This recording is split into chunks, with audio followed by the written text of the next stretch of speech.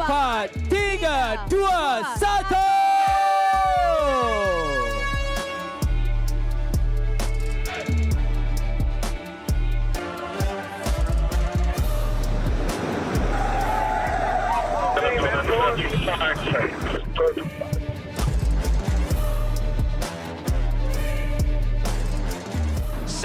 Meters to go. We can see Uno X just in front there.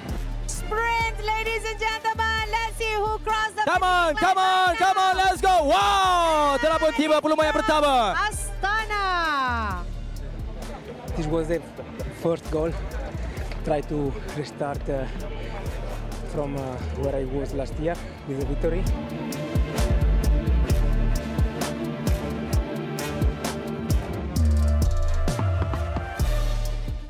TSG, maybe sometime 29 September performance. 2025 pagi Isnin yang mendung di utara tanah air untuk perlumbaan jelajah elit kita iaitu PETRONAS Leto di Langkawi 2025 dan hari ini adalah merupakan hari yang kedua perlumbaan peringkat yang kedua yang akan melalui jalan yang landai saja dari Padang Besar sehingga ke Kepala Batas di Pulau Pinang sejauh 166.1 km. Assalamualaikum, salam sejahtera dan apa khabar semua. Saya Kepala Batas akan bersama-sama dengan anda dan juga ditemani oleh Olimpian kita dan juga pelumba yang berkayuh 7 kali di Leto di Langkawi iaitu Adik Usaini Osman. Assalamualaikum Adik, apa khabar? Okay, salam. Alhamdulillah bang. Teruja hari ini untuk hari yang kedua? Of course bang. Memang setiap hari excited. Memang setiap hari memang orang cakap even kita tak berlomba pun tapi dia punya on fire tu. Even kita duduk kat studio dia punya nak cerita, nak ulas semua perlombaan ni memang looking forward bang. On fire. Jangan lupa kepada anda semua yang ingin memuat naik apa-apa status ataupun gambar, caption, apa saja di posting media sosial. Jangan lupa untuk juga meletakkan #BeatTheHit. PETRONAS Leto di Langkawi 2025 dibawakan kepada anda oleh Kementerian Belia dan Sukan KBS dan juga Majlis Sukan Negara MSN. Dipancarkan secara langsung kepada anda di rumah menerusi saluran Astro Arena 801 dan juga 802. Begitu juga di media sosial di Facebook dan juga di YouTube Majlis Sukan Negara MSN dan juga LTDL. Jangan lupa #BeatTheHit. Okey adik. Sebelum kita bermula untuk hari baru, hari yang kedua ini. Semalam peringkat yang pertama 96 km. Loop di Pulau Langkawi. Apa lagi yang boleh kita kongsikan dengan kejadian? Saya nak highlight atas Nur Aiman Rosdi. Dan kemudian barulah kita cerita tentang Matteo Malucelli. Okey. Peringkat pertama semalam Langkawi Loop, perlombaan yang paling pendek untuk edisi ke-29. Yep. Jadi semalam pun kita boleh lihat 3 zon pencutan dan juga 1 zon pendakian yang ditawarkan di Langkawi Loop. Jadi kita boleh lihat perlombaan semalam memang betul-betul agresif sepanjang perlombaan dan kita boleh lihat juga pelumba-pelumba tempatan kita antaranya Aiman Rosli, Yusri Saari dan juga Haris Saleh semalam. Pelumba terbaik Asia Tenggara. Ya betul. Menonjol dan dalam masa sama orang cakap dia jejak kaki di podium untuk hari pertama. Jadi a good start untuk TSG team dan juga pelumba tempatan kita Akbar. Okey, itu tentang pelumba tempatan. Pertembungan antara pakar pecut Matteo Malucelli dan juga Alvid Decline semalam. Ya, of course kita tengok semalam Alvid Decline, Matteo Malucelli, Alexander Kristoff dan kita juga surprise kerana semalam lead up kepada Alexander Kristoff iaitu Alan Belka di tempat yang kedua semalam Akbar. Dia pun tak menjangka dia dapat berada di dalam top 3. Jadi dia pun sendiri menyatakan dia hanya lead up untuk kepada Alexander Kristoff. Tapi sudah pasti Akbar, saya memang tak sabar untuk melihat daripada stage kedua sampai ke-8 nanti. Melihat tim daripada UNO ni membuat keajapan. Saya rasa kemungkinan besar ada peringkat mereka akan habis di kedudukan 1 ataupun 2 dalam peringkat untuk edisi kali ini. Okey baik, sama-sama kita nantikan. Tapi sedikit maklumat saya nak share kepada penonton-penonton semua. Semalam kalau kita mungkin ada yang perasan, Andrian Meh, pelumba yang cuba untuk merebut jersey untuk merebut ketiga-tiga zon pencutan. Semalam kan kita dapat lihat bagaimana nombor basikal dan juga nombor bodinya berbeza. Jadi hari ini dan semalam juga sebenarnya panel komisar telah pun membuat keputusan untuk mendenda pelumba ini sebanyak 100 Swiss franc kerana kecuaian dia dan juga pasukannya untuk menentukan nombor bike dan juga nombor bodi. Okey, fokus kita hari ini adalah peringkat yang kedua perlumbaan PETRONAS Setori Langkawi 2025. Dari Padang Besar sehingga ke Kepala Batas. Tahun lalu, Arau Kepala Batas. Tahun ini Padang Besar Kepala Batas. 166.1 km di usaha ini tanpa zon pendakian, 3 zon pecutan di Jitra, Pendang dan juga di Sungai Petani. Baik, peringkat kedua hari ini, kalau ikutkan total keseluruhan adalah 173.6 km termasuk neutral zone. Jadi termasuk neutral, okey. Ya, betul. Jadi hari ini 3 zon pecutan yang disajikan dan juga tiada zon pendakian kerana harus diingat esok perlombaan yang orang cakap epik, tapi kita cerita esok lah. Okey. Tapi untuk hari ini, settlekan dulu perlombaan untuk hari ini. Dalam masa sama kita boleh lihat perlombaan sejauh 166 km dengan keadaan cuaca yang tidak begitu baik pada awal lagi. Betul. Mendung dan gerimis di utara. And then seperti yang kita tahu, forecast untuk minggu first untuk 2-3 hari ini memang hujan. Jadi para pelumba sudah semestinya dia dah set mental awal-awal lagi. Sebab seperti yang saya katakan, perlombaan di dalam wet race ni memang begitu risikonya begitu tinggi. Risiko tinggi ya? Yes, betul. Risiko daripada segi semua aspek, antaranya kelajuan di dalam perlombaan, and then dia punya taktikal semasa cornering ataupun di atas jalan yang basah.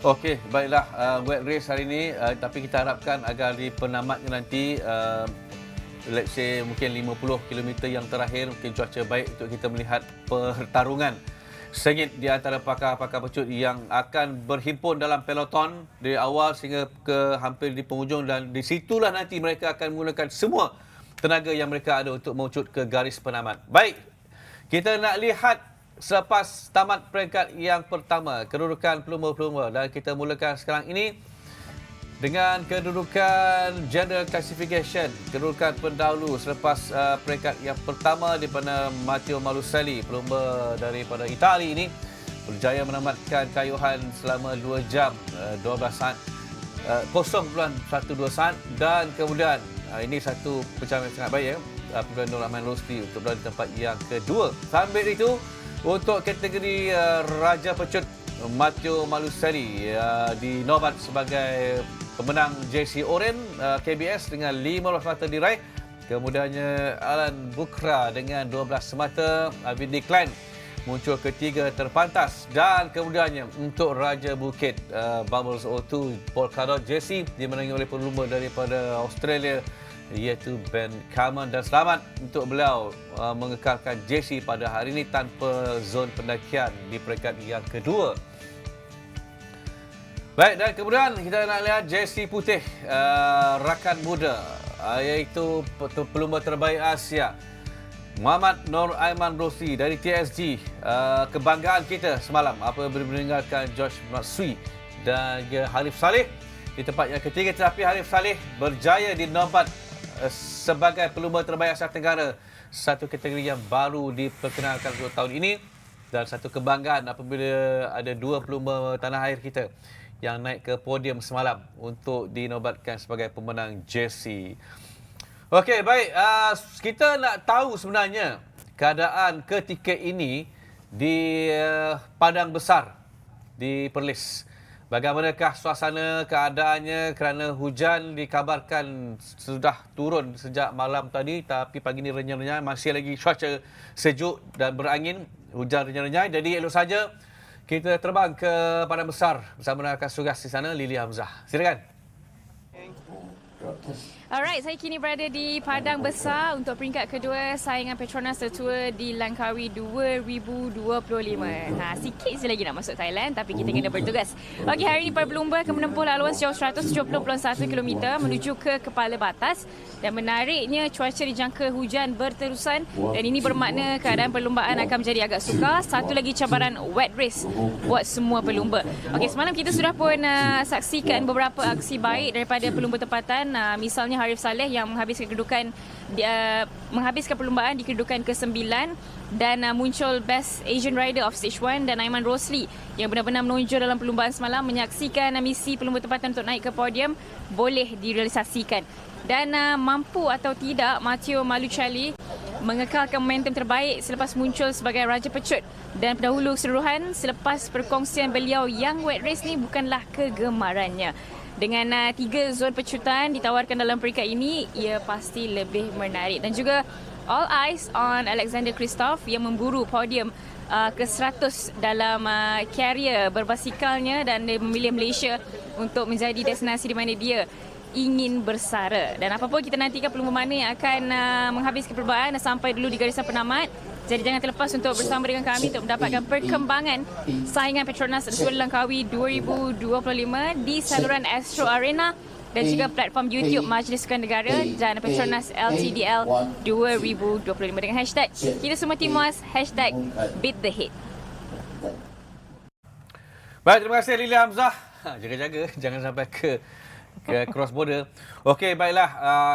Terima kasih perkongsian daripada Lili Hamzah yang menyebut tentang bahawa perlombaan hari ini hujan ataupun cuaca mendung dan gerimis akan berterusan sepanjang perlombaan. Ini seperti yang dikongsikan adik Usaini Osman tadi bahawa ini akan memberikan kesukaran kepada pelumba-pelumba dan risiko berlakunya insiden-insiden yang tidak diingini kerana jalan yang licin dan juga basah. Jadi adik Usaini, itu perkongsian daripada Lili tadi yang menyebut bahawa tapi sebelum tu nak kongsikan juga sebenarnya sebelum bersama dengan adik Usaini, pasukan media Majlis Sukan Negara MSN juga bertugas lumus malam pada hari yang pertama perlombaan Letua Langkawi 2025 untuk memberikan laporan terbaik kepada penonton-penonton di saluran YouTube. Okey, jom kita saksikan pakej petugas-petugas media Majlis Sukan Negara.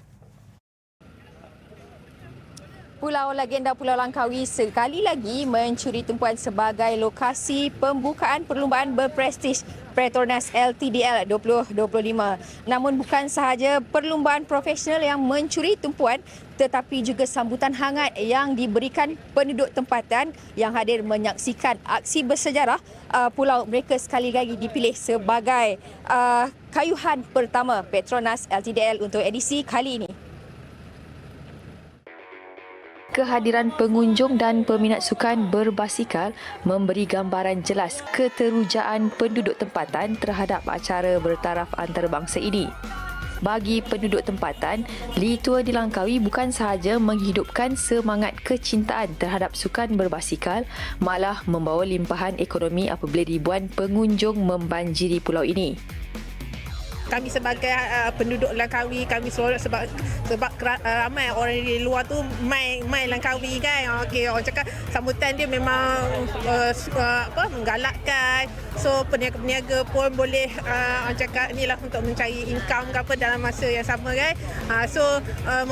Membangunkan lagi Langkawi di mata dunia sekali. Okey, alhamdulillah lah. Selepas sekali lagi dipilih sebagai lokasi pembukaan Letua di Langkawi 2025, penduduk Langkawi melahirkan harapan agar acara bertaraf dunia itu terus kekal dianjurkan di Pulau Legenda ini. Bagi mereka, LTDL bukan sahaja mencetuskan kemeriahan, malah membawa limpahan manfaat kepada komuniti setempat. Kami ni orang Langkawi ni kira macam free event lah. Boleh tengok kan benda yang gah ni kan. Seronok lah. Ya, pada masa yang sama kita nak promote juga Langkawi kan untuk orang pelancong datang. Mereka turut menyifatkan LTDL sudah sinonim dengan identiti Langkawi sekaligus mahu ia kekal sebagai lokasi tradisi penganjuran. Tambahnya, kesinambungan penganjuran di sini bukan sahaja mengukuhkan jenama LTDL, malah mengangkat Langkawi sebagai pusat sukan berbasikal serantau. Saya sebagai orang Langkawi ni rasa bersyukurlah sebab event ni menggalakkan pelancongan untuk di Langkawi lah kan, membantu ekonomi orang tempatan lah. Kalau boleh teruskanlah, kita tak tahu macam ni. Support orang lokal semua lah. Sokongan penuh penduduk serta sambutan hangat pengunjung, Langkawi sekali lagi membuktikan bahawa Pulau Legenda ini bukan sekadar destinasi pelancongan unggul tetapi juga lokasi ikonik untuk penganjuran acara sukan antarabangsa.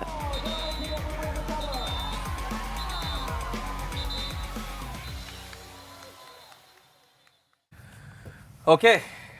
Kegembiraan penduduk-penduduk di Pulau Langkawi dengan kehadiran dan juga perlumbaan peringkat yang pertama dilangsungkan di tempat mereka, dan sudah pastilah ini memang satu yang sangat sinonim dengan Pulau Langkawi untuk perlumbaan ini dimulakan di Pulau Legenda itu. Okey, baik.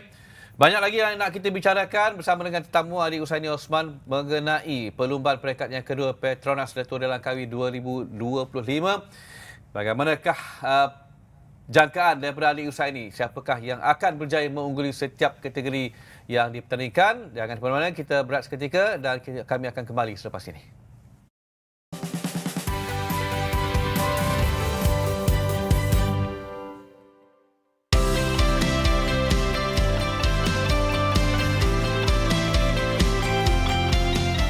Tebus macam-macam dan tebus minyak di PETRONAS. Senangnya, ini baru Mercer Rewards.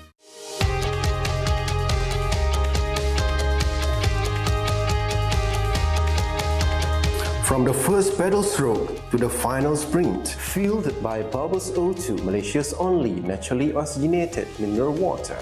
Rising beyond boundaries. Together we ride, together we conquer. Bubbles O2, empowering champions.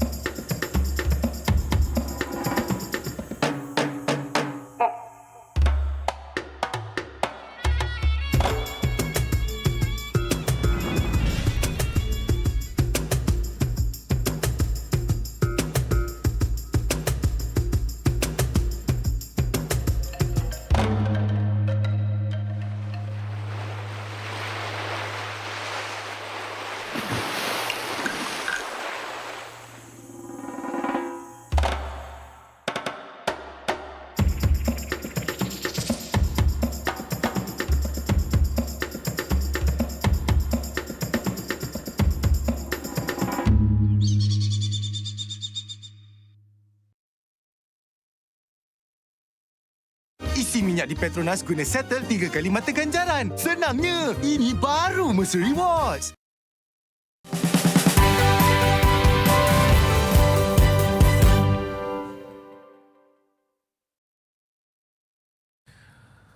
Okey, baik. Terima kasih kepada anda semua yang terus bersama dengan kami secara langsung. Tak kira di mana platformnya, sama ada di Astro Arena ataupun di Facebook dan juga YouTube, MSN dan juga LTDL. Untuk sama-sama kita menyaksikan hari yang kedua perlumbaan PETRONAS LTDL Langkawi 2025.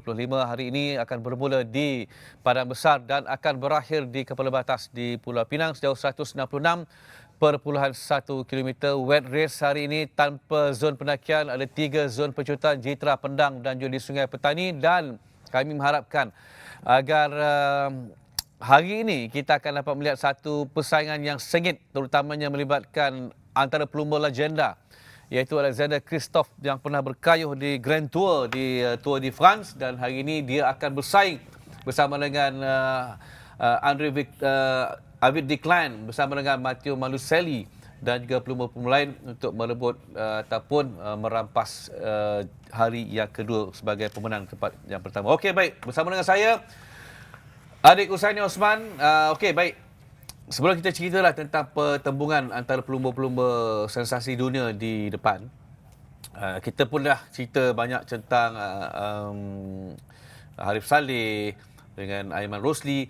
Hari ini kita nak cerita tentang pelumba yang digelar Acik. Wan Abdul Rahman Hamdan, TSG. Okey, mungkin Alik lebih mengenali pelumba ini. Okey, Wan Abdul Rahman, pelumba yang orang cakap sekarang ni memang dia mempunyai feature yang besar lah untuk arena lomba basikal lebuh raya di Malaysia ni. Bukan saja di Malaysia, Akbar, mungkin di persada dunia. Jadi Wan Abdul Rahman atau dikenali sebagai Acik. Dia juga merupakan saya punya junior lah. Okey, the special one. Ya, betul. Dia merupakan salah satu pakar pecut yang akan mengganti Arif Saleh mungkin in future yang akan datang. Jadi Acik memang sinonim dengan Raja Pecut, dan semalam kita boleh lihat beliau berjaya menamatkan perlombaan di tempat ke-12. Dan di peringkat pertama, walaupun ini merupakan first debut untuk beliau. Dan of course saya rasa kemungkinan besar hari ini mungkin Acik dia akan lebih orang cakap comfort, dan juga akan lebih macam open mind untuk membuat pejutan nanti di Kepala Batas untuk peringkat yang kedua. Okey, baik. Acik tahun ini pencapaiannya sangat cemerlang, menakjubkan apabila dia di Tour of Thailand dan juga di Grand Prix Alanya di Turki sebulan sebelum itu. Dia berjaya mempamerkan kayuhan yang cukup bertenaga, dan saya tidak menyangkal tentang apa yang dikatakan oleh adik tadi, dia akan bakal memikul tanggungjawab untuk Arif Saleh. Apabila Arif Saleh mungkin sudah tidak berkayuh, jadi harapan kita kepada the special one ataupun Acik. Baik, jadi kita nak tengok juga tumpukan perhatian anda juga kepada Wan Abdul Rahman ini untuk peringkat yang kedua, di manakah kedudukan beliau selepas tamat peringkat yang kedua nanti. Baik, seterusnya. Okey, pelumba ini tidak berada di podium semalam. Alex the Great. Alexander Christoph, Uno X. Ini ramai nak tengok ni kan. Tadi Lily dah sebut dia nak mencapai podium ke-100. Kan, okey. Jadi adik Usani, ceritakan dulu tentang Alexander Christoph. Baik, Alexander Christoph pelumba yang memang very orang cakap, even saya pun teruja bang. Dia datang ke Malaysia dan dia juga menyatakan ini adalah perlombaan terakhir beliau sebelum beliau bersara. Ini okey. Betul. Ini memang betul-betul dia bersara. Dia betul-betul retired lah. Bukan macam Arif Saleh ni. Bukan Arif Saleh. Jadi dia memang betul-betul cakap dia pilih Pulau Langkawi ataupun dia pilih race di Malaysia ni untuk dia target dia punya 100 victory sepanjang karier beliau. Jadi macam semalam kita lihat kalau berikan teammate beliau cuba untuk lead up beliau untuk Alexander menangi peringkat, tetapi semalam dia hanya berjaya menduduki tempat kelima. Tapi sudah pasti kebiasaannya bagi saya untuk Alexander Christoph untuk adapt dengan situasi di Malaysia ni. Even kita pun tahu humidity di Malaysia ni amat tinggi ya Akbar. Jadi kemungkinan besar saya rasa untuk hari ini dan esok saya rasa Alexander Christoph akan berada di dalam performance yang terbaik dan kondisi yang terbaik, dan sudah pasti. Maknanya kita kira betul dapat melihat kelibat satu sebab Christoph nak menamatkan kerjanya di sini. Betul. Di LTDL. Betul. Dia pernah berkayuh di Grand Tour. Ya, betul. Jadi kita nak tengok dia berada di podium, dan kesilapan sikit strategi semalam. Saya rasa hari ini malam tadi team meeting mungkin dah merencana strategi, dari hari ini tidak syak lagi. Kemungkinan besar dia akan berada di podium. Tak tahulah terkuliah tempat yang keberapa. Seterusnya, pelumba semalam, Christoph tempat yang ke-5. Tempat yang ke-6, pelumba daripada Serbia. Iaitu Dusan Rajovic. Kita nak ceritakan tentang peluang ini. Semalam dia menduduki tempat yang ke-6 di belakang Christoph. Alexander Christoph. Jadi hari ini apakah kedudukan itu akan... sebab kita hari ni flat race. Betul. Tanpa zon penakian, dan peluang saya lihat sama rata. Tumpuan sekarang ni ada ramai top 5 ni. Semua ni memang berapa second jarak mereka nanti di finishing. Okey, baik. Kalau kita lihat perlombaan semalam di last 500 ataupun last 700 meter yang terakhir, pasukan daripada Vini Fantini daripada Itali ni, mereka meletakkan pelumba pecut mereka iaitu Dusan Rajovic yang semalam berjaya menduduki tempat yang ke-6. Jadi kemungkinan besar ada di saat-saat terakhir di last 100 ataupun last 150 meter to finishing, mungkin lead up kepada Dusan Rajovic ni tidak dapat menyempurnakan dia punya job. Kemungkinan besar di situlah berlakunya kelewatan untuk Dusan Rajovic untuk membuat pecutan. Jadi sudah pasti mereka mempunyai peluang lagi Akbar, kerana ya seperti Akbar sendiri tahu, perlombaan di edisi kali ini memang ada peluang banyak untuk pakar-pakar pecut untuk memenangi peringkat. Baik, saya masih lagi, sebab semalam kita dah tengok bagaimana riak wajah Avid Decline di atas podium. Dia langsung tak senyum semalam. Langsung rasa dia tak happy dengan diri dia sendiri lah. Mungkin dia kecewa dengan diri dia sendiri. Jadi hari ni kita dah sebut Alexander Kristoff, Malucelli, Dusan Rajovic. Tapi Avid Decline ni sebab dia pun dah berjanji tahun ni memang dia nak buat dia punya. Tapi sebelum tu saya nak share sikit kepada penonton, perlumbaan dia tertangguh seketika. Pasti ada faktor keselamatan pelumba-pelumba, saya rasa. Dia tengok dapat, mungkin kalau dapat visual live di sana, kita cuaca sangat tidak mengizinkan hanya dia. Jadi okey, adik, satu keputusan dapat daripada UCI sendiri, Komisa buat keputusan untuk melewatkan perlumbaan ni. Kita dapat lihat di kaca televisyen sekarang ini. Bagaimana? Nampak macam makin lebat dia. Ya, kebiasaannya Akbar. Untuk perlombaan seperti hari ini, kita pun tahu perlombaan hujan daripada awal pagi tadi, hujan yang lebat. Azlan Mubin juga menyatakan dia berada di Padang Besar, di Perlis. Hujan memang lebat daripada pada pukul 2 pagi lagi. Okey. And then sampai pagi ni Akbar, masih hujan. Tapi ya, kita pun tahu Akbar, di musim akhir tahun ni dia punya season raining ni memang musim ke-7 lagi orang nak katakan. Musim ke-7 ya. Jadi kita tak boleh nak expect cuaca yang baik sepanjang perlombaan pada minggu ni. Okey, daripada segi pengetahuan adik sendiri, sekarang ni dia dah delaykan perlombaan. Jadi apakah keadaan ini akan, kalau berterusan macam ni, macam mana? Okey, baik. Pernah terjadi pada edisi yang lepas Akbar. Perlombaan di peringkat ketiga ataupun keempat, tak silap saya. Ketika itu mereka melalui Pekan Seremban.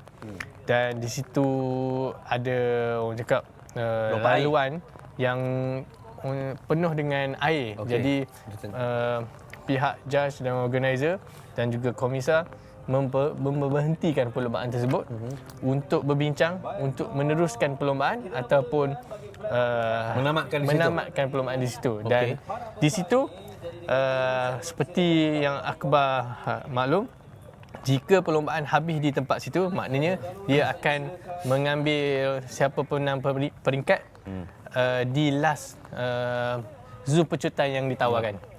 Jadi seperti hari ini, saya rasa kita tengok macam mana perlombaan hari ini.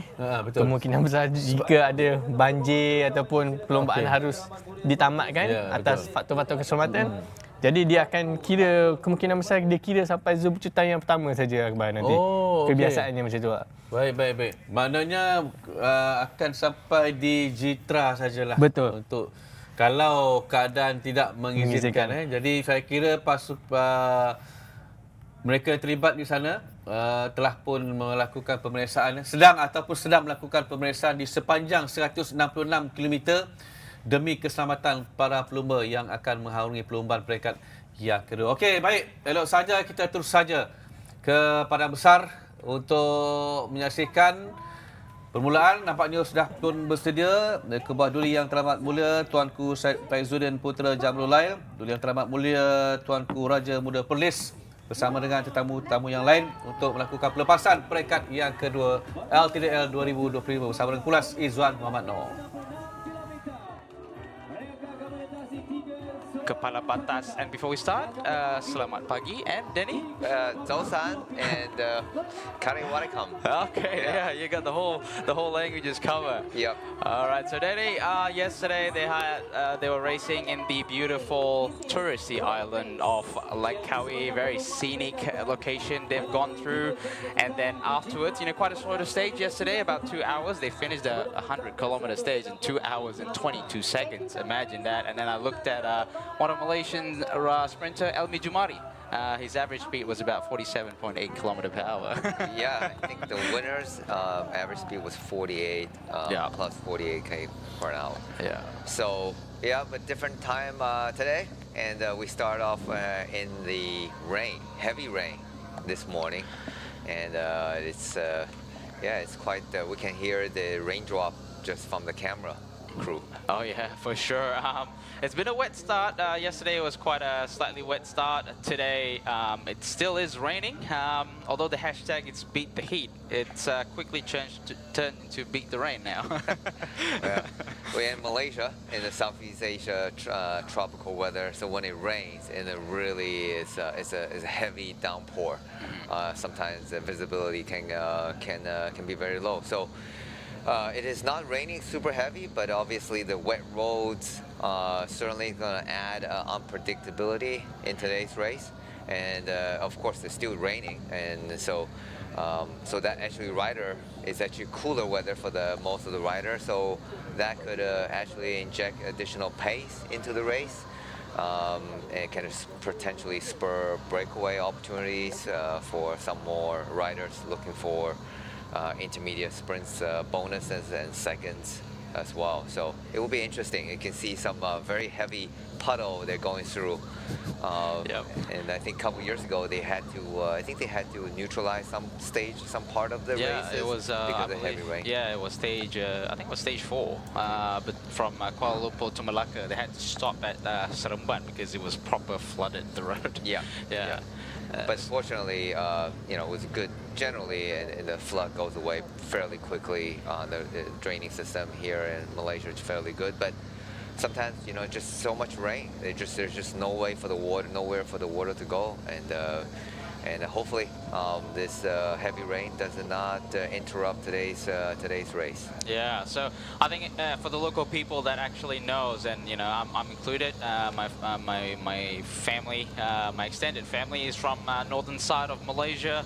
I think we can all agree that in many cases, riding in the northern peninsula of Malaysia is so much more hotter than riding, I guess, in Kuala Lumpur or in Johor, for whatever geographical reason it may be. But I think being it, with a little bit of a rain, I think can put the heat a lot lower, and then I think the climate made it a little bit more bearable for the riders. Obviously, it comes with the obstacles of potentially losing a little bit of traction, and probably you need to plan your braking a little bit earlier than normal.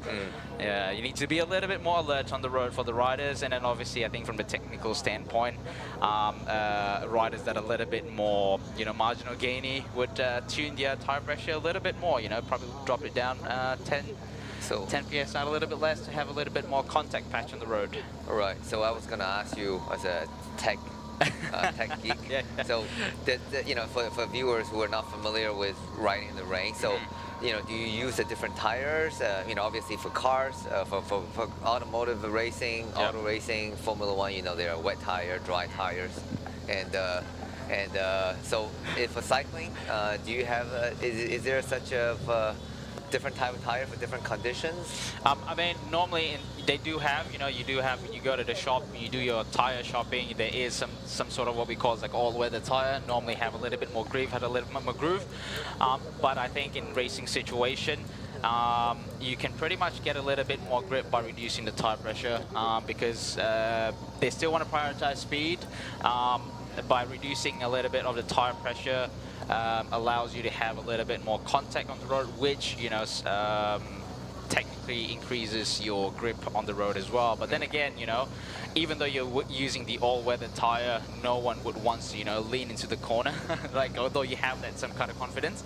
So I think just being a little bit more cautious, avoiding the things that makes the road slippery, like white lines or even reflectors, avoid those, or even like rail coverings, drainage cover. Right. Yeah, avoid those, because that can really, doesn't matter what tire you use, that's just going to slip. Okay, so just tune down the tire pressure a little bit. 5-10 psi is a good mark of whatever you are normally riding, and that should sort you for the rainy weather. How about the width of tire? So, from what I understand, that the riders are going to wider and wider tires. Yeah, so for sure. 30, I think back in the old days, riders are using 23, very common. 23 was considered wide, and some riders even That's using your 21. era. That's your era, Danny. You're racing on 19 millimeter. No, I'm not old. So, but back in the old days, 21, was very common. 23 was considered wider. Yeah. And then the guys are going to 25, and now they're up to even 30. Yeah, for sure. Okay, so before I answer any questions, we're going to have a little bit of a course profile, seeing where the riders are going to go in today's stage 2 of the 2025 or the 29th edition of this year's PETRONAS Tour de Langkawi. So basically, they're going to be riding into 3 different states today. So they're going to start their state in Perlis and then goes into Kedah, and then finish it off at Kepala Batas. So here, for those of you that are viewing at home, so this is where they started, pretty much at the border of Thailand, Padang Besar, and then to first intermediate sprint in Jitra. Padang Besar, or the local would say it as Padang Besar. Okay, and then straight into second intermediate sprint in Pendang. Okay, and then from there, they're gonna travel. The rider's gonna view Gunung Jerai on their right, and then head into Sungai Petani for their third intermediate sprint at kilometer 143 before finishing it off in the state of Penang, a town called Kepala Batas. Kepala Batas is what the local would say it. And we're looking at the course profile today. It's going to be pretty much a pancake flat the whole way. And then looking at the wind speed, there isn't much wind going on. We saw a little bit of a glimpse earlier this morning at the live feed. It's about 5 km/h wind. So we're going to see a fast one today, Danny. So Danny, I'm going to ask your permission. Because a little bit of a context, my wife and my in-laws are from the northern region of the peninsula of Malaysia, and they have a little bit of a different accent of saying the name of the places. Okay. So, I'm going to make them proud today. Okay, very well, very nice. So just for the viewers out there, so Malaysia generally, the Bahasa Malay, Bahasa Malaysia, is the official language. Yep. But even though everybody speaks that, but then different regions of Malaysia, especially from East Malaysia, Terengganu, and then they all have their own dialect or accent. Dialect. It's more dialect rather than accent. Okay. Yeah, it's more dialect in terms of like how they pronounce a particular word or sentence, or even some of them, like for example, there's a certain word in the standard Bahasa Malaysia, but it's a completely different word in that that region. Okay. Yeah. It means the same, but it's a completely different word almost. Yeah. But you can get the idea.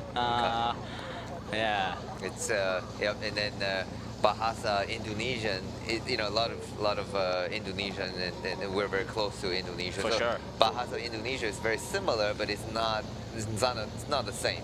It's not the same. Yeah. It's almost like I mentioned today to you. It's almost like a different dialect almost. I mean, we're sort of the same roots. I guess the Southeast Asia. Even some words in the Philippine language. We can sort of like understand a little bit. I guess you look at the history, it's pretty much the same roots. Southeast Asian, Nusantara roots they call it. Yeah, the Nusantara roots.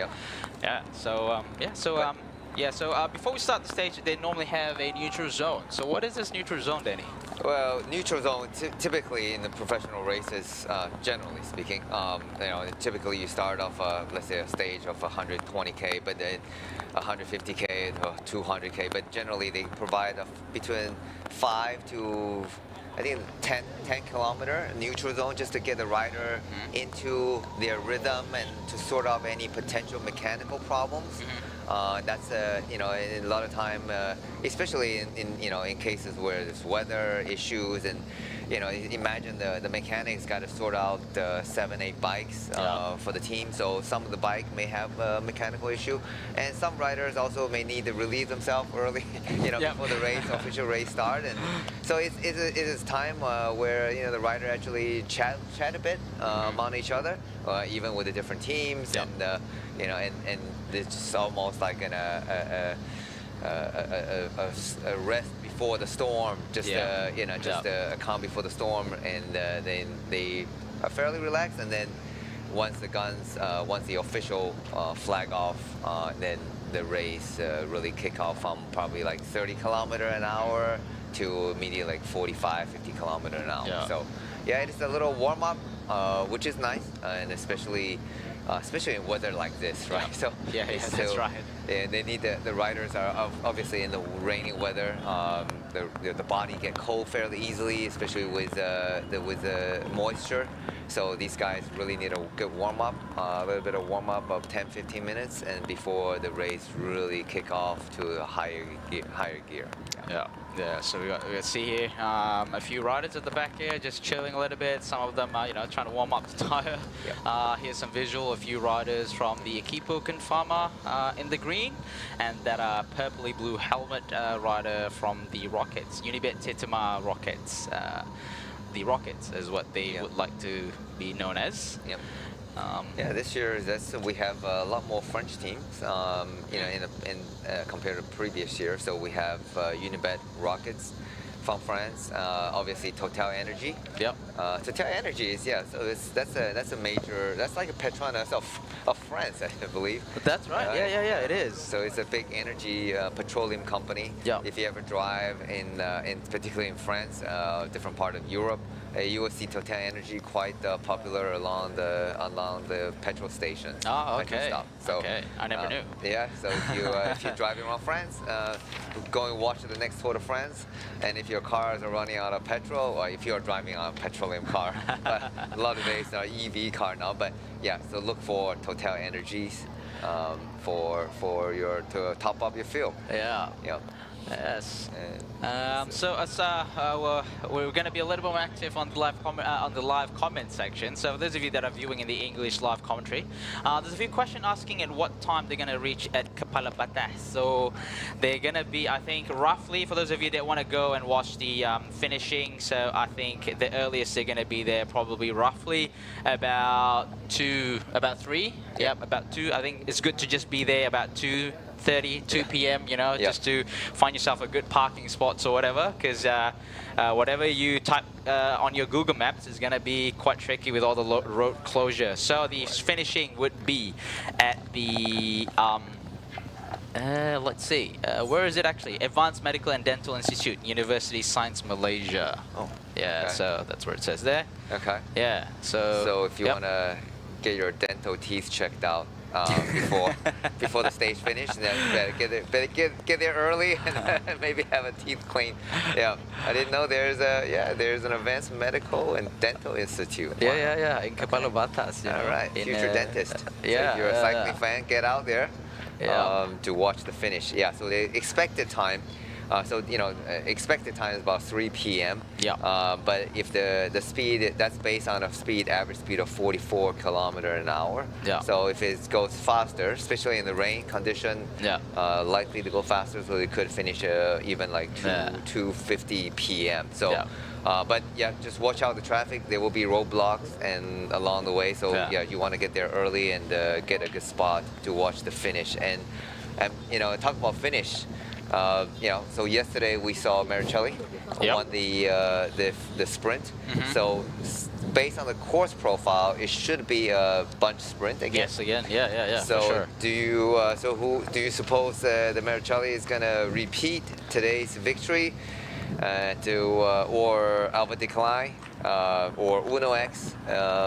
Is going to be able to bring a victory for Alexander Kristoff. I think we had a chat a little bit before the stage started. Now, considering that now Maricelli is the wearer of both jersey at the moment, the Petronas green jersey and also the KBS orange jersey for 2 classification, GC and also points classification.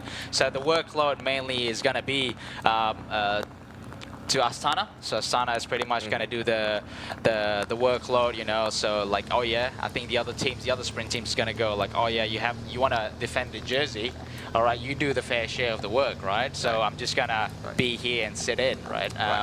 So we're going to see, but although we've seen in the past years, Maricelli has been one of those guys, a little bit like Peter Sagan, can carry himself without any lead out. But obviously, yesterday's stage was pretty much from the perfect lead out by Anton Kuzmik. But we will see. I'm going to put my bet still on Malucelli, but I know you have different opinions on this. Yeah. So what do you think? I think the task I mean, yesterday XD Astana did have a rider in the peloton doing the work to make sure the breakaway doesn't succeed to the end. But I think today other team is gonna lay the majority of the work on them. So they're gonna have to burn a few rider, during the process. And today is a 166K stage, so it's not super long, but it's definitely not short by any means. So they're gonna have to use up a few riders, so they may have less riders in the lead out at the end. So I think, so I would actually think, I think Uno X look really good. They had basically 2 riders in the top 4 yesterday, and I think there's probably a little bit of miscommunication, but I think today they would have another shot of getting Alexander Kristoff the 99th victory, professional victory. And also Eva Decline wasn't far off. I mean, Eva Decline started off maybe a little bit early and end up pretty much did a perfect lead out for Maricelli. So Eva Decline, obviously you can see on the podium, he was definitely not a happy person, because I know his ex-teammate told me that he really loved winning. I mean, really dislike losing, so I'm sure he will give himself another opportunity, and I think they can organize a lead out a little better for him. But yeah, it's going to come down to who is going to have the freshest leg and also the best lead out in the finish. But of course, there's also opportunity, potential for breakaway. Unlikely. We also have to see how the wind plays a factor, right? So sometimes I know in the northern part of Malaysia, especially during the early part of the year, I have been there, and it's did some biking there, and it's there's just a lot of crosswind, just a lot of wind in general, like European kind of wind, So, but I think this time of the year is not as high, not as much. But let's say if there is a tailwind. So after the rain stop, and then that could actually help the breakaway rider to succeed. But again, it is unlikely, but I'm sure there are a lot of teams who don't have a sprinter. They will certainly try to go again and trying to get the opportunity. Oh, yeah, for sure. Yeah, but we overheard an interview between Jeff and also Ava Decline earlier today. The teams were pretty keen to get it down to bunch sprint, and considering a lot of these sprint heavy teams are the big teams in the peloton, so we will see what happens. It's good to be at a little bit more diversity in terms of how the stage is going to play out. So those of you that have joined, so by default the race should have started. We have actually passed the 0 kilometer, but I think due to weather factor, due to the rain, they had to delay they have to extend the neutral zone a little bit, making sure they're in a quite safer region, quite safer road before they actually get the official start going. So these are the aerial shots of the riders. So for those of you that are viewing us live, feel free to comment through on our live comment section. Obviously, we're the English commentator. And if you have any questions in regard to the race or trying to understand the sport a little bit more, feel free. Feel free to type down your questions, and then we can sort of get into it. Today's stage is definitely going to be a little bit longer than yesterday, so we'll have a little bit more time to talk about cycling in general. Yep. How did Malaysian do yesterday, Nizan? Oh yeah, Malaysia did pretty well. To have number 1, obviously, Ayman Rosli secured himself the best Asian rider. Did pretty well in the breakaway. Second on GC at the moment. Yeah. Yeah. I'm not sure if he's gonna carry on that ambition. Most likely. He's going to be aiming for the best Asian instead of a general classification. Yeah. But he did well. He was surprised as well to be second in the GC, considering he was not there in the mix for the sprint. So that was on the side of Ayman Rosli. Number 2 is Harif Saleh. He got himself top 10. A big motivation booster after a crash, and also a disappointment from last year's Tour of Langkawi, and also being, I guess, the top Asian rider that have finished in the race. It's a big motivation booster for him, and that's going to carry a long way. You know, the motivation is going to help him legs, going to help him the confidence, going to help him be a bit more alert, and we'll see how this stage is going to go. Obviously, tomorrow is going to be more climbing stage, a little bit more hurt to the sprinters. So hopefully, you know, as much as we betting on the big name sprinters like Malachali and Decline, but we would like to see Malaysian sprinter get the mix of the sprint, the likes of Elmi Jumari from Malaysian cycling team, Izzat Hilmi from the Malaysia Pro Cycling, and obviously Harif Salih from the Terengganu cycling team. Right, and Terengganu cycling team also had another sprinter, Hamdan, who did also pretty well. He was I think he was going side by side into the finish sprint, but he finished number 12. Just outside the top 10. Yeah, we had a look at the result. And it's his first participation in the Tour de Langkawi. So hopefully he gets another opportunity for a good finishing sprint. Yeah, I mean that's definitely a good result for a first time participation. Absolutely. And yeah, it's really good to have a Malaysian rider sitting second in the GC. Obviously, we know that's not going to carry out to the finish, unlikely, but it's good, you know, because. So for the viewer who may be not familiar with the GC classification, like because he wasn't involved in the final sprint, but how did he become second in the GC? Because of the intermediate sprints. Yes. So because he was in a breakaway from not from the beginning, but I think about 20-30K to go, and then they broke away with a total 4 riders. And Ayman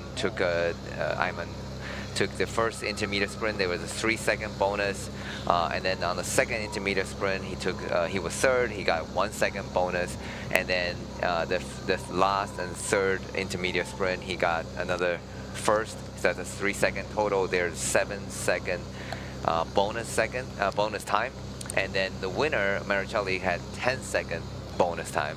So so that all add up to the general classification. So Marichelli had 10-second bonus, means whatever the finish time, they took 10-second off, and that's his actually the finishing time. And then Ayman Rosli had a 7-second taken off his overall time. So he is he's second in the GC, 3 seconds behind. So now we're looking at the official start.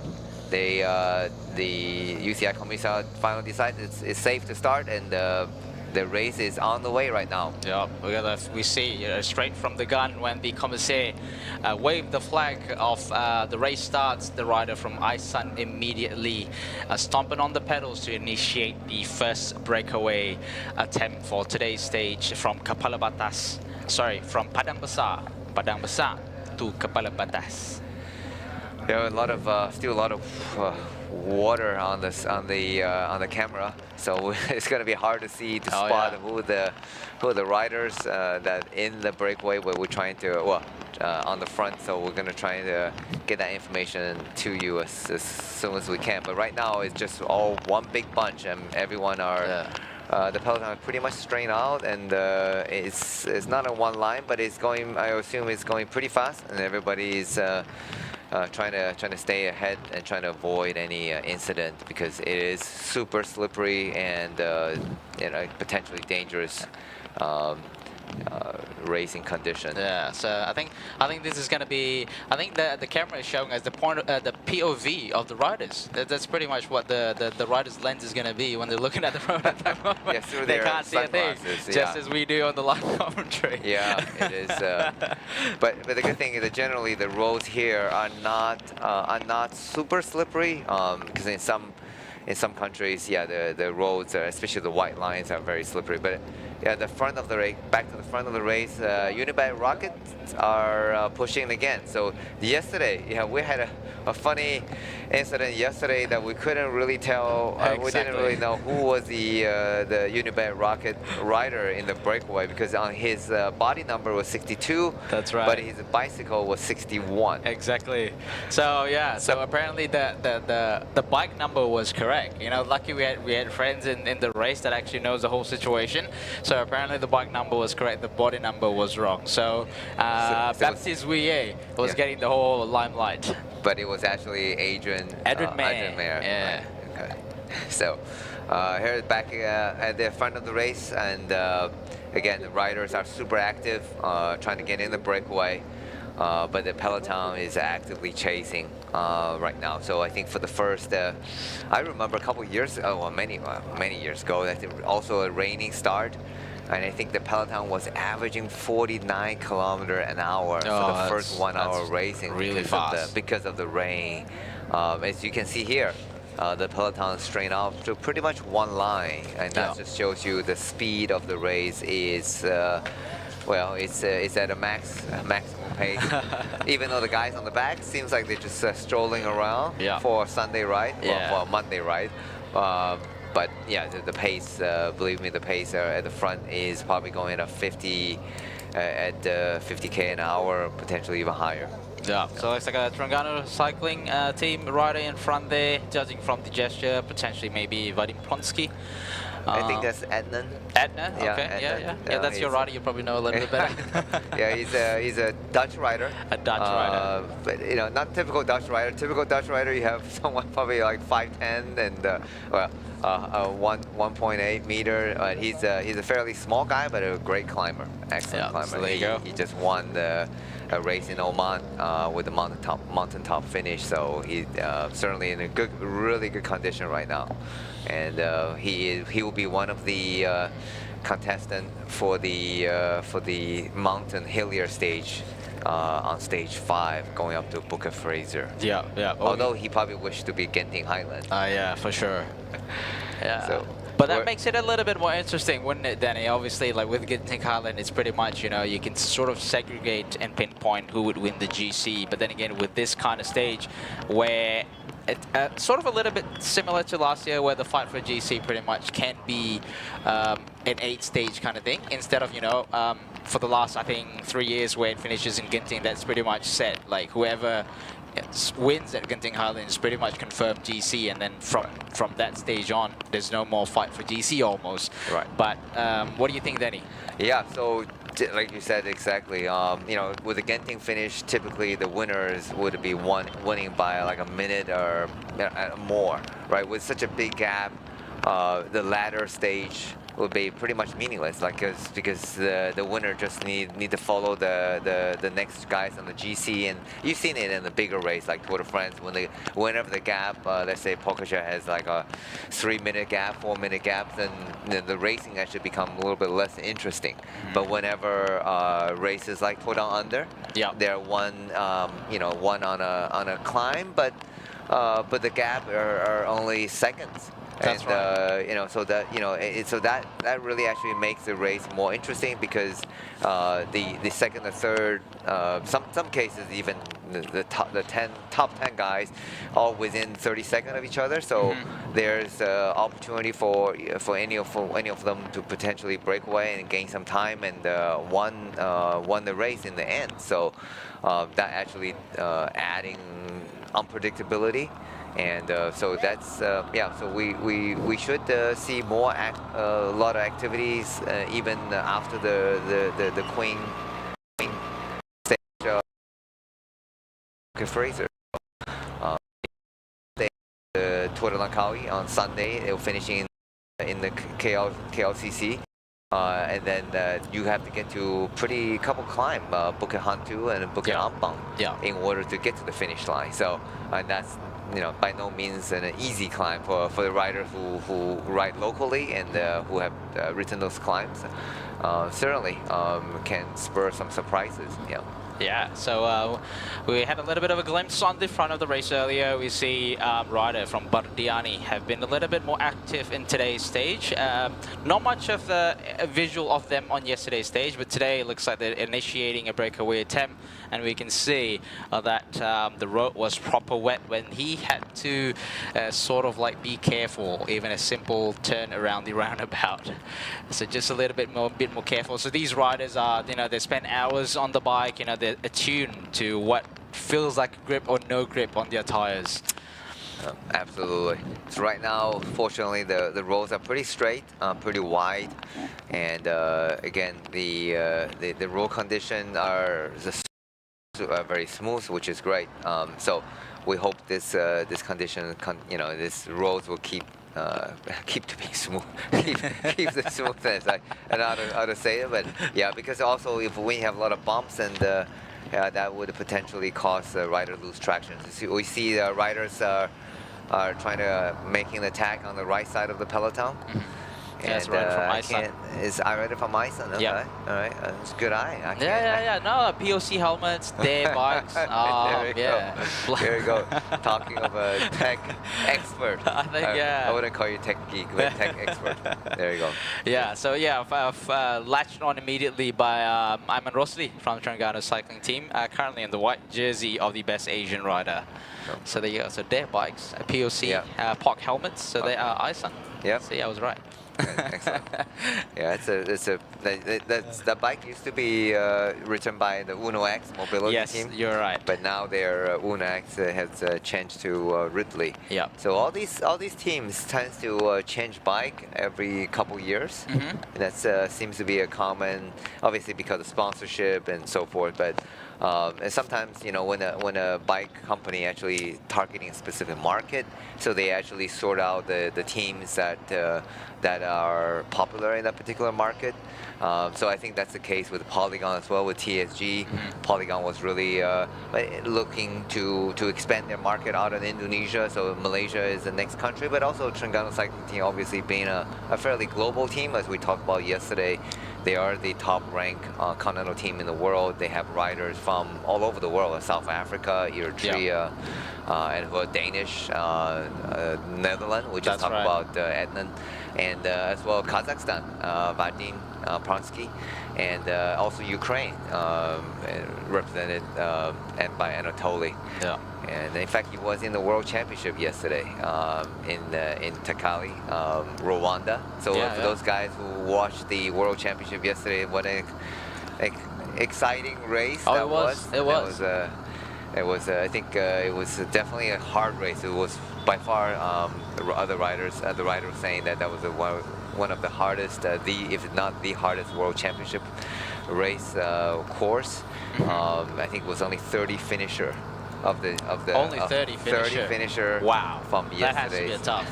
From yesterday's That race, has to be a tough race. So has it 269 kilometer? Yeah, right. Yeah. And I think about over 5,000 meter climbing. That's tough. That is tough stage. Around there. So and it was won by no other than the king of cycling right now, Tadej Pogačar, of the UAE team. Yeah, congratulations. Well, from Slovenia. So since Slovakia. Slovenia. Sorry, Slovenia. Yeah, I got confused. Yeah. Don't confuse Peter Sagan with Slovenia. I was thinking of Slovakian rider in the race. Dusan Rojevic. Yesterday's. So, he laid out the early lead out. I mean, he started sprint early. He's a very good rider, and he started sprint early, and then but it was caught by pretty much latched on by Arvid Klein, and then Malucelli straight behind Arvid. And then but like you said yesterday, it was Uno X also did the great Blika, did Blika, and it was almost he was doing after the race he explained he was actually doing a lead out for Alexander Kristoff, and but he definitely had a speed. I mean, he was. Blika was also a former stage winner of Tour de Langkawi and also a green jersey. Orange jersey. The orange jersey. Yeah. Back then was green jersey. Actually, it was a green jersey. So he was a point leader. So he's definitely a fast sprinter. So it will be interesting to see the finish today. If it comes down to a bunch sprint, would Blika once again work for Alexander Kristoff, or would he fancy his own chances of sprinting for the victory? All right. So that's the first sprint point. location, so that you can see the cavalcade. So cavalcade are the cars at the beginning of the whole convoy. So cavalcade will go ahead and pretty much clear the road and signaling the people around that it's going to be a convoy coming behind us. So these are a shot of where the town of the first intermediate sprint is going to be, which is, let's have a check, it is in Jitra. Okay, Jitra. That is still fairly far away. We're still that's going to be 54 kilometer from the start. From the start, yeah. So right now on the screen, you're looking at a 152 kilometer. That's the distance to the end of the race. That's right, yeah. Yep. So we still going to need to travel about 40 kilometers before we get to the intermediate sprint. That's so give it a chance, give chance for the peloton to sort of settle down, and then let's, it'll be really interesting to see which are the teams controlling on the front. But right now, still full of attacks. I mean, there's still multiple teams I see from Thailand. And from other teams, that I think the smaller team without a sprinter, and they are certainly fancy. Well, they fancy their chances of trying to get in a breakaway, especially with the weather like this. Yeah. And there's Badiani.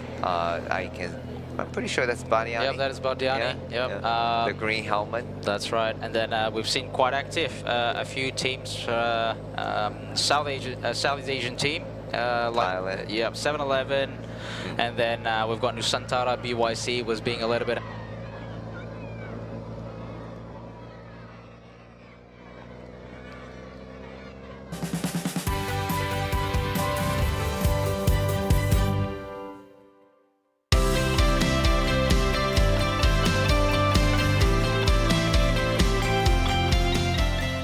Mata ganjaran tanpa kad di Petronas. Senangnya, ini baru Mercer Rewards.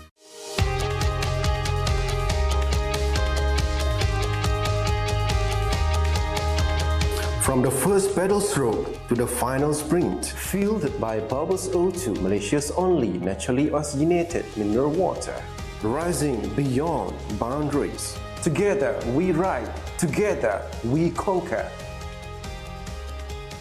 Bubbles O2, empowering champions.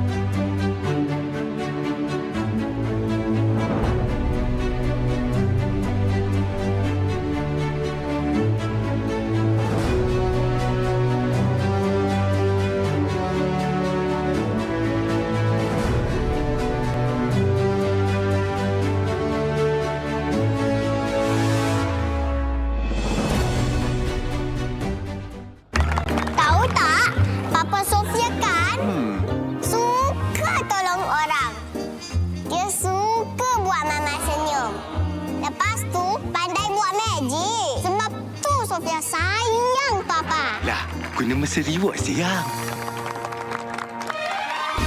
Isi senang, tebus macam-macam senang.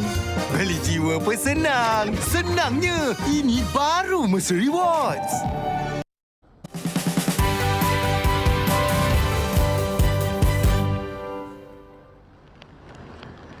now he's under the national team. Yeah. And preparing for the SEA game later in December. Yeah, that's his big target for the year. All right, SEA Games is this December. All right, so that's definitely a target for a young upcoming rider. How old is he? He's 22. All right, 22. still pretty young. Yeah, 22. So he actually just did a month and a half racing in Spain under with Kyle Real under 23 team. So yeah, he should be in really good condition, and it's really good opportunity that he actually managed to do a little more racing. But I see a group of 4 or 5, but well, a lot more, maybe 7, 8 rider, but there's still rider trying to come across this breakaway. So obviously the peloton sense that's danger that these guys can has a good chance. It's a strong group, has a good chance to get to the finish line. So more rider wants to get involved in the breakaway. That's a proper amount of rider. I think Uno X also sent 1 rider to sort of limit the gap. A few riders from Polti visit Malta as well. A lot of these few riders that coming into the established breakaway are sprinters team. I think the goal is not to let the breakaway gone too far. Yeah, so that's I think Total Energies as well. Total Energy, yeah. So if we have a breakaway group of containing all the major, like a lot of the major teams, so that actually the chance of succeeding to the finishing is actually increased dramatically. So let's see, Polti, we have Polti, you have Total Energy. So we're looking at suddenly the 3-rider trio have grown up to like maybe like 15 rider. Yeah, that's a proper amount. I guess we're just trying to understand for a lot of these teams. Obviously, Confama is there pulling at the moment, but we have Uno X, we have Polti, also Astana up in front here. What would be the motivation? Obviously, they're not trying to get the breakaway to go a little bit further, right? Considering they have sprinters. Yeah. So, like from your understanding and what your thought would be, why is that the case? So it obviously the reason I think they're not, the Astana XDS are not committing 100% on the front of the peloton to do the chase. And when other riders and the team see that they are not committed to just control it from the beginning to the end, as we talked about earlier, it's going to be a 166K stage.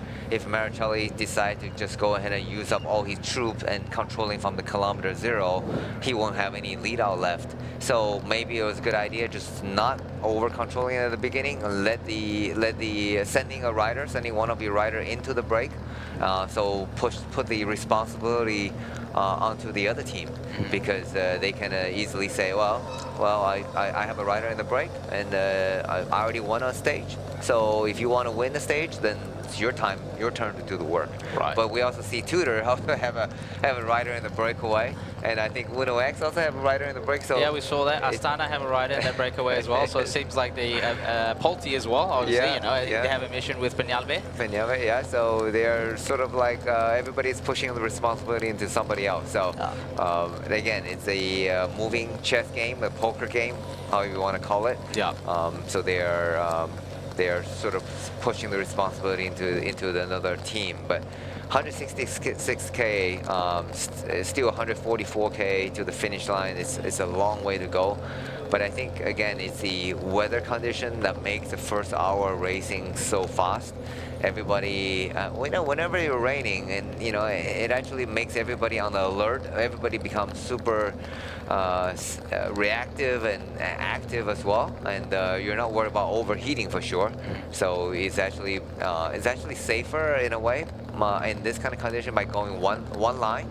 Because the last thing you want is a big group bunch together, and then there's the touch of wheel, and you can easily bring down 20, 30 guys in wet roads like this. Yeah, so looking at the weather at the moment, Denny, it's not slowing down. The rain is definitely not slowing down. We had some information from the start line. A few of our compatriots of the Petronas Tour Langkawi gave us information that it has been raining pretty much since last night, about 2 a.m. or so. We can see on the screen now, like it's not just raining, but also the sky is pretty dark as well. So it just indicates that there's more rain to come. Yeah, it's the monsoon season. It is monsoon season. Getting close to monsoon season. So you know, in southeast weather, you have these. So the rain comes generally in the so-called the winter time. But there is no winter season, so end of the year. So I guess the cold air from the Himalayas and sort of carry down to Southeast Asia and then brings a lot of moisture.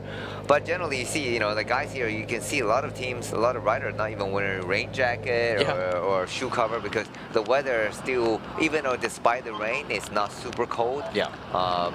Especially when you're racing at 50 kilometers an hour, so your body is generating massive amount of heat. But the only problem is, you know, you're drying up the shoes later in the, hotel room. It's a lot more work for the staff after for the staff as well to clean the bike. Yeah. So, but you know, we just hope right now so far we don't see any rider with a mechanical issue. That's good to see. Although I don't want to say too much. That's always the commentator. Don't curse. jinx it. Don't jinx it. Hope everybody stay upright, stay safe. Yeah. Baniani again.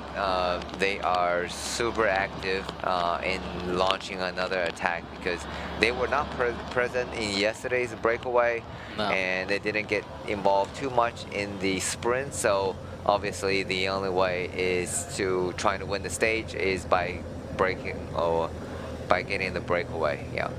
But the peloton is so active. Unibet again, Unibet Rocket, followed by Uno X, and then you have the looks like a Vini. Looks like a Vini Fantini just now. Okay. Yep, that's Vini Fantini. So everybody are active and very active chasing. at the moment. And I think this is going to be carrying on for at least another, I would say another 10K or so. Until the peloton finally tires from chasing after every move. Yeah. But I think the first 1 hour of racing, you're going to be covering 50K an hour, and it's going to be active until the first intermediate sprint. Yep. I would say, and then maybe there will be a breakaway. Will be let go. It's Santara, rider from the Santara, Santara BYC, sort of initiated another attack to establish a breakaway with 141.5 kilometers to go in the race. It's been very, very active. Follow along. Looks like Ayman Rosli from the back with laser helmet and white jersey. Okay. Yep. And then joined also by another rider. Looks like, yep. The visuals are not very cooperative at the moment due to the heavy rain. It's totally understandable. Monsoon weather. Yeah. Monsoon weather at the moment. There we go. The rider just moving along right now. Yep. These guys on the back, they're getting a lot of water. Oh yeah, shedded, for sure. Yeah, onto their bikes and their body, but. Yeah, it is, again, fortunately, it's not cold weather. If it's in Europe or Northern Hemisphere, this kind of rain would just drop the temperature by 10 degrees Celsius easily. Yeah. So fortunately, most of the riders still look to be fairly good, but you just, and one good thing that you definitely don't need to go back for the team car for a lot of water. Oh yeah, for sure. You're not that thirsty. Thirsty, yeah. You're right. Yeah, absolutely right. So yeah, at the back here seems a little bit more chill. Not a lot of chaos, whereas here in front is a completely different business. Attack after another attack, trying to establish a breakaway. Another attempt by the Santara BYC, a team from Indonesia, the only team from Indonesia in this year's edition of Petronas Tour Langkawi. Yeah, and it looked like followed by 7-Eleven. 7-Eleven, yep. Okay. So the two Southeast Asian team, 7-Eleven and Nusantara from the Indonesia, and one from the Philippines trying to break away right now. But the peloton is still very active, either by the rider. Still lack of control. I mean, I don't see Astana XDS coming to the front just yet. I think they are happy with the current situation where a lot of riders trying to bridge across, and whenever there's a rider trying to bridge across, that sort of actually it was sort of tempting the next rider from chasing, and then they become a big echelon. You know, a few riders become a big echelon, and so everybody will be back together again. So there's a lot of these washing machine effect right now. Oh yeah, for guys sure. going to the front, and then get caught, wash it out to the back, and then the next round of fresh legs ready to take over, trying to launch the attack, because with a big wide roll like this, it's going to take multiple effort before it succeeds. So yeah, for the riders watching at home, you know, if you're just starting to get into cycling events, cycling racing, you know, it's not always just one rider. Just let go on the front, and that's, you know, you establish breakaway. There's going to be multiple effort, so multiple attempt. So that's what those are intervals. Intervals are very useful. That where is you are right. going to the max, and then, you know, and Recover. then ease off, recover, and then go it again. You know, so that's but that's you know, that's going to improve your power output, and your stamina, endurance. And here goes look like Ednan from Terengganu cycling team again on the front, and followed by Chengdu, I think it's Chengdu. Okay. Yeah, looks like Chengdu. Yeah, the Chinese Chengdu DYC, or maybe HKSI. Yeah, okay. Yeah, some of the jerseys are fairly similar. That's very right. difficult to tell Especially apart. with this visual. Yeah, especially with the wet weather like this, it is absolutely difficult to tell. But however, I do see a bit of light in the sky. Seems like they're potentially is the rain is gonna slow down. Yeah. So one good thing about, you know, Southeast Asian rain, monsoon rain, it doesn't last all day. Yeah. I mean, you get a fairly strong downpour, and then it clears up. So let's hopefully it will be the case. I do see the sky is getting brighter. So hopefully the rain will stop. Then we can see what is the actual situation at the race. So right now, a group of look like 7-8 riders again trying to make the junction, make the breakaway. But the guys in the peloton are chasing and are not letting up the breakaway go just yet. Oh yeah, very active still, Denny. I think we've only just 137.4 kilometers to go. We're looking at probably we've only done no more than 30 kilometers, and the race is very active still. Pretty much the same as yesterday. Very active. We haven't yet established any breakaway, no control from the main peloton by any of the big teams, and super aggressive still. In front here, Terengganu cycling team, followed by. Looks like a Nusantara. Just behind them, Kin Pharma. Thailand. Thailand Continental cycling team is there as well. 7-Eleven is there, trying to establish the breakaway. But yes, as much as as hard as they're working in front here, we see just right behind there, peloton is still chasing, Denny. Yeah, it's you know, there's no letting up right now, and I think it's because the XDS Astana are still refusing to come to the front to just shut down the to shut down the pace and set a steady pace and let a break go. It's really really interesting to see. It's which team is going to take over the control on the front, and when they're gonna start coming to the front. And I think this situation will continue until a small group of guys finally break away, and the peloton is happy with the composite of the breakaway, and then they will probably sit up. But for the time being, everybody are still extremely active and trying to get in the break. And yeah, I think we briefly saw just now, I think, a signage on the side where it's a waste zone 1 start. So Denny, for those of you that doesn't know, that these riders can't just simply litter. You know, they can't just throw their gel packaging anywhere, or food packaging anywhere, or bottles anywhere, right? You are absolutely right. Apparently, you're gonna get fined from that. Well, yeah. So in the old days, in the old days, you can pretty much throw the bottles or waste throughout the race. So we just hear Yeah, I brake was just gonna say, squeaking. I just cannot not hear that disc brake squeaking. It's so loud. Carry on. Yeah. So in the old days, yeah, you can. Makes me cringe. Sorry. Yeah, it is. Carry It on. does. It does.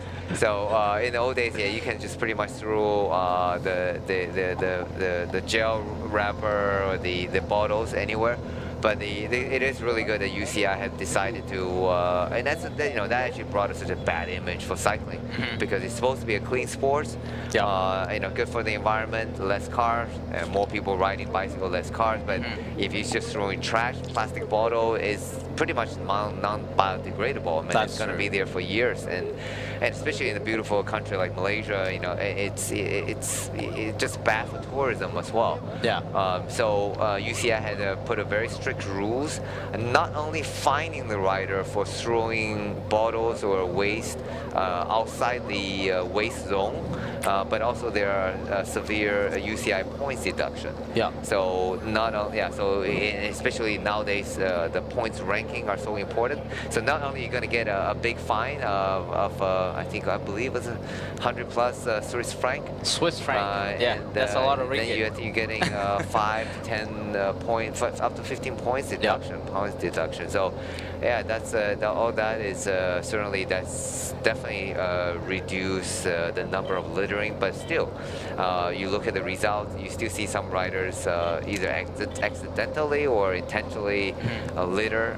So hopefully we see less of that, because we do want to see cycling with a good image to the environment, and trying to get more people into cycling. Because they are. We should have bring it up, and there are certain incidents happen in Malaysia that have brought a lot of conflict between the riders and the drivers and the cyclists. And I understand that issue is not even isolated to Malaysia. Oh yeah, absolutely right. Yeah, just generally, I think after COVID-19, there was a lot of new cyclists on the road, and that brought in a lot of frictions and a lot of conflict between the drivers and the motorbike and the cyclist. So we certainly don't want to add more to that potential conflict. That's right. Yeah, for sure. So we're about 132.7 kilometer to the race. We see on the visual now is Matteo Malucelli with number 3 jersey, wearing the class. He's the last one on the wheel. Yeah, he's probably suffered from that washing machine effect. No, I don't think so. I think he's carrying out. He's probably doing some domestic duty, trying to help his teammate take the jacket. I see there's a rain jacket in his hand, left hand. Yeah. So I think something shoved in the front part of his jersey as well. Yeah, I think he's actually helping his teammate to take the raincoat back.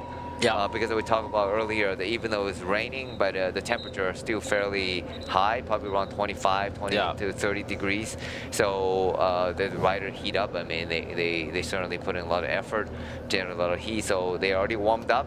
So they are time to take out the rain jacket, and maybe he's sending his troop to the front, controlling the pace, and he's the one that bring the jacket. So I mean, respect goes both ways, right? Like you're like, obviously you want people to work for you. In the case of Matteo Malucelli, you want your teammate to deliver you to the finishing line, but also when in times of your riders needing your help while you're not needing to do the work of on the bike, you have to sort of support them as well. So the respect goes both ways. We probably only see that these riders are being delivered to the finishing line, the star riders, so-called, the race leader. But then obviously these are the kind of things that we don't see, that where the race leader or the main person in the team actually going back to the team car, doing a little bit of domestic duties, and that way you build that I guess team chemistry and team bonding, and then from there you create this trust and relationship where you don't need to say anything, like you know what to do kind of thing, right? Yeah. So definitely, it is. We talk about cycling as a team sport. Yeah. It is individual winner. Only the winner gets to go on the podium at the end of the race. However, but it is also a team sport. In order for the winner, for the leader to continue winning, he needs a team to support him to win. But there is also team prizes, for the best team performance, because the top 3 finisher of the stage the time as you adds onto the team classification. So there is also a team classification at the end. But generally, those are the minor prizes. The main prizes is to protect the leader. So all 5 riders from XDS Astana right now are working for the team leader, Maricelli. So Maricelli decided he'd go back and take the rain cap, rain jacket back. And back to the front of the race. So finally, Confama, one solo rider, are attempting to break away right now, and the peloton is looking a little bit. They're still chasing. I see that there's riders still chasing. We can't tell who, but they're looking back a little bit. So maybe Ayman Rosli. Maybe Ayman Yeah, Rosli. it looks like Ayman Rosli. It's possible. Yeah. And Confama from Spain. They're a pharmaceutical company from Spain, and that's with their green jersey and green bike. Yeah, it's quite nice to see. Yeah, it's, but he's sitting up. Sitting that's up. What we're talking about. He's trying to break away. He's actually sitting up and taking off his gilet. Wind vest or jacket. That's right, the rain jacket. And then, we see riders are still chasing. Well, we saw, Uno X is there. The Astana rider is there as well. Looks like they're going to call out like another breakaway attempt potentially from the rider from Terengganu cycling team. Is that Adnan, Denny? And I think that's could be Vardin. Yeah, looks like Vadim Pronsky. Yeah. Yep. And then follow suit by a few riders from the back chasing again. Judging from that, we can't see that St. George. St. George followed the initial breakaway attempt. The initiated breakaway attempt from Vadim Pronsky. School day today. So we just reached into the state of Kedah. I think we're just passing a town called Koh Diang. Yeah, same as last year. Yeah. It says Koh Diang, Denny, but the correct way of pronunciation is Koh Diang. Koh Diang. Koh Diang. There's like a K in front of that O. Yeah. So Koh Diang. And I think that's the rider on the front. It's from St. George. And it looked like Daniel Whitehouse. Yep. And that's an ex-Terengganu cycling team rider. And followed by Bogos. Bogos has been fairly quiet so far this race. And finally, it's good to see they are on the front and pushing the pace. And look like 3 riders giving a bit of daylight. And Terengganu, I can see Terengganu cycling team, Bogos, and St. George. Look like Daniel Whitehouse. Yeah, go Daniel. Yeah, go Daniel Whitehouse, Bogos rider, Bogos Borbele BH. And then also rider, is that Matthias Brenholm? That could be Matthias or Vadim, one of them. I can't tell. They're very similar in terms of heights, but it looks like 3 are given a bit of daylight, and you see the peloton immediately going across the road. Hopefully, this is actually a great opportunity for the trio to actually finally go, because whenever you see a peloton spread across the road, that means they actually decided to let the breakaway go. Rider are sitting up, and that's Vadim. Vadim that's Pronsky. Vadim Pronsky. We just want to get a visual on who is the Bogos rider. Yeah, the riders are sitting up. You can see the Uno X rider on the back. He's probably going to get some waters or potentially a nature call.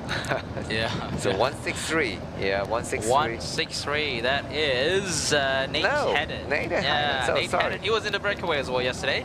Vadim Pronsky and a rider from Burgos. Okay. Burgos is rider number 76. Let me see. 76. That is Jose. Jose Gallego. Okay. Jose Gallego. Jose Manuel Gallego. Okay. Whoa. 76 from Spain. Burgos. So 3 riders.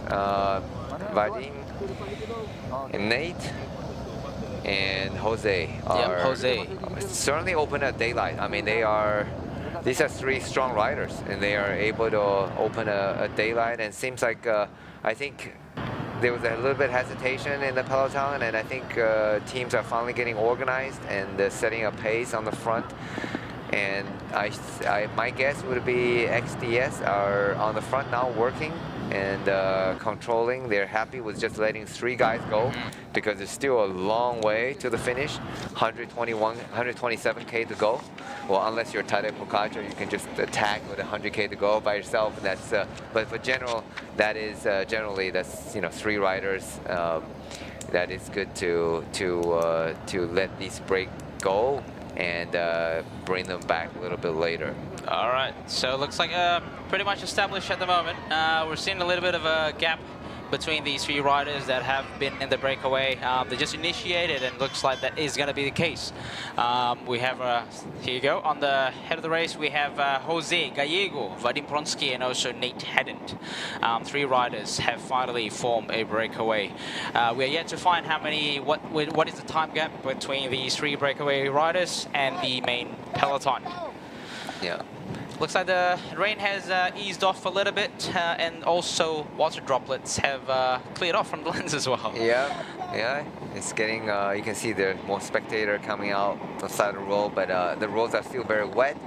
But fortunately, the heavy rain has finally eased off, and then potentially the peloton has eased off just a little bit to let the three gentlemen to get on the road, take away some of the intermediate points, because we're about 14 kilometer from the first intermediate points. Yeah. But so for those of you that have just joined us in the live commentary at the moment, so we have started the race from Padang Besar, in Perlis, and then they made their way now already in the state of Kedah. They just passed Koh Diang. And then now they are in their feed zone. So a little bit of a tip for those that are viewing at home. If you wanted some bottles from the riders, you know, just stay at the feed zone. Yeah. That's weight zone or the feed zone. Weight zone or the feed zone. Yeah, that's what the rider is gonna give throughout the bottle here. But one Confarmer riders are not satisfied for missing all the break, and it looked like he's trying to go across. Because you see on the front of the peloton, there's still lack of, I don't see the XDS coming into the front controlling it. I see Uno X, I see Tudor, and then and so I think there's still lack of commitment from the leading team, leader team to controlling it. So we don't have Confarmer rider in this breakaway, so they are still very much intent to get in the break. Oh yeah, for sure. Being a team that is more heavy on the GC, not into the sprint, so they would want a representative in the breakaway to care either number 1 to get as much time bonus from the intermediate sprint, and also the potential of being in the breakaway and won the stage in the breakaway. Yeah. Although the sprint teams will have a completely different idea, they want it to come down to sprint. But yeah, we'll just see how the stage is going to play out. You know, it'd be interesting to see, considering none of these sprint teams are actually still in front controlling the main peloton. Yeah, the gap is 14 seconds. This trio has 14 seconds to the main peloton, and but then the chaser are about 10 seconds behind them. So it is now if the chasing guys are here's the time gap down to 10 seconds now. So if the chasers probably end up just brought the peloton back to them and look like they start looking behind to see the time gap. So 10 seconds is not a whole lot. And they look like they're being caught right now. Yeah, that's it. The peloton is still very aggressive. We thought the breakaway is gonna break away from the peloton, but unfortunately, quickly brought back by the peloton by the likes of some riders, a few riders from the sprint team. We've got the Uno X, and then as we expected, as soon as the breakaway being caught, another attempt, another rider from looks like Burgos. Burgos, yeah. Burgos, Belay BH, Confarmer, and immediately followed by Poti, Vizimolda. So yeah, it's still, you see there's a lack of full commitment from XDS Astana. So that's really smart. So they you know, it is you don't have to do the work. Yeah. You don't have to commit your rider just yet because everybody are still active, letting the herd do the chase, right? So that's one way to put it. That is really smart. Obviously, we know the team DS for this race, Mark Rishaw, who is an expert, a very experienced rider. So he is not over-committing just yet. So here we go, XDS. Instead of working, they might as well get to the front, just controlling it. That's right. Yeah. That's exactly what he did. Once he reaches the front after the Burgos Borpele BH rider peel off, he just pretty much ease off the pedaling, not pedaling at all. And then by the looks of it, he's not interested to carry the pace. But the rider from Bardiani have a completely different idea, initiating attack from the left side of the road, followed by a 7-Eleven rider and a rider from Polti Visit Malta, not intending the breakaway to go away, rather to control the pace. Of a decline, as you see, the little gorilla are taking out his rain jacket. And so they see the rider putting it in the jersey. He's wearing a speed suit. He's probably wearing a skin suit. So he can't just put it behind him. So he's actually putting it in front of him. And actually, from the aerodynamics perspective, it actually potentially is actually more aero, right? We've seen Renko Evenepoel, who is the world time trial champion.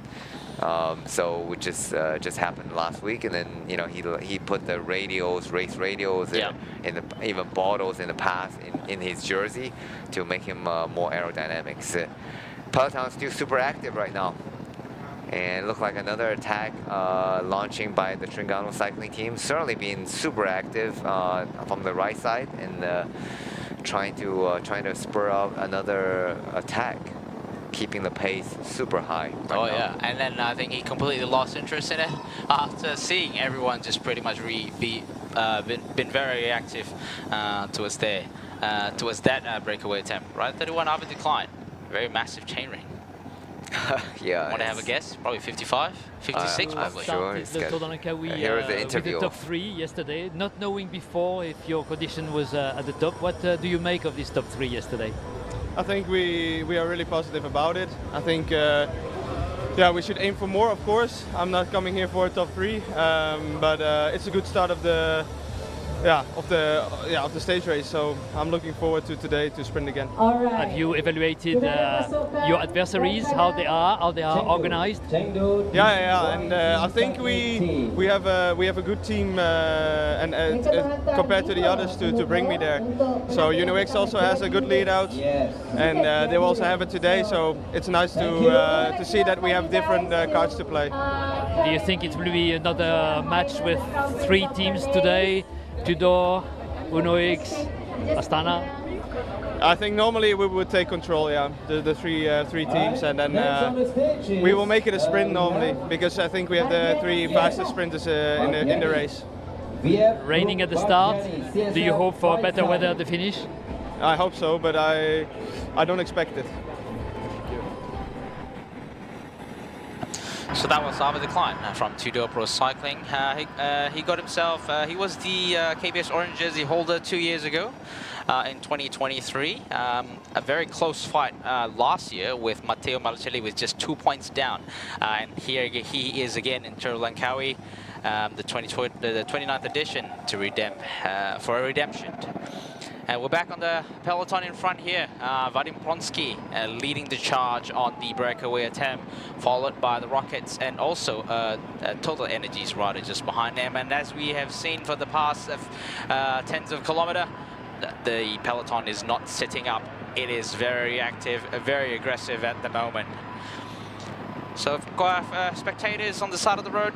Considering today is a working day, it is quite impressive to see people are out spectating and watching the race. Yeah, it's amazing. The Malaysian public has always been very supportive of the Tour Langkawi race, and certainly without the support of the public, this great race wouldn't have been held for 29 editions. So back at the front of the race, 120k to go. Everyone are just still juggling, and the Confirmer are not giving up on the idea of breakaway. And but at least the roads are dry. Oh yes, Significantly it dry. is. It's significantly dry. Yeah, you're right. Yeah. That's what we're talking about in Southeast Asia weather. So you can literally go from like torrential downpour and to clear blue sky and dry roads in literally 5-10 kilometers. Oh yeah, for sure. I have an aviation friend.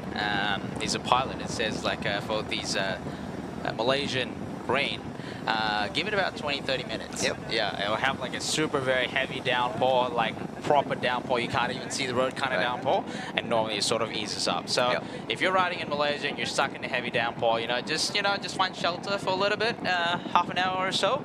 Normally it will ease off, and then it's it's not proper dry, but then you can sort of carry on riding because it's not safe. Because with that heavy rain, you can see some of these potholes. You can barely see it, so it can be very dangerous. Yeah, and also the driver has very little visibility of you. But generally when we get a drizzling rain in the morning, then oh no, that's gonna last the whole day. That's the complete opposite. Right. So you're hoping for downpour, a quick downpour, and then versus a drizzling rain, because in other parts of the world, typically it rains and it may potentially rain like multiple days in a row. So. We're looking at the back. This should be on the back of the peloton, and you see the Tudor and Poti riders are asking for water and asking for food and water.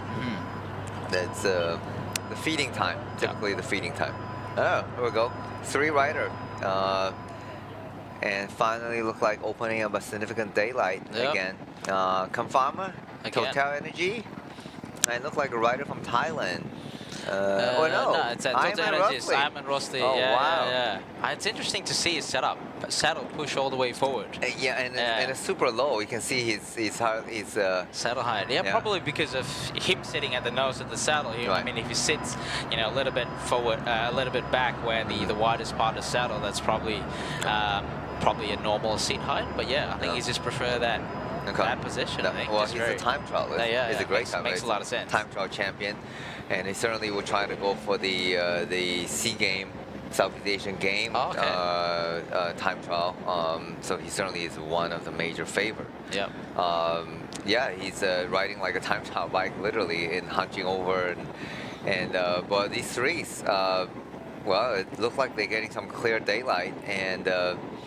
If Confarmer rider is in the breakaway, so very likely they could be, the peloton could be happy that these 3 guys are up on the road.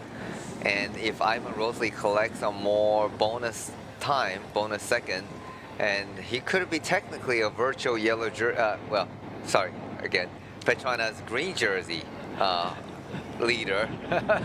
virtual because and it's still going to be depending on the finishing time. That's right. And but he could collect points. I mean, that could be his interest, because we are actually approaching the first intermediate sprint in Jitra.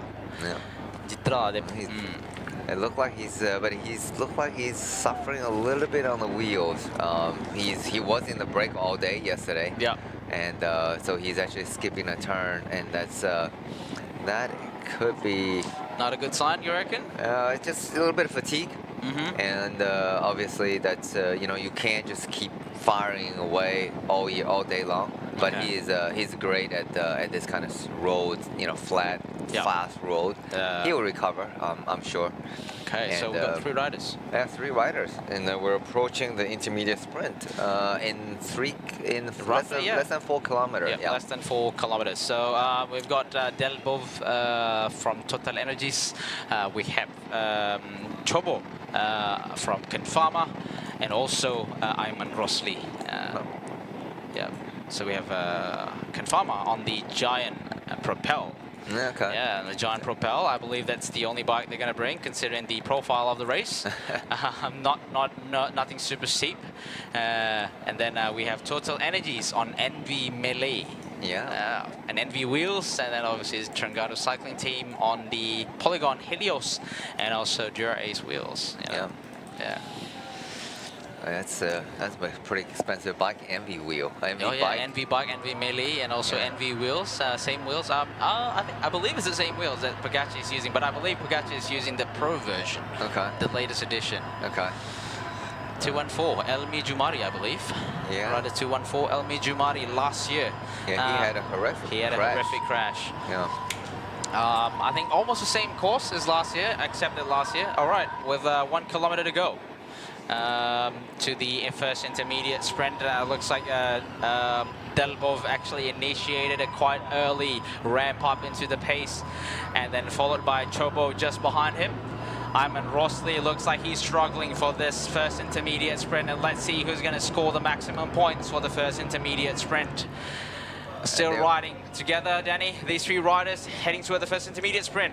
And I see Iman just have a quick look back to see the gap, because I think they're approaching the, let's see, the 500 meters. So there's still 500 meters to go. So it's still a little too early to start a sprint. They want to wait and probably, they probably want to wait until the last 100 meter to actually do the sprint, especially this is an intermediate sprint. There's only 3 of them carry the momentum. Yeah, Iman Rossi playing a little bit of a cat and mouse, baiting one rider, see who's going to bite, and Iman Rossi looks like he goes before.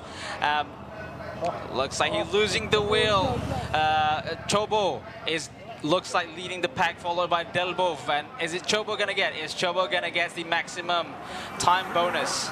Looks like Chobo, followed by Delbov, and then looks like they have almost swallowed by the main peloton. Yeah, and the peloton is already, literally caught up to them at almost reaching the sprint line. So they're back to one group again. So yeah, I think the Tudor rider got actually the last points and last time bonus. So we're all back together in one big group again. So that's Iman's good effort. Didn't pay out, but immediately there's a counter-attack happening. That's yes. Something we discussed earlier that could happen. A break may finally let go after the first intermediate sprint.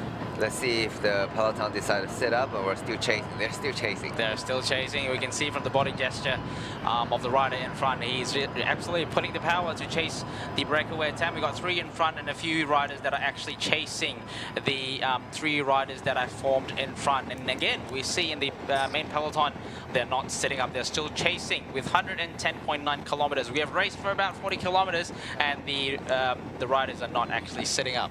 Yeah, well, we actually covered 50 kilometers, yeah. Yeah, 56 kilometers, and I think they averaged, easily averaged 50K for the first 1 hour racing up to now, right?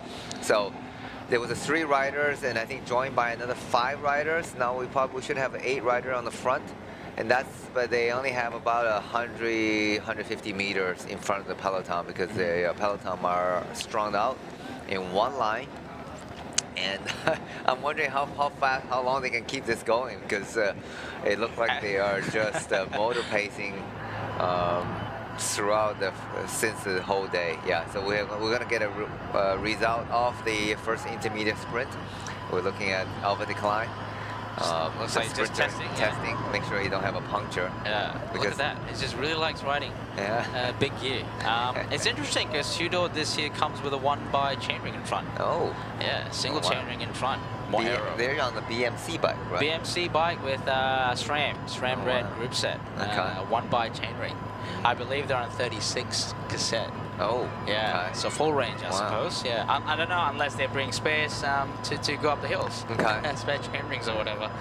Luckily, there's no Genting Highland stage, because I doubted many people will be able to climb that with a 55 chainring with a single chainring of the Genting Highland.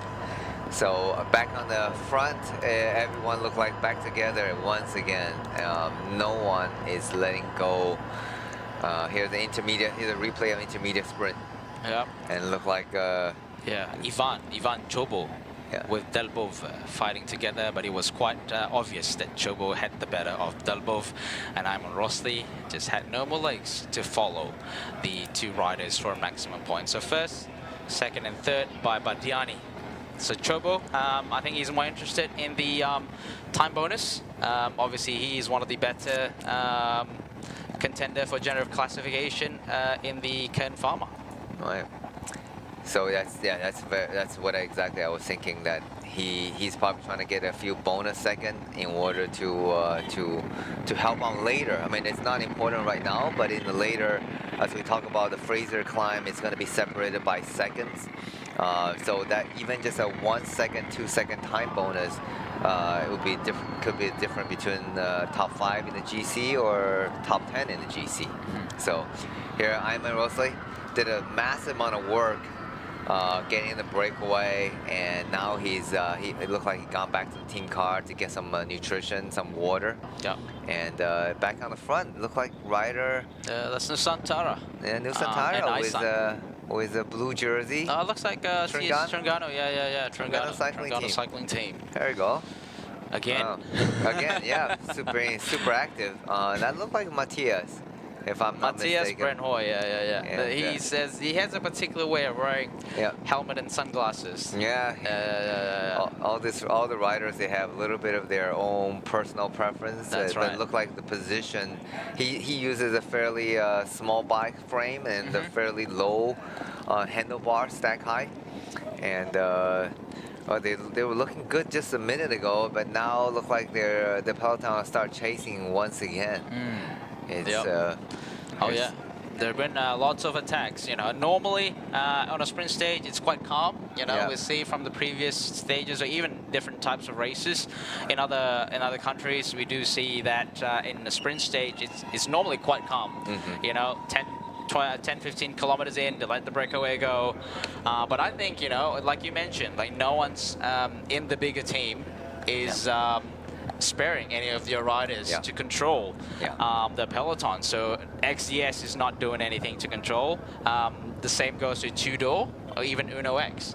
So they're both having a little bit of a game going on among these three teams. A little bit of poker game, but you know, again, the XDS can say, "Hey, I already won a stage. You guys haven't won a stage. You guys haven't won a stage. Then you want to win, you control." And Uno X could be saying, "Hey, you have the fastest rider. You have the leader jersey. Why should we do the work?" And Tudor will be saying the same thing. So unless the three teams reach an agreement, saying that we all put one rider on the front and set a pace, and then let it duke it out in the end. So you know, they did that yesterday. Yes, they did that yesterday. So they probably need to reach that agreement again in order to let a break go. Otherwise, it will be non-stop chasing and attacking and then counter-attacking. Yeah. Oh yeah, it's been super aggressive race so far. You know, normally I think a lot of the riders that when you hear this interview to some of these riders, some of their favorite moments in the races when the breakaway actually got away. I remember, I think there was an interview, I believe, I can't remember, I saw on YouTube, it was Mitch Docker. No more professional cyclists. I think he retired riding with the EF Education. He has his own podcast, but yeah, he said that when the breakaway finally got away, he will have that sigh of relief. Finally, everything is calm. Now, as we're seeing, everything is very aggressive still. Yeah, and look like one rider able to make a cross to Unibet Rocket rider once again who managed to get across to the Nusantara and Matthias on the front. Matthias Brennhoy, Nusantara, and also rider Adrian Mayer. Yeah, there you go. Finally. Finally the right body number with the right bike number. Yes. And we see that number yesterday very so often we didn't have to check the riders list. Yeah. Adrian Mayer and the breakaway again, followed by a rider from Nusantara 174 is rider Asnan Maulana in the breakaway alongside Matthias Brennhoy. Okay. We got two polygon bike. Oh yeah, you're That's right. good. Two polygon bikes, Nice representative. Two polygon representative. Riding in the breakaway in proper aero position by Asnan Maulana. You want to save as much watts as you can being in the breakaway. And followed by Adrian Mayer from the Rockets. someone asked, is there any KOM points contested today? There are no KOM points today. It's a very pancake flat stage today from Padang Besar to Kepala Batas. Yeah, it's that's why yesterday it was very important to get the KOM jersey, because as we mentioned yesterday that you get that on stage 1, you are able to wear that. You can just basically keep that today and then be able to wear on the 3rd day. But obviously tomorrow it's very likely the KOM jerseys will be swapping hands. Oh yeah. But for now, for today, is just I wouldn't say, I would say pancake flat for these guys. Yeah. For sure. 2 riders decide to well, Matthias look like having a chat with Andre and May, yeah. And look like he's not happy that he did.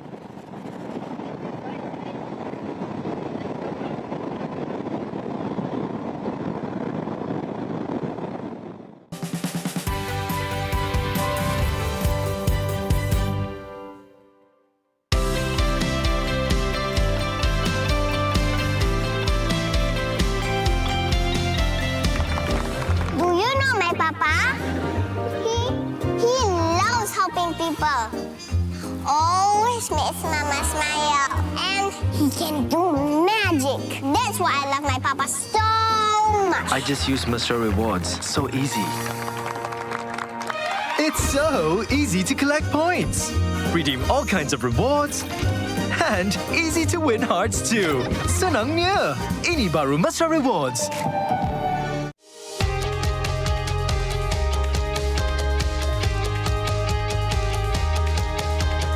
From the first pedal stroke to the final sprint, fueled by Bubbles O2, Malaysia's only naturally oxygenated mineral water. Rising beyond boundaries. Together we ride, together we conquer. Bubbles O2, empowering champions.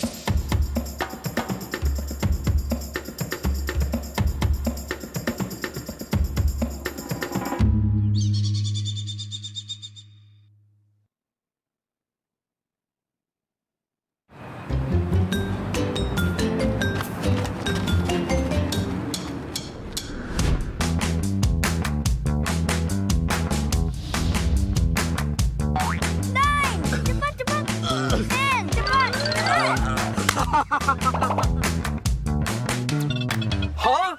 Buat apa tu? Wah.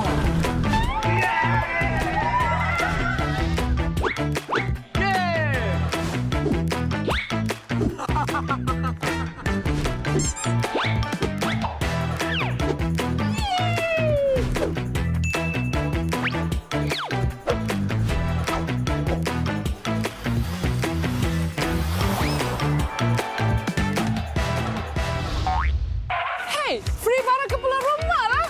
Thank you, Petronas. Petronas, let's go! Ganjaran lebih bermakna dengan Petronas Mesra Rewards. 40 ahli Mesra Rewards bertuah bakal menang voucher beli belah bernilai sehingga RM5,000 dan sebahagian daripada 35 juta mata ganjaran Mesra Rewards untuk direbut. Senang je, hanya isi minimum RM45 untuk kereta atau RM5 untuk motosikal dan masukkan nombor telefon anda di pam atau gunakan aplikasi Settle. Itu je. Gunalah kad kredit Petronas Visa untuk menikmati 3 kali peluang menang. Jangan lepaskan peluang anda untuk menangi ganjaran lebih bermakna hanya dengan menjadi ahli mesra rewards dan isi di Petronas.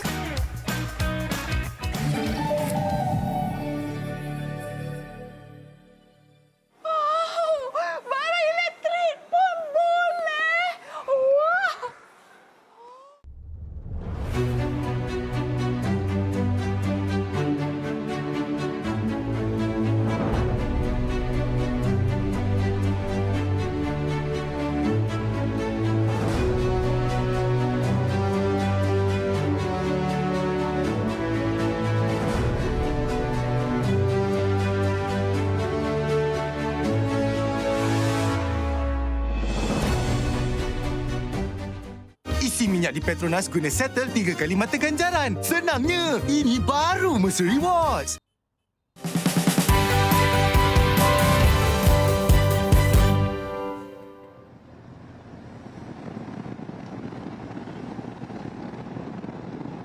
That's their best finisher yesterday. And then the lead out, so he was already doing the interview. He said he had some stomach problem. So he was obviously not feeling great.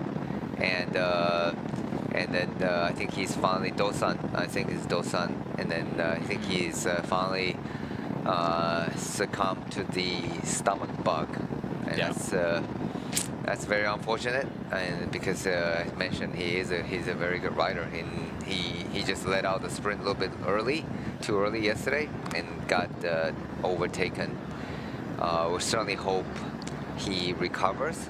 But you know, in the UCI race, for the viewers who are not familiar, because it is a stage race, so if you get sick or DNF today's stage, you cannot start the next day. Yeah. So that is what makes the bike racing so tough, right? You can, I mean, imagine you're doing a 21 stage Grand Tour, like the Giro, the Tour, and you have one bad day, you got sick. And let's just say if your intention is to continue to finish, you could easily drop, massively in ranking or very bad performance. But and a lot of them still suffer and trying to make through the stage in order to carry on to be able to race the next day. And we saw famously in the Tom Dumoulin, it was I believe that was in the Giro. He had a stomach problem. He had to relieve himself on the roadside. Obviously, it's so serious, and but he had to continue. It's not like you're sick and you get a replacement and there's no substitute, unfortunately, for bike racing. Right? Literally, he had to do his business and then quickly get back on the bike, and even with a stomach problem, and trying to chase back and fight on. So that is makes bike racing really tough. I mean, you're 5-6 hours. Imagine you're working 5-6 hours in the office. Yeah. And you're not working well. You're not feeling well, but you still have to have all that things, and you cannot call in a sick day. And you got to carry on and get the job done. So. It looked like again, Terengganu cycling team is just in the break with Thailand and Isun and Unibet. Unibet again, but this time Unibet Rocket is working now. Oh yes, so, maybe a different rider. Yeah, different rider. Yeah. It's not. I don't think it's Adrian Maria. And so looks like the rider number 63. So that is Christopherson. Yeah, Christopherson and Vadim. Yeah, Vadim Pronsky. And let's take a look at who the Thailand rider and the Isun rider. Right, so the Isun rider, 183, Hayatu Tobaru. Okay, 83. 183, I believe that's 183, Hayatu Tobaru, yep. And then the Thailand rider, we'll see if we can get a visual on his number. That's 231. 231, good eye, gee. Oh yeah. Is it now? No, it's not. 213, I suppose. 213. No, they can't be. Okay, let's take a look at it again. Yeah. One, two, three. Okay. There you go. Sorry. 1, 2, 3. I'll say he was there in the breakaway as well, trying to bridge to Ben Carmen yesterday. Tanakan Chaya Sombat. Okay. Yeah. All right. There we go. 2, 3 Asian riders and 1 Unibet from Norway. Yes. Excellent. So the 4 riders look like working well together. Yep. Let's hopefully this one sticks, Danny. Yeah, it's, well, there's still 8 kilometers for the next intermediate sprint. It's wide open space. I think it's going to be windy in this particular area. It does look windy. It does look potentially windy, absolutely. So whenever you see there's no trees anywhere around, there's hills, so the wind comes over the hills and then, must be, then blowing through the wide open space. This looks like cowboy country. Almost, but it is quite common in the state of Kedah. So you can see that's the paddy machine. Yeah. The paddy machine. That's paddy field. They're actually riding through some very nice paddy field. Obviously, it's they've just actually how do I say, cut the paddy for lack of a better word. They just trimmed it. Okay. Whatever the word may be. So you can see from the aerial view at the moment, they're not as green. Some of them are still green. These paddy, where rice actually came from, if you're wondering. They are actually at the moment they just passed the capital city of Kedah, Alor Stan. Okay. All right. Yeah, and they're heading towards, I think, Gurun Sungai Petani. That's where they're heading. And then I think if you look at the course profile, there will be riding they will see Gunung Jerai on the right. Okay. All right. Gunung Jerai is a big mountain, but unfortunately we can't. The race is not going up there. Oh no, definitely not. It is probably the only mountain only major mountain in the northern part of the Malaysia. But it's a couple years ago, the Jelajah Malaysia did go up there. But it's a one-way up and a one-way down. So obviously, for a race like this, it's not possible to, unless they decide to finish on top of that. But it's a pretty steep hill with a narrow climb. I enjoyed that. It was nice. But it looked like the peloton are finally under control. And I would have presumed that's the XDS Astana team. Looks like XDS on the front now. Keeping the pace fairly steady. Nothing slow, but fairly steady. But you can see some of the riders decide, need to relieve themselves and get some feedings. And Poti Visit Malta team are moving up a bit. So it looks like there's at least organization instead of complete chaos earlier. So good job for the 4 riders. Managed to finally break away. And I'm wondering who is going to be the most aggressive rider of today's stage, because everyone would deserve an award. I mean, all the riders attempted would certainly deserve an award, but Terengganu cycling team certainly tried many attempts in order to make the stick. It was Matthias, Adnan, Ayman Rosley. So everybody certainly have given a go in order to help to try to get in the break. Right. Yes, someone corrected. It's paddy harvesting. Yes, that was what I was looking for. Okay. Thank you very much. Sometimes you're in the moment, you forgot what words you're supposed to say. Thank you. Who was that? Irfan Shatiran. Thank you very much. All right. So, just on the front of the group, XDS are working on the front. I'm wondering if that's the son of Alexander Vinokurov. That should be, most likely should be Alexander Vinokurov. And that's and the 2 riders. So these 2 riders on the front, just controlling the pace. The gap is 50 seconds. So that is the time gap to the peloton, to the breakaway. It's going to be, I think it's going to be kept at this minute to 2 minute mark. So everyone are just finally happy. If Mitch Docker is here, and he'll be saying, finally, the break got away. To let the break go. I think a lot of the riders probably be relief as well. Definitely there's a sense of relief, absolutely. Like especially those that sitting at the back, hoping that it's going to be a cruisy ride, but just over almost 70k in. Yeah, that's finally. Yep, that's professional racing. Yeah, so that's the town of Limbong. Yeah, that's the town of Limbong. They're gonna do a left turn here. Yeah, they're about to reach Limbong, not far before they reach the feeding zone number 2. Okay. Here's the back of the peloton. So rider's gone back feeding. This is the perfect time to feed after everything, calmed down. Yeah, absolutely. And so it's they get a little bit of basically these riders talk about they had to do basically carry their business, and the peloton doesn't stop, and so they have to do their eat, feeding, drinking. So they typically go back to the instead of getting from the they could get the food from the feed zone. Here we see Brett Dalton, feeding the riders right now. As you are driving a team car, you have a rider coming back to the. That's very dangerous. If you slam on the brake, the rider could. He's following your wheel and then could just slam into the car. So as a DS, that's what you always worry about. That to make sure the rider doesn't hit you or you hit the rider. So this is the iconic of riding in the northern side of Peninsula Malaysia in Kedah.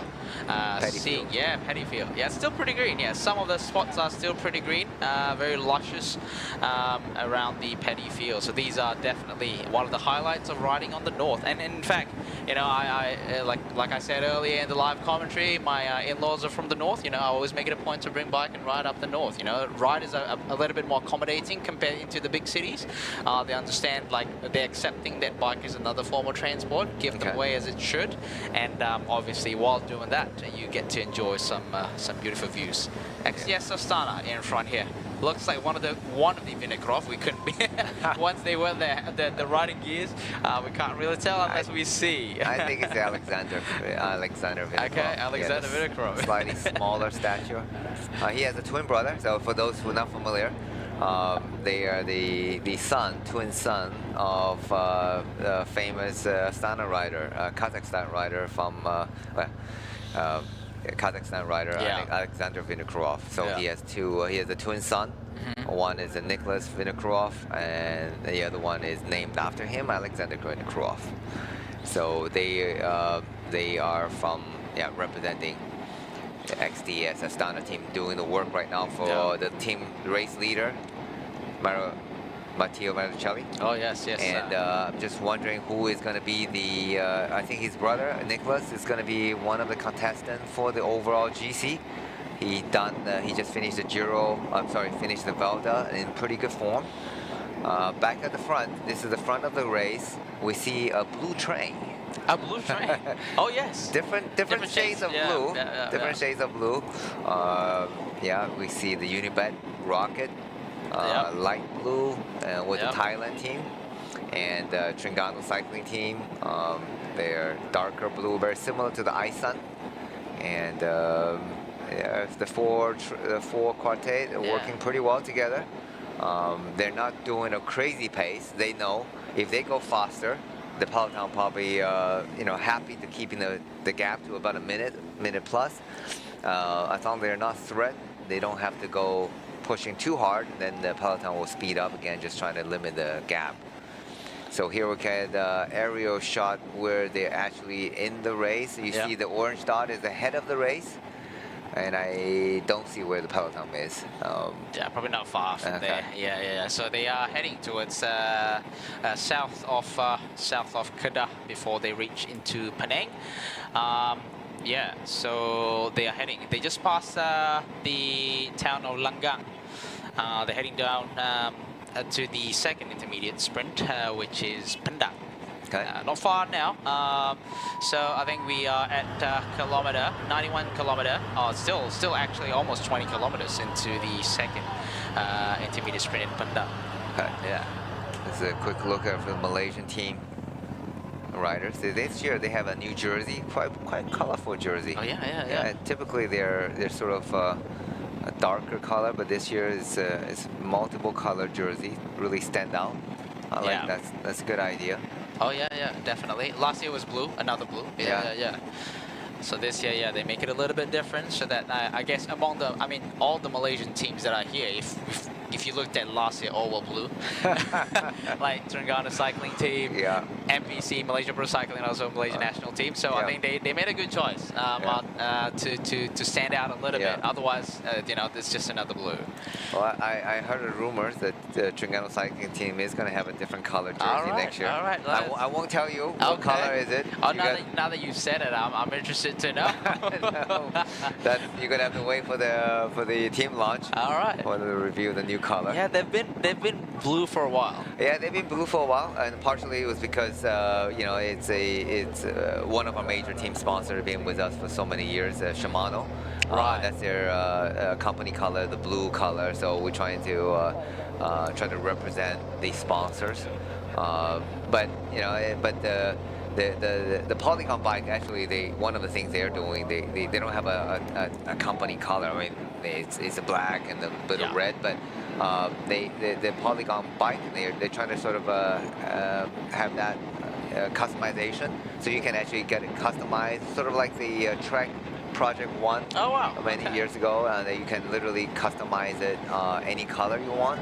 And my friend from Shimano, Eugene, and he was actually recommended, why don't you have a different color for each rider? That's actually pretty cool, right? That was a good idea. Yeah. So that rider, you can always tell what bike the bike whose bike it belongs to because of the different color, and then that's also a good way to showcase. And look like the rider peloton on the front, they're just chit-chatting right now. Oh, they're yeah. A bit of, some food delivery. Uber Eats or whatever. In Malaysia, we have Food Panda. Food Panda. And Uber Eat. Uber, So, not Uber Eat, Grab. Grab. Yes. We don't have Uber. No, we don't have Uber here in Malaysia. No Uber. So if you're visiting Malaysia, don't try to look for a call Uber because it will never come. Yeah, it's useless. The Uber app is usually here. So get the Grab or Food Panda. Yeah, Food Panda for food delivery. Yeah. For cars, you can get Grab as well. Grab. Here's the teams are very happy just keeping the current pace, and the rider are chit-chatting with each other. So finally they can chit-chat, right? So they can actually this is a time where rider actually talk about everything from life and training and the teams. So it's nice to the calm. Again, we're gonna get probably a couple hours of maybe an hour and a half of calm before we're hitting probably most likely after the third intermediate sprint will be 20 kilometers to go to the finish. And then I think the pace will speed up. But they just need to keep the time, the gap to around a minute, and they can shut it down. I mean, general rule of cycling is, let's say a peloton will only take about you need every 1 minute for every 10 kilometer. Right. So if they're behind the breakaway by a minute, they technically need just 10 kilometers to shut down the breakaway. But however, in the actual race situation, it can be different. It can bring a surprise. And also yesterday, if you're watching the World Championship, I think Pogačar had like a minute ahead of Remco Evenepoel and Ben Haley and Skjelmosen. And then he actually managed to keep that gap and increase that gap, 60, 70K to the end. Here's the feeding by the Unibet Rocket. Unibet Rocket team. That's right. And now the road is completely dry, and it's some dark patch of clouds, and but the roads are quickly dried. It looks like a bit of headwind as well, judging from that coconut tree where but definitely windy. You can see the flapping coconut trees on the sides.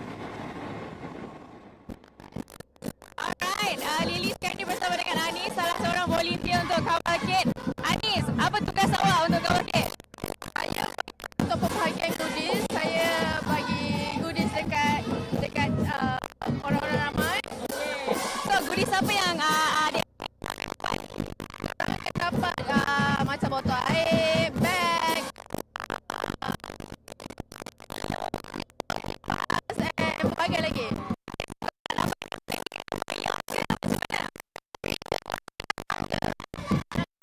Datang siapa aja.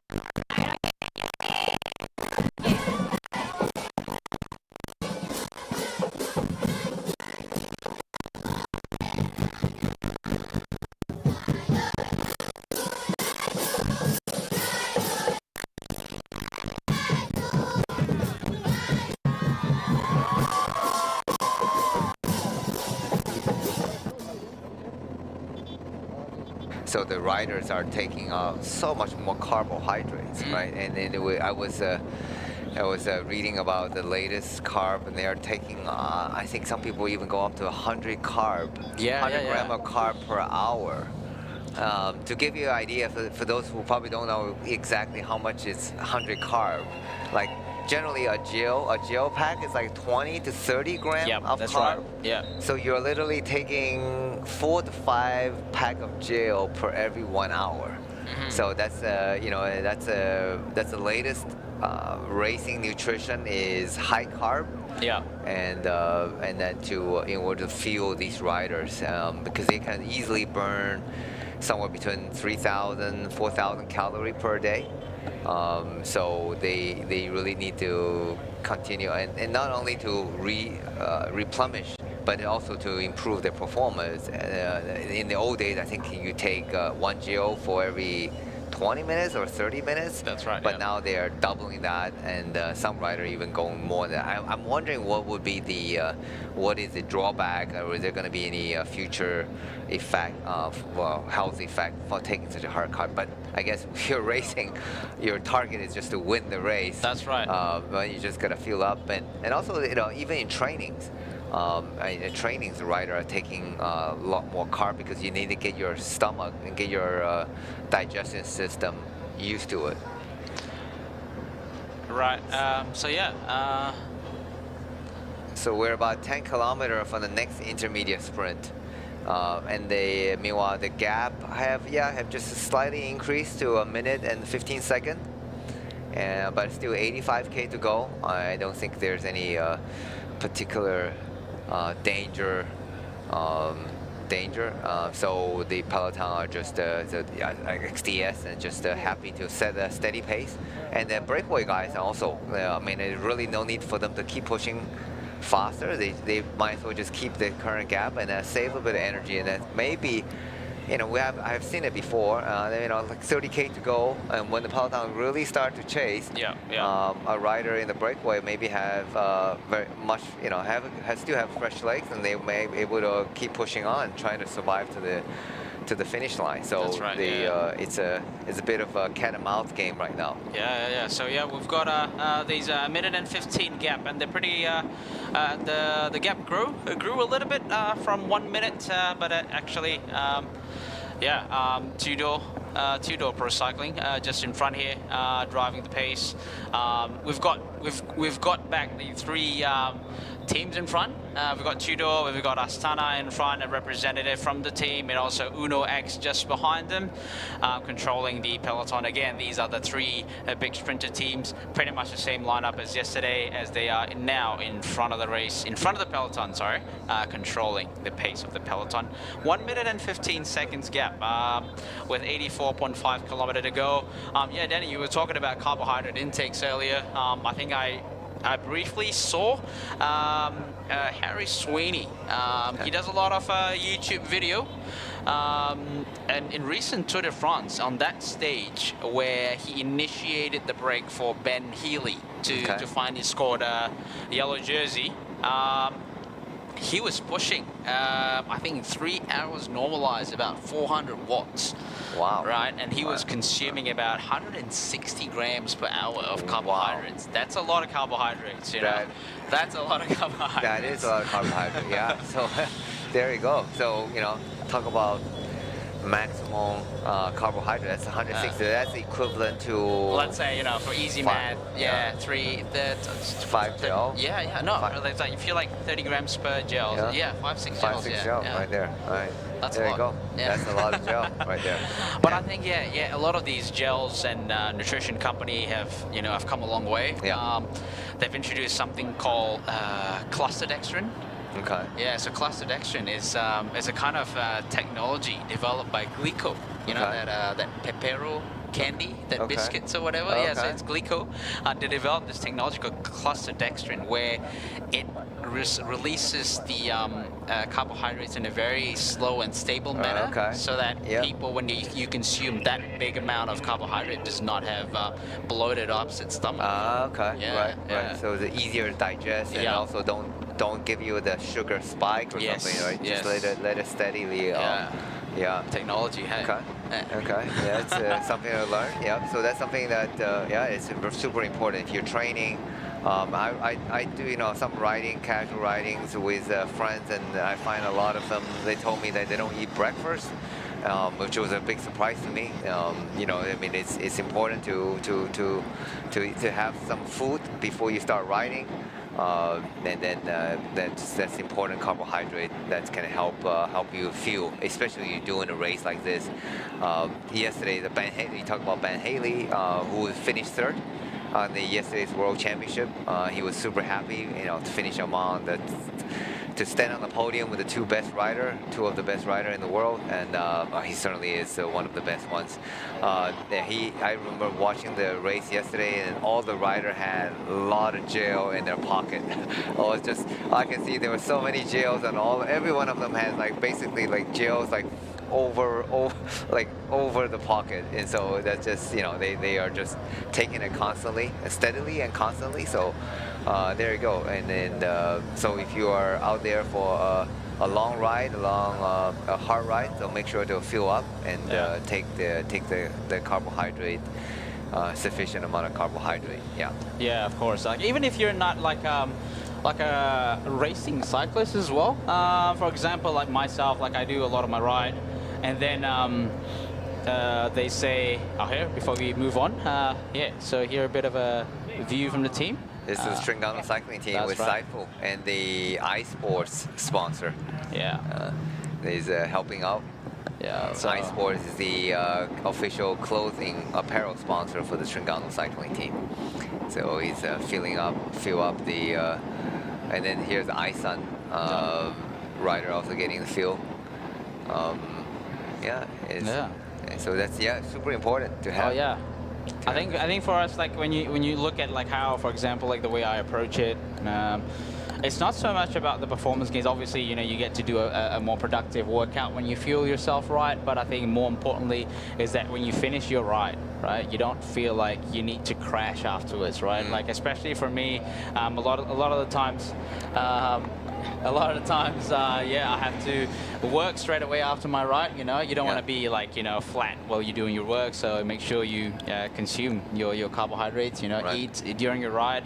And sometimes when you start working, you have to go straight to work without actually having anything to eat. So that kind of delays that feeling of crash, allowing you to be a little bit more productive afterwards. Yeah, yes, you're absolutely right. That's a good point. I remember. I used to not eat breakfast and just coffee in the morning, but then you end up become super hungry by lunch, and then you end up eating an early lunch, and then you get hungry really by dinner time. You're eating a bigger dinner, and then you just end up gaining weight. So that's right, having actually a healthy breakfast, and so I don't feel hungry at lunchtime. That you eat a regular meal, and then you have a regular dinner. So for those who are health conscious, so I think that's a good habit to establish. So I find so now every morning I have a habit of eating a pretty healthy breakfast. But again, that's something it's individual, up to individual. But I think generally as a health, if you participate in the sports, cycling, and the general purpose is most of 99% of us are never going to make it to the pro. Oh yeah. So for sure. the reason you're doing it is definitely for better health. Oh yeah. I mean, 100%. I had friends, two of my friends, close friends, and they're training riding partners, and they were 100 kg. Oh wow. I mean, they were 100 kg.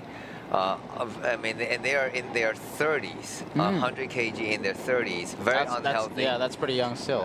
Very unhealthy. Then they were on the verge of seeing the doctor, and the doctor was telling them that you need to be either on a blood thinner or cholesterol medicine. And once you start taking it, and you need to do it for the rest of your life. Yeah. And they're in their 30s, so they decided now they need they asked the doctor what's the other option. Well, exercise and eat cleaner and healthier style.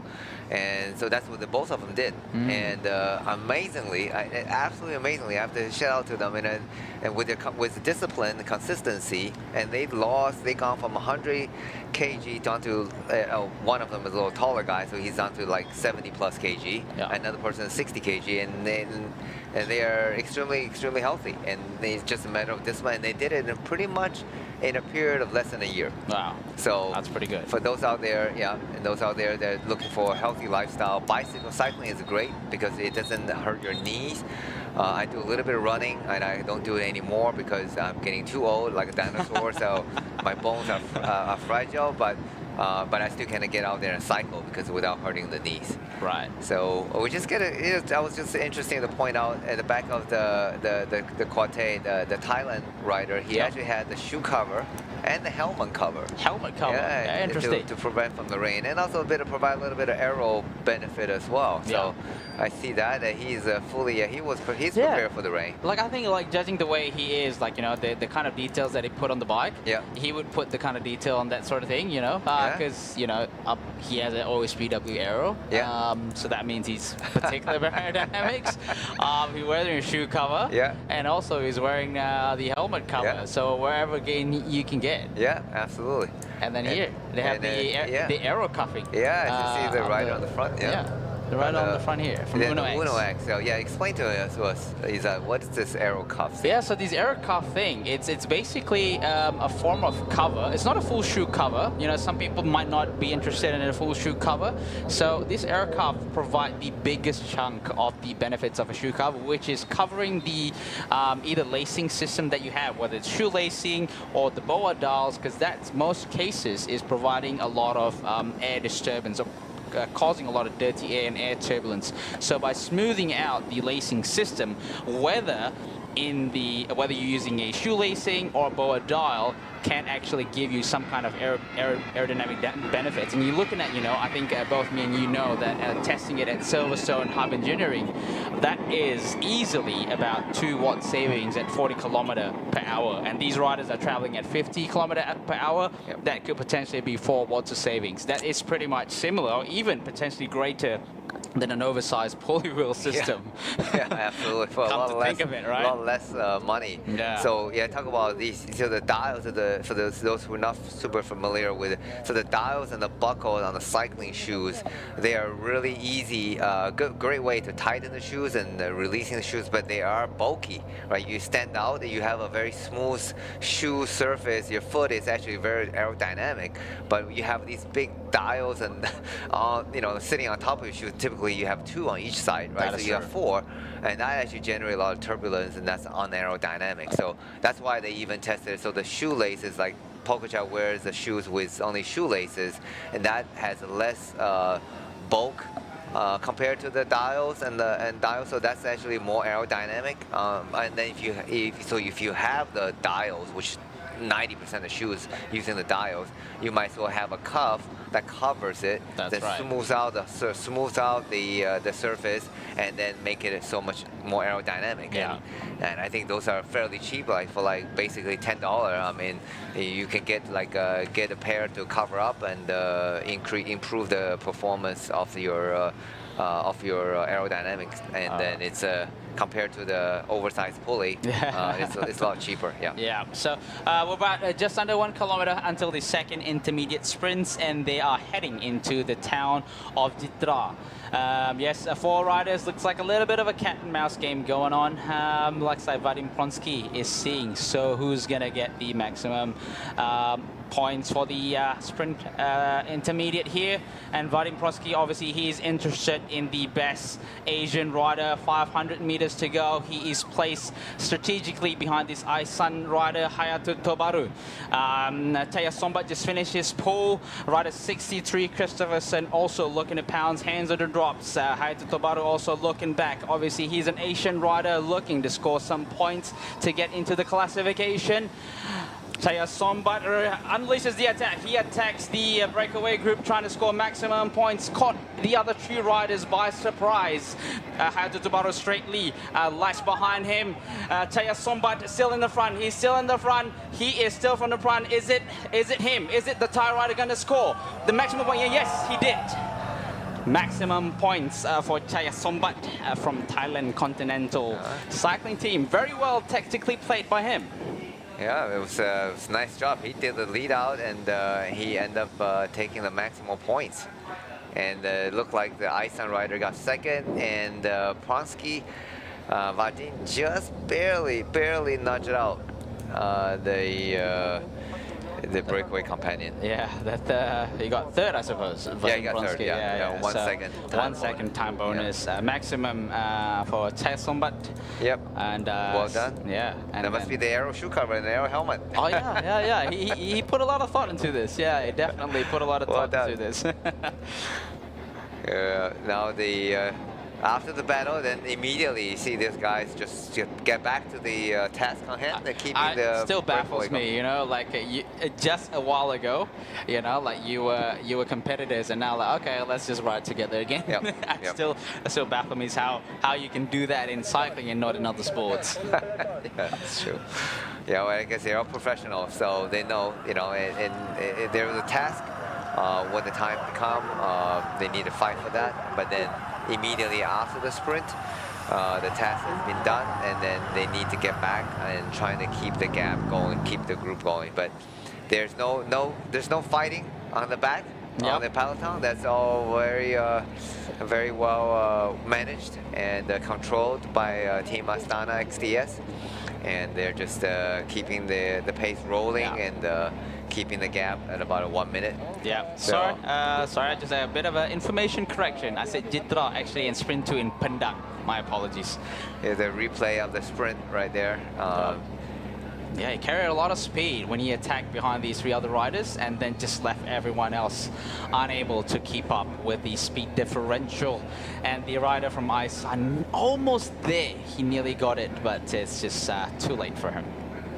That was sprint 2 into the town of Padang. My apologies, I did say Jitra just now, but actually it's Padang. Okay. All right. There's a replay again on the front view. Yeah. He's super aero. Yeah, super aero. Yeah. He's a fairly small guy, but he can definitely carry some speed. Very nicely done. Yeah. So. Yeah, I think probably had a little bit of a downhill. I'm just assuming, you know, probably a little bit of a downhill. Yeah. He marginalized on that, capitalized on that. You know, a little bit of the road. Oh, here. There you go. Sending them kisses. Yeah. Probably for the Thai fans viewing on the live. Nice. There we go. Nice one. Well done. So if team manager Visud is watching from his team car, good job. Oh yeah, it's probably a very good highlight for a small team like Thailand Continental. Yeah. You know, to have won one of the 3 sprint intermediate, one of the 3 intermediate sprints offered in this stage.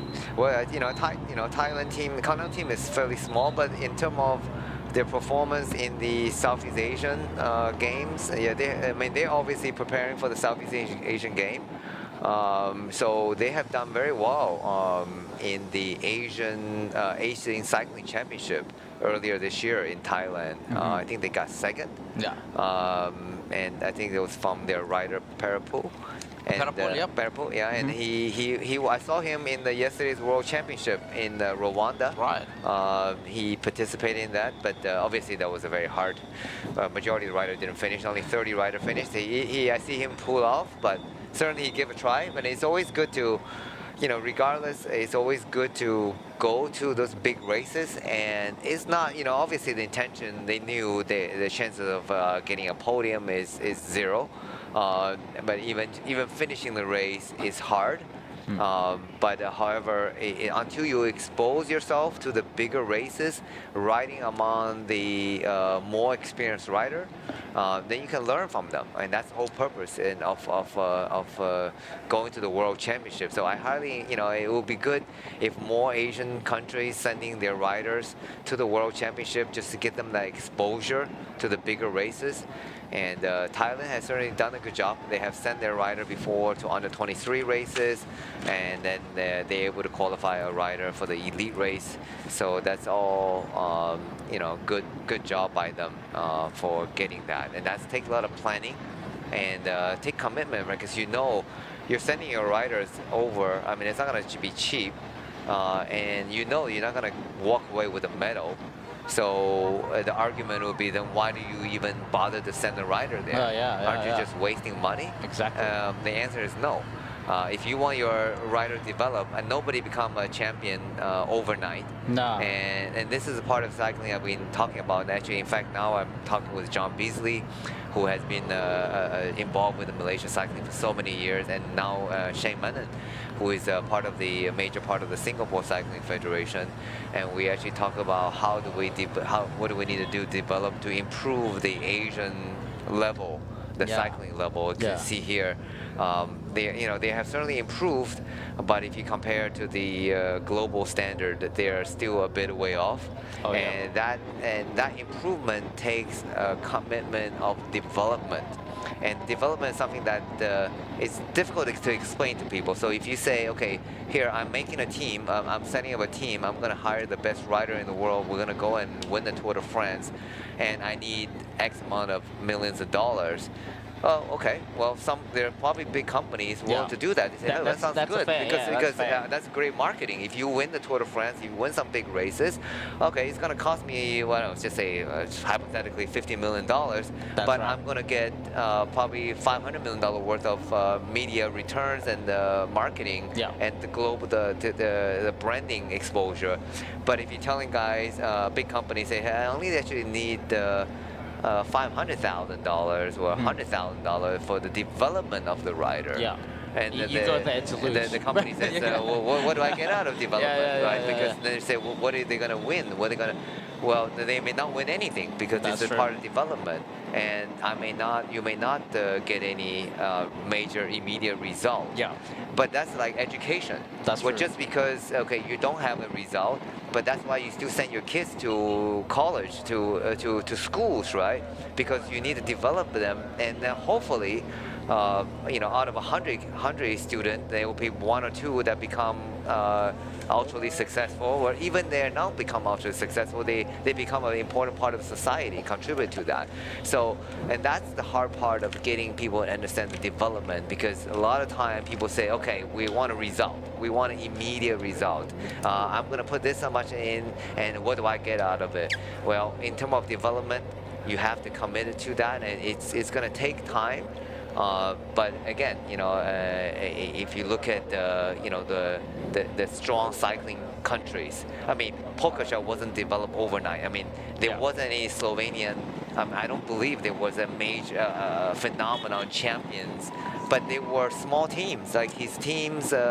The Gusto team, the Gusto team, and then there was so many smaller teams. There was also Andrea, because I remember Tringano's, not before Tringano's cycling team, the Japanese team I work with, actually had a Slovenian rider. So before that, there was another rider, obviously riding for the U.S. Postal team, but they were Brockovich, right? So there was very few Slovenian riders, but they were development. They were ongoing development. And there were a lot of ongoing development. Yeah, they never won any major about, races, but they were development. They were the junior team, the younger team, and then took many generations of development. I was going to say. And then you produce a rider like phenomenal, like Tadej Pogačar, like Roglic, exactly. Roglic was from Slovenia. He was with the Andrea Mobile team that my friends was racing for. Yeah, so all that takes time. It takes time, and there's we're talking like easily 15, 20 years, I suppose. Absolutely, absolutely. Yeah, that's how old I am. Yeah, I was if I've already back then with the Japanese team. Right. So it was so it takes Gregor. I'm trying to remember his name. Gregor. Right. So he was racing with the Japanese team for a couple years.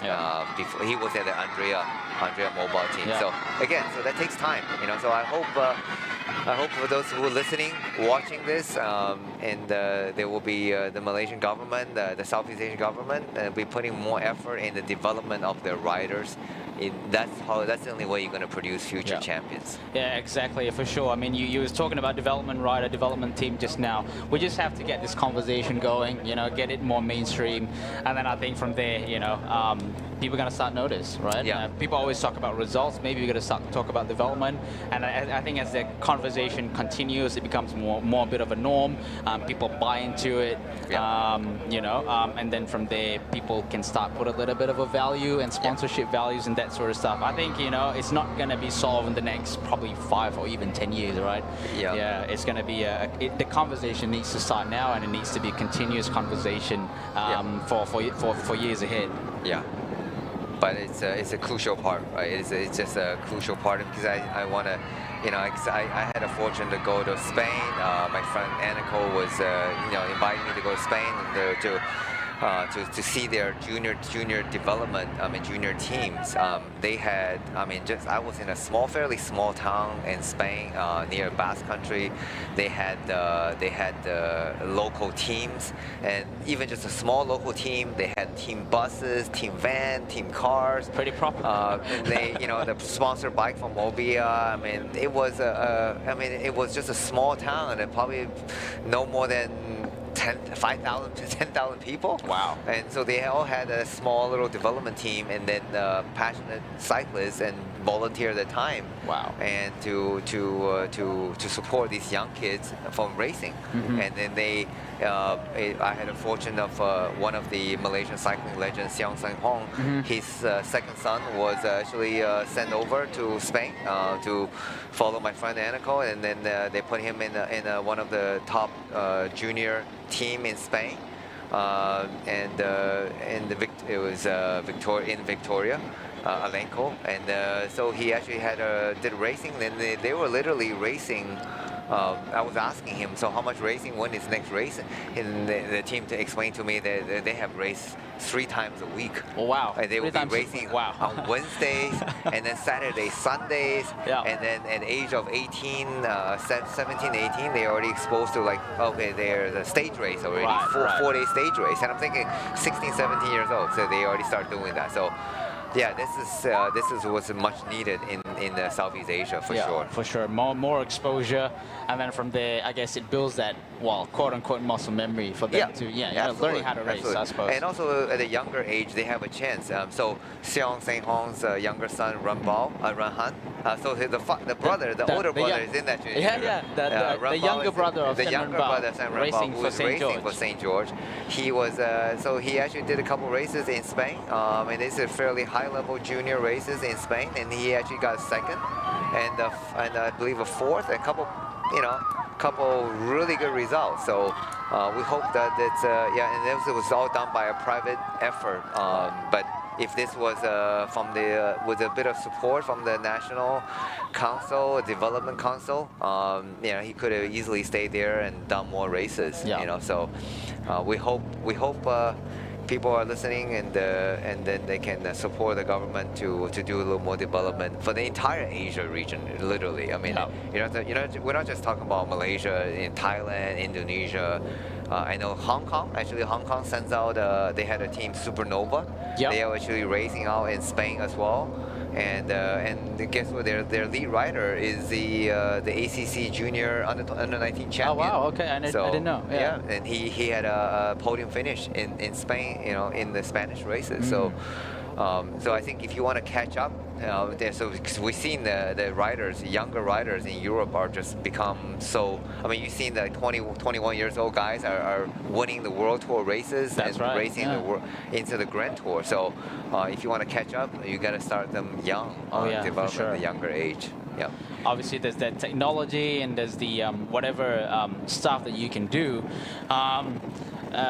But at the end of the day, time is part of the equation as well. So if you start too late, you can never catch up. So we got to start them young. We got to start them early. We got to get the development goals going. But I know this the likes of race like Chur Langkawi is good for the local development for Malaysian local riders to get things going. And then obviously for the past 29 years, we do see some development teams, for example, like the establishment of Sapura, which is currently Malaysia Pro Cycling. Terengganu cycling team, has been around for quite some time, and then also Malaysian Pro Cycling having the opportunity to be among the mix of these top teams from your pro teams and also your world teams. Yep, absolutely. So back to back to the race.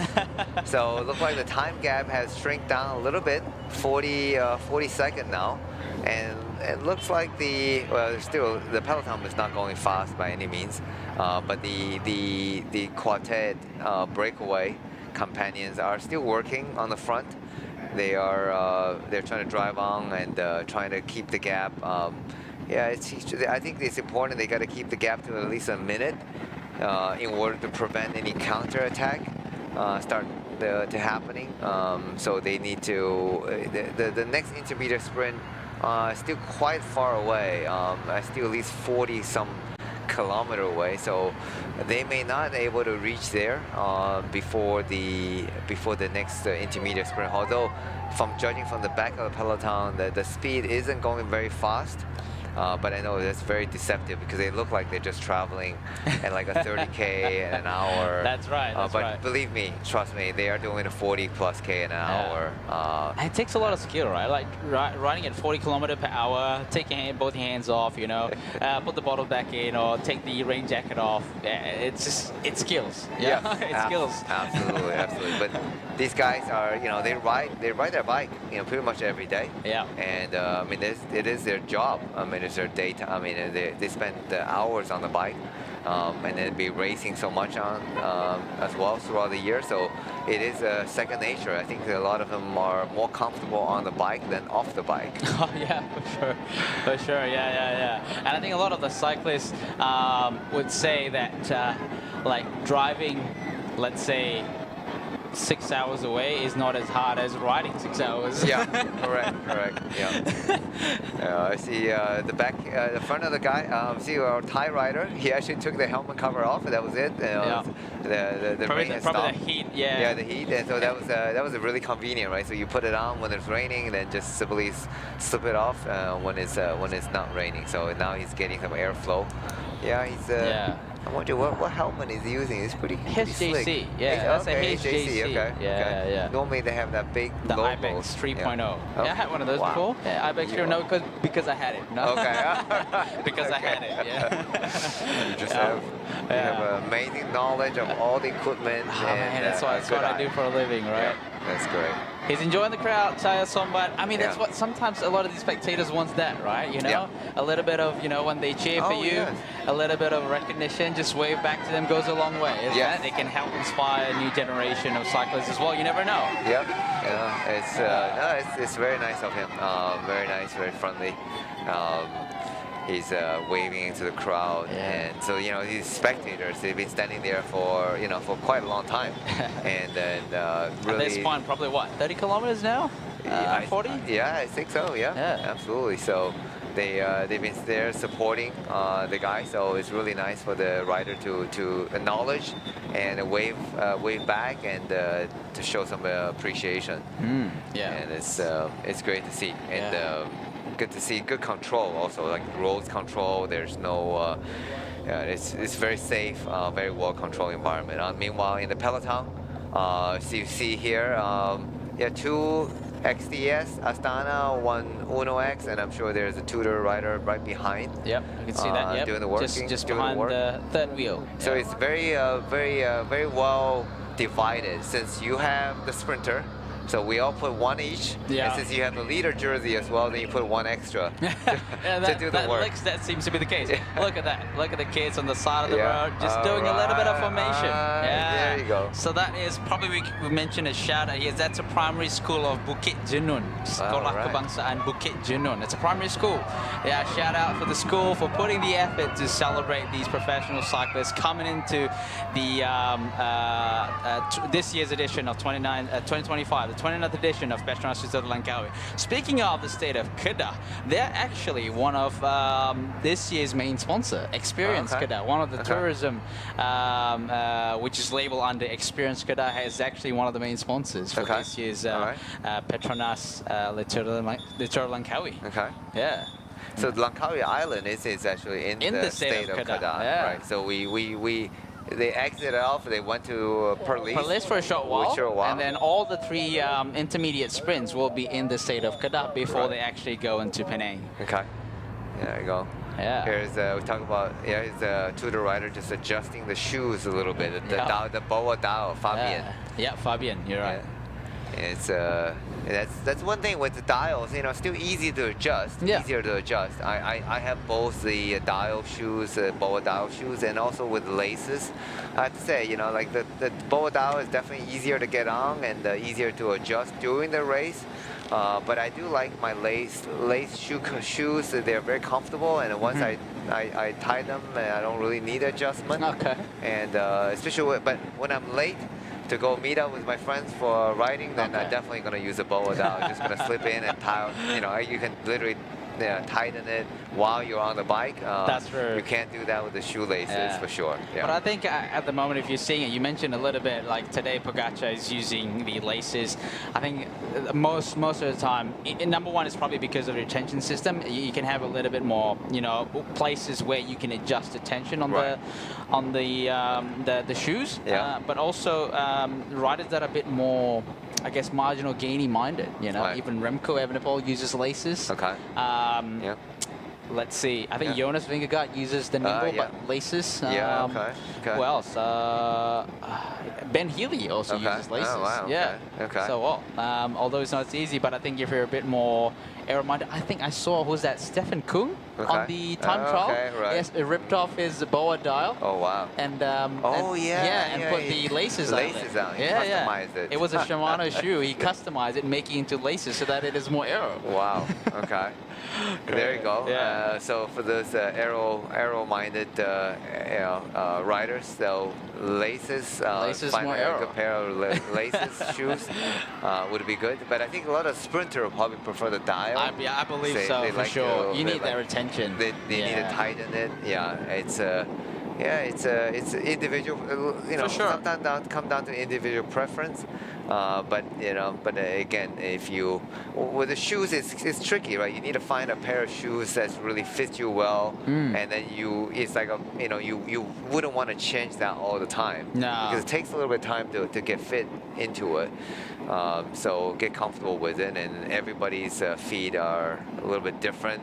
Than each other, so it's not easy. It's not easy to get something to fit them perfectly. Yeah. The thing with the cycling shoe as well, it's not like you're buying a sneakers where you can just you size up to accommodate for the width, because your foot is doing a mechanical work of pedaling the bike, right? So you want a shoe that fits. You got to find out whether the shoe actually have the correct width or not. Some shoes are a little bit narrower than others, so that affects your control on the bike when you're enjoying cycling. Right, but you can always put on a cuff, aero cuff, to make it a more aero. That's right. So that's the easy way to do it. So, it's something that for those getting more serious into aero gains, those are the small little thing that the professional does to improve their performance. Yeah. So, and it's I think I've seen even like soccer players. Football player, and then they have these kind of things that's on there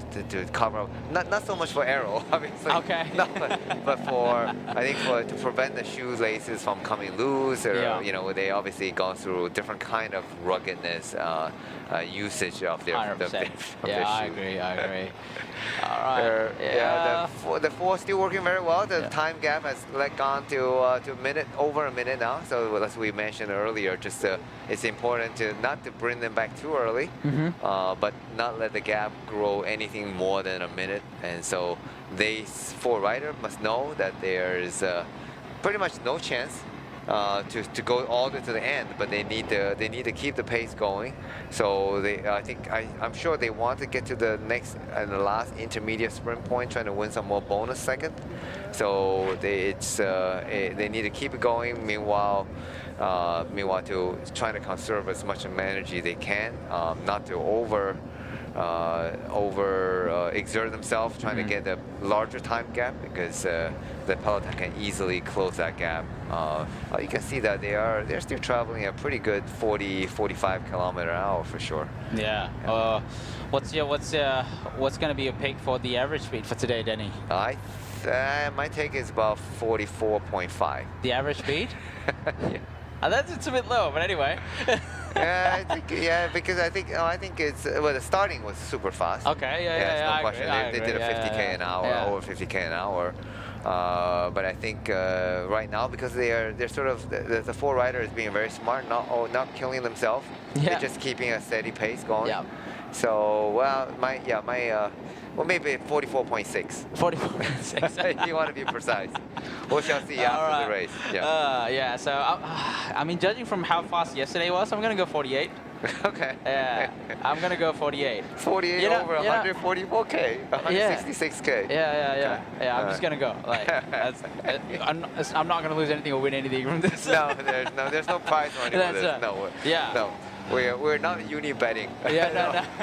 I think it's uni bet. I talk about uni bet. That was funny because I remember that they were gonna sponsor. They were the sponsor for, if I'm not mistaken, for the Bait and Cook team many years ago. Maybe, yeah. Right, but I have to look it up. My apology if I'm wrong.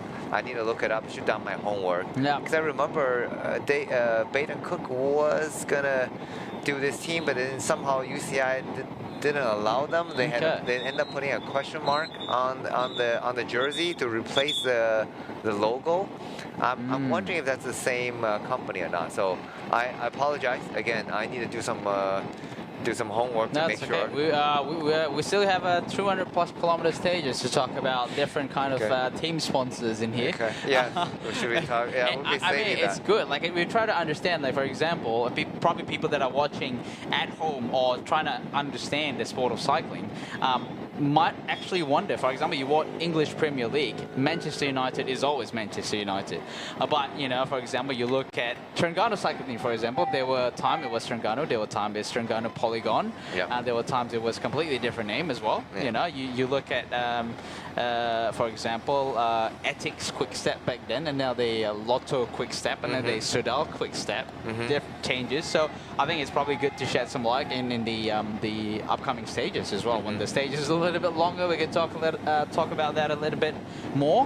Get people to understand like why are the team names actually changing. So yeah, follow along the live commentary to find out. Maybe I'll get back to the front of the race. Still four riders.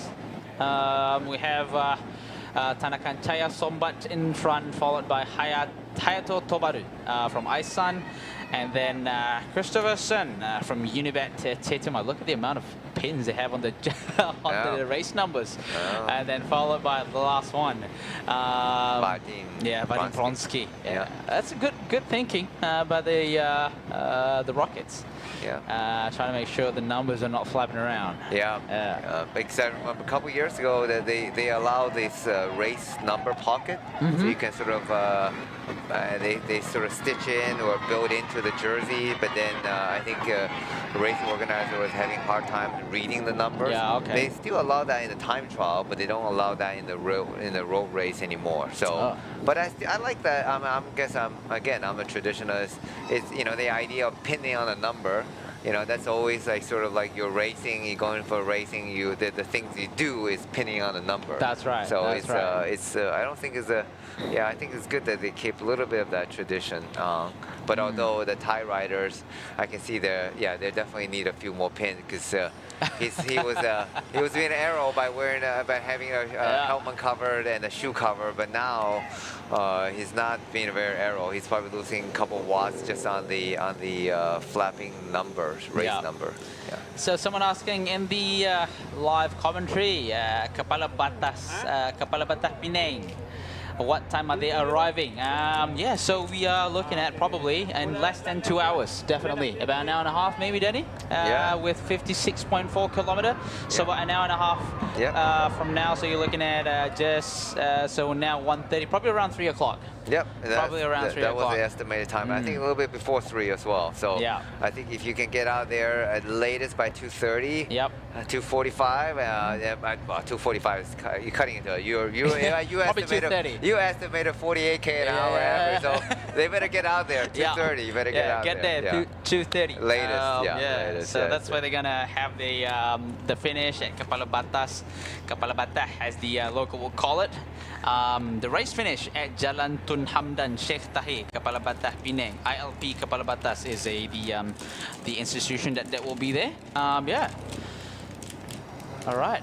So again, we have 55-second gap between the riders and also the peloton. We see these team car. Looks like Iceland racing team giving some feeding to Hayato Tobaru, rider number 183. So you see, riders are giving the bottles back into the car and getting new bottles back. It's going to be a lot of work for the race mechanic after this, you know. A lot of riding in the rain. It's going to be a lot of sand, a lot of dirt, a lot of road grit and grime getting stuck into the frame, the drivetrain, the brakes. You know, some brakes might have some kind of sound after this. You know, you can get some oil from the road flinging into the brake pads, and then you're not going to have a very good braking performance afterwards. So speaking of mechanic, we have a lot of local mechanics working for international teams. So, for example, we have, Uno X. We have Faisal from the Uno X team, and then we have Chitlan. Chitlan is from St. George. He's been with St. George for the longest time. Chitlan Kuman, Lan Kuman is his nickname. We have Haikal for Solution Tech Fantini. We have Sulhi for Badiani.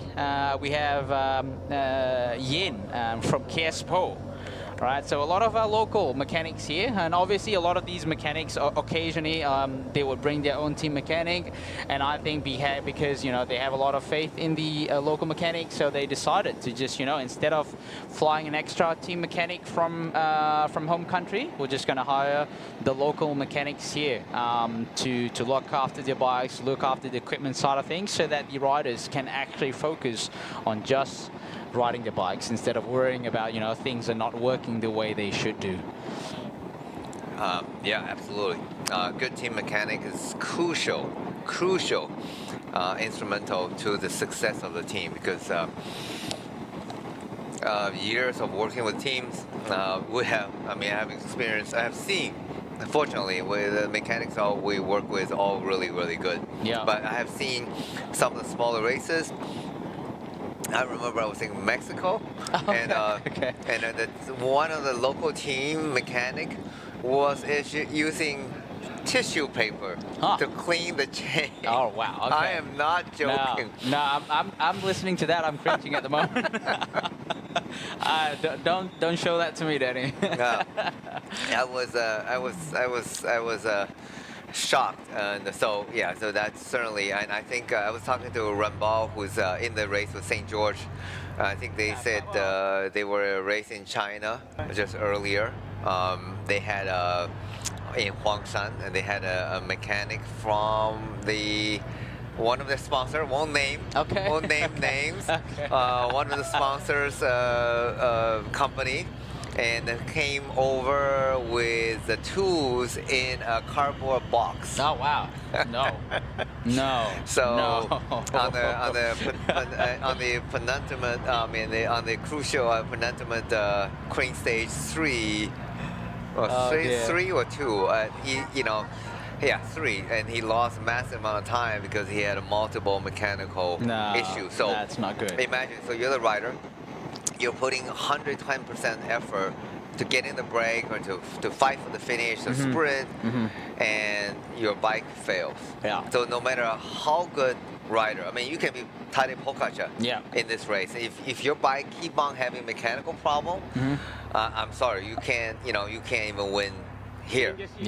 So it's just we saw yesterday in the World Championship. Evenepoel had multiple mechanical issues on the carbos, and they said, I think it was said the seat have basically dropped. His seat dropped. And Yeah, there you go. I mean, he's probably, otherwise he probably it would have saved a lot more. I mean, still, I think Tadej Pogačar would have won, but Remco certainly wasted a lot of time. Yeah.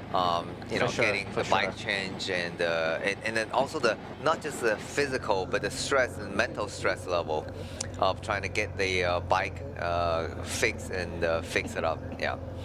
So yeah, good mechanic is absolutely crucial in the success of the team. And imagine they are looking after 6 bikes, or 7 bikes, and in the Grand Tour would be like 8 bikes. Oh yeah. So those cases typically they have at least 2 mechanics. That's right. 2 or 3 mechanics in the team. So and that is absolutely crucial. Yeah, that's you have to say in terms of importance, all the staff are important, but you need to have a great team mechanic to ensure, and not only ensure the product perform well, but also in terms of keeping up the latest technology. Right? Oh yeah, for sure. So to make sure you're using the right amount, the right chain wax, and I know you're a big fan of hot wax. Yeah. I haven't used chain lube for a very long time. So that's certainly all that, and how do you set up the bike and correctly, and because there's a lot of times the riders nowadays are so educated, and they themselves have very specific requirements for their own personal bikes. However, if you have a good team mechanic and also imagine they're trying to follow everybody's their own preferences, own height, own saddle, tilt, angle, so forth. Yeah, it's you're trying to do that for 6, 7 riders. Oh yeah.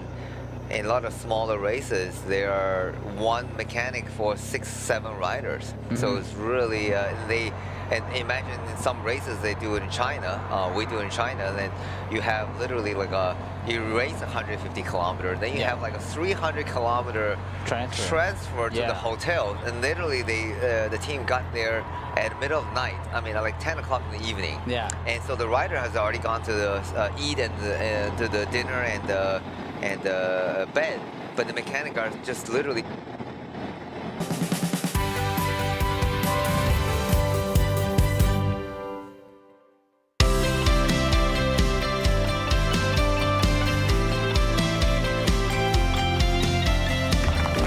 Do you know my papa?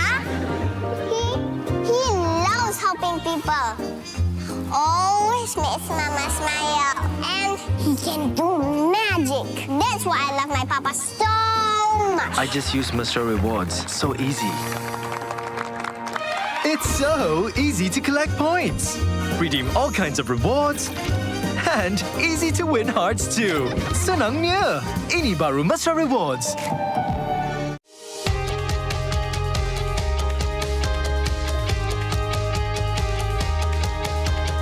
From the first pedal stroke to the final sprint, fueled by Bubbles O2, Malaysia's only naturally oxygenated mineral water. Rising beyond boundaries. Together we ride, together we conquer. Bubbles O2, empowering champions.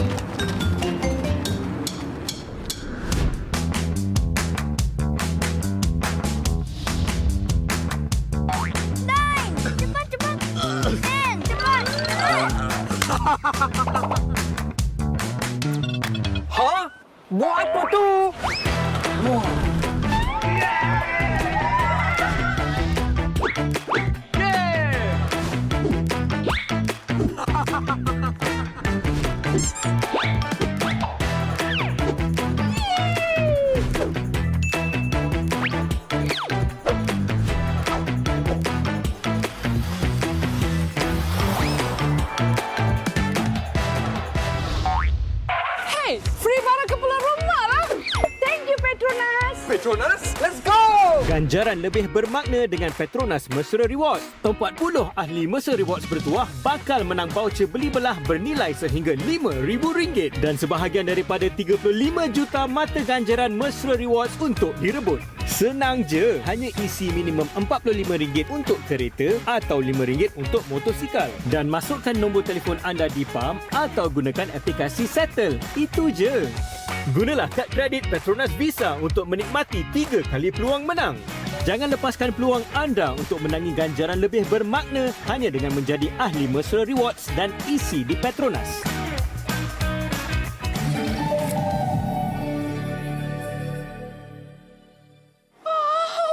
Barang elektrik pun boleh.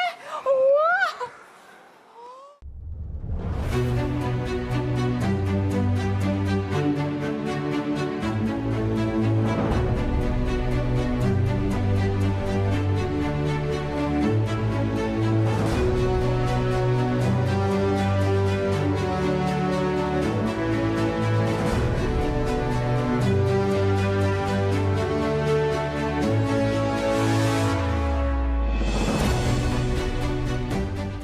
Isi minyak di Petronas guna Settle 3 kali mata ganjaran. Senangnya, ini baru Mesra Rewards.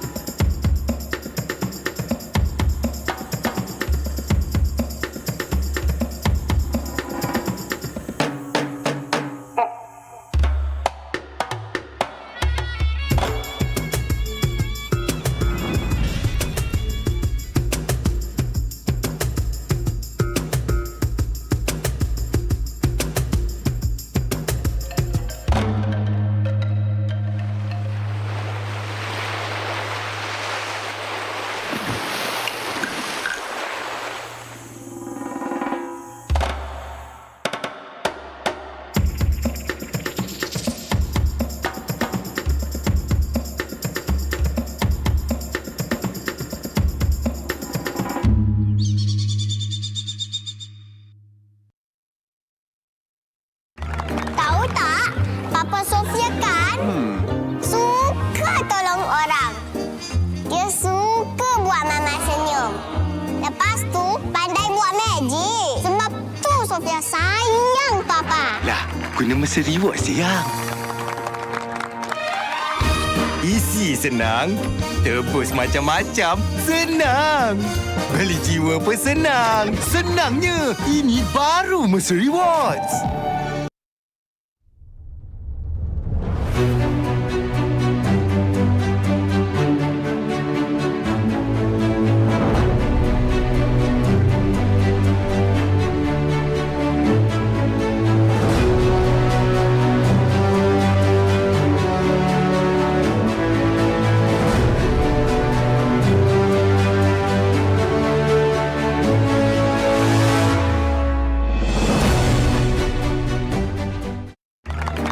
Do you know my Papa? He loves helping people. Always makes Mama smile. And he can do magic. That's why I love my Papa so much. I just use Mesra Rewards. So easy. It's so easy to collect points. Redeem all kinds of rewards. And easy to win hearts too. Senangnya, ini baru Mesra Rewards.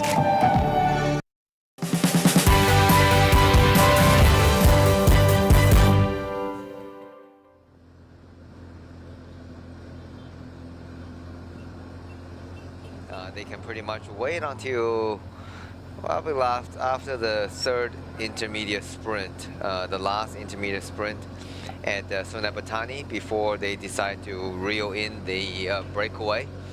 Because if they get it too early, then that will probably spur up some sprinting, fighting for the points among the sprinters.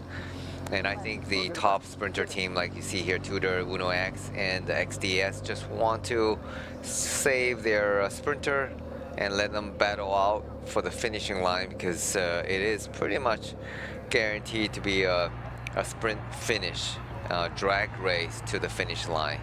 And if we look at the finishing profile of today's stage, it is pretty much a dead straight on, like arrow straight into the last 5 kilometers. So it's going to be fast and furious for the last finishing sprint. So if you're watching, don't go away. You know, the most exciting sprint finish. Who is going to take today's honor? Yesterday was won by XDS Astana Marucelli, who was last year's multiple stage winner, as well as the orange KBS orange jersey winner. So he showed his dominance, was not a fluke from last year. So this year he won the first stage, but obviously Uno X team leader Alexander Kristoff, and as well as Tudor Pro Cycling Team Alvin Decline, would like to get their second chance to take their victory on the top of the podium. So it will be a fight to the end. But right now, 3 teams are sharing the workload and letting their sprinter to rest to battle later. Yeah, so it's interesting to see as well. We see the presence of Thailand Continental Cycling Team just behind the Uno X rider. What would be the case, Denny? What's the interest for Thailand Continental Cycling to be there in the mix in the front of the peloton? Yeah, I think they want to make sure that these the 4 breakaway, they have their teammate in the front. So they want to make sure there's 4 breakaway to get to the next intermediate sprint. Obviously, they know they cannot keep them all to the finish line, but obviously the first sprint, the second sprint was won by the Thai rider, so they know that he has a very good high chance of winning the third and last intermediate sprint, and that would be 6-second bonus, right? So he can take 6-second bonus. So he literally that would have put him second in the Asian classification behind Ayman Rosley. And so that's why they want to sit behind the 3. So the reason to do that, they want to do that so they prevent the other team from coming in and contribute to the chase. So just limited 3 against 4. Obviously, these 4 riders has been on the front for a long time, but they just want to keep the gap steady. They don't want them to be caught too quickly before the last intermediate sprint. So it's good. It's good that they are the Thai Continental team is on the front and doing their work, or doing their policing duty, I would call that. Yeah, pretty much. I think good thinking by the Thailand Continental Cycling Team. It's pretty good, and I can say that they are only Continental Cycling Team. I mean, always amazes me to see the bike of Tanaka Sombat. Yeah, that's the Aero oversized pulley wheels. Yeah, that's the Aero oversized pulley wheels. Saves you, I don't know, probably 2 to 3 watts. Okay. Yeah. He has a cover. So basically, he has a cover over his pulley wheel. Yeah. Maybe he has some shoe cover. He has a shoe cover. Yeah. Still got the shoe cover. And remove the helmet cover, ones. Remove the helmet covers. Still have the rain shoe cover, I suppose. Yeah.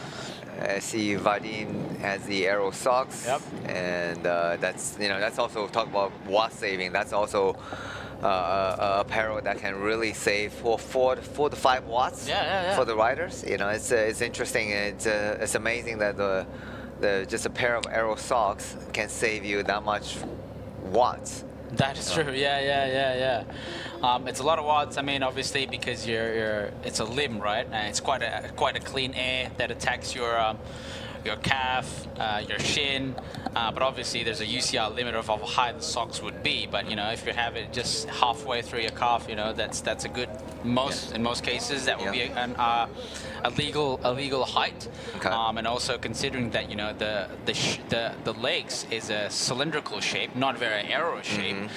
So you produce quite a big amount of turbulence behind the legs. So making it aero delays the turbulence formation behind your behind your calf muscles. Okay. Yeah, Okay. and also considering that, you know, when the foot is trying to go at twice as the speed of the bike on Okay. top of the stroke heading towards the 6 o'clock, so that, you know, makes it more prominent.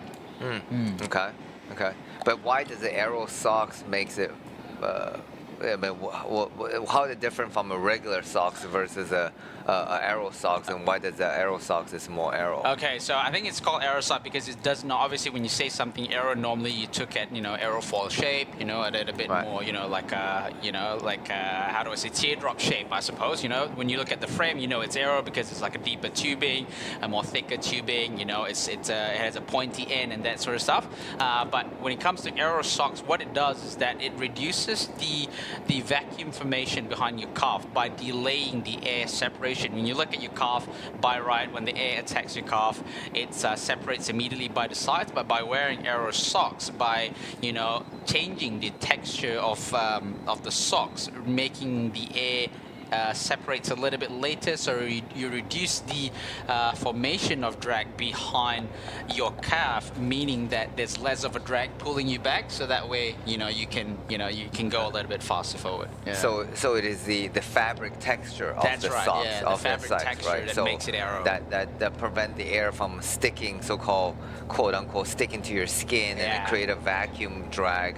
It's like a little spoiler, like a Right, it's almost yeah, like yeah, they have one way to say it, yeah. It's a like bit of a spoiler. on the socks itself, the texture has a little bit of a line, trip lines, and on it, some kind of texture on it to create it, to prevent the air from sticking to your leg and skin. And obviously, the regular socks you typically wear, those are like knitted, and then they create a lot of air resistance, friction, because they're not smooth. So generally, yes, a smooth surface definitely create a bit more, less drag, less resistance to the air. So here's a shot of the Malaysia Pro Cycling team. Yep. And they're just chugging along. Surprisingly, I would have expected to be more active in the breakaway. You would think that the other blue should be them, but then maybe they're saving their powder for the later stages. That's right. Yeah, Okay. I think they do have quite a good rider that suits the climb. For example, they have Muhammad Shawal from the Malaysian Pro Cycling that could potentially, you know, obviously not fight among the big guns, but potentially get a better position and potentially score some points at the King of the Mountain classification. So yeah, they I think judging from the kind of rider that they bring into this year's PETRONAS Tour Langkawi, I think stage 3 and stage 4 is what they're looking at to get a little bit more visibility there. Okay. Yeah. Here's a shot of the team car for the Terengganu cycling team, Saiful. Shout out to Saiful. And our sponsor, iSports. He's helping the teams and is helping the team for today's stage. Yeah, he's passing on waters, getting the water, getting the support, helping for Saiful was he was a very good rider. He was riding for Terengganu cycling team for many years, and then when he retired, he became the DS.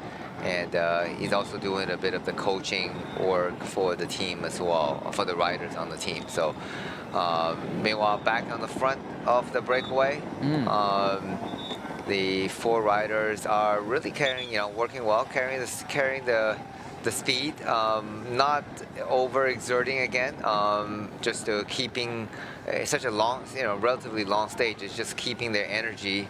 As they're riding along under the beautiful hot sun. So at least there's no more rain. Yeah. And I'm seeing the temperature right now is soaring up to 33, 32 degrees, 33 degrees Celsius.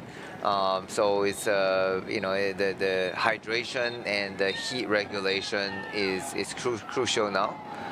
So they go from really cold, not really cold, but rainy weather in the wet to sunny, hot weather so we're getting approach to Sonapatani, Let's see, that's Sungai Petani. It's in Kedah, but it's very close to Penang Island already. That's isn't true, it? yeah. So Sungai Petani is a lot closer to Penang Island compared to, for example, the... Langkawi? Yeah, obviously compared to Langkawi, even compared to the capital city of state of Kedah, which is Alor. Yeah. So Sungai Petani is actually, you know, it's easier for you to access to Penang. Very much south tip of the Kedah state. Yeah, so if you're like, you know, trying to get a good place to start your ride, probably Sungai Petani is a good place to start. It's a little bit, I guess, the second biggest town in Kedah. In the state of Kedah, obviously you have the biggest one is Alor.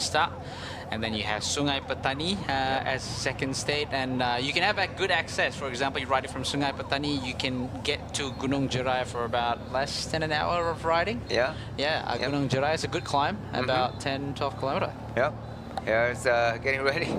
Yeah, I saw Unibet was having a chat with TSG Terengganu rider Vadi. So they think they may be saying it's getting a little bit too slow, then they maybe want to push on the pace a little bit more. And it looked like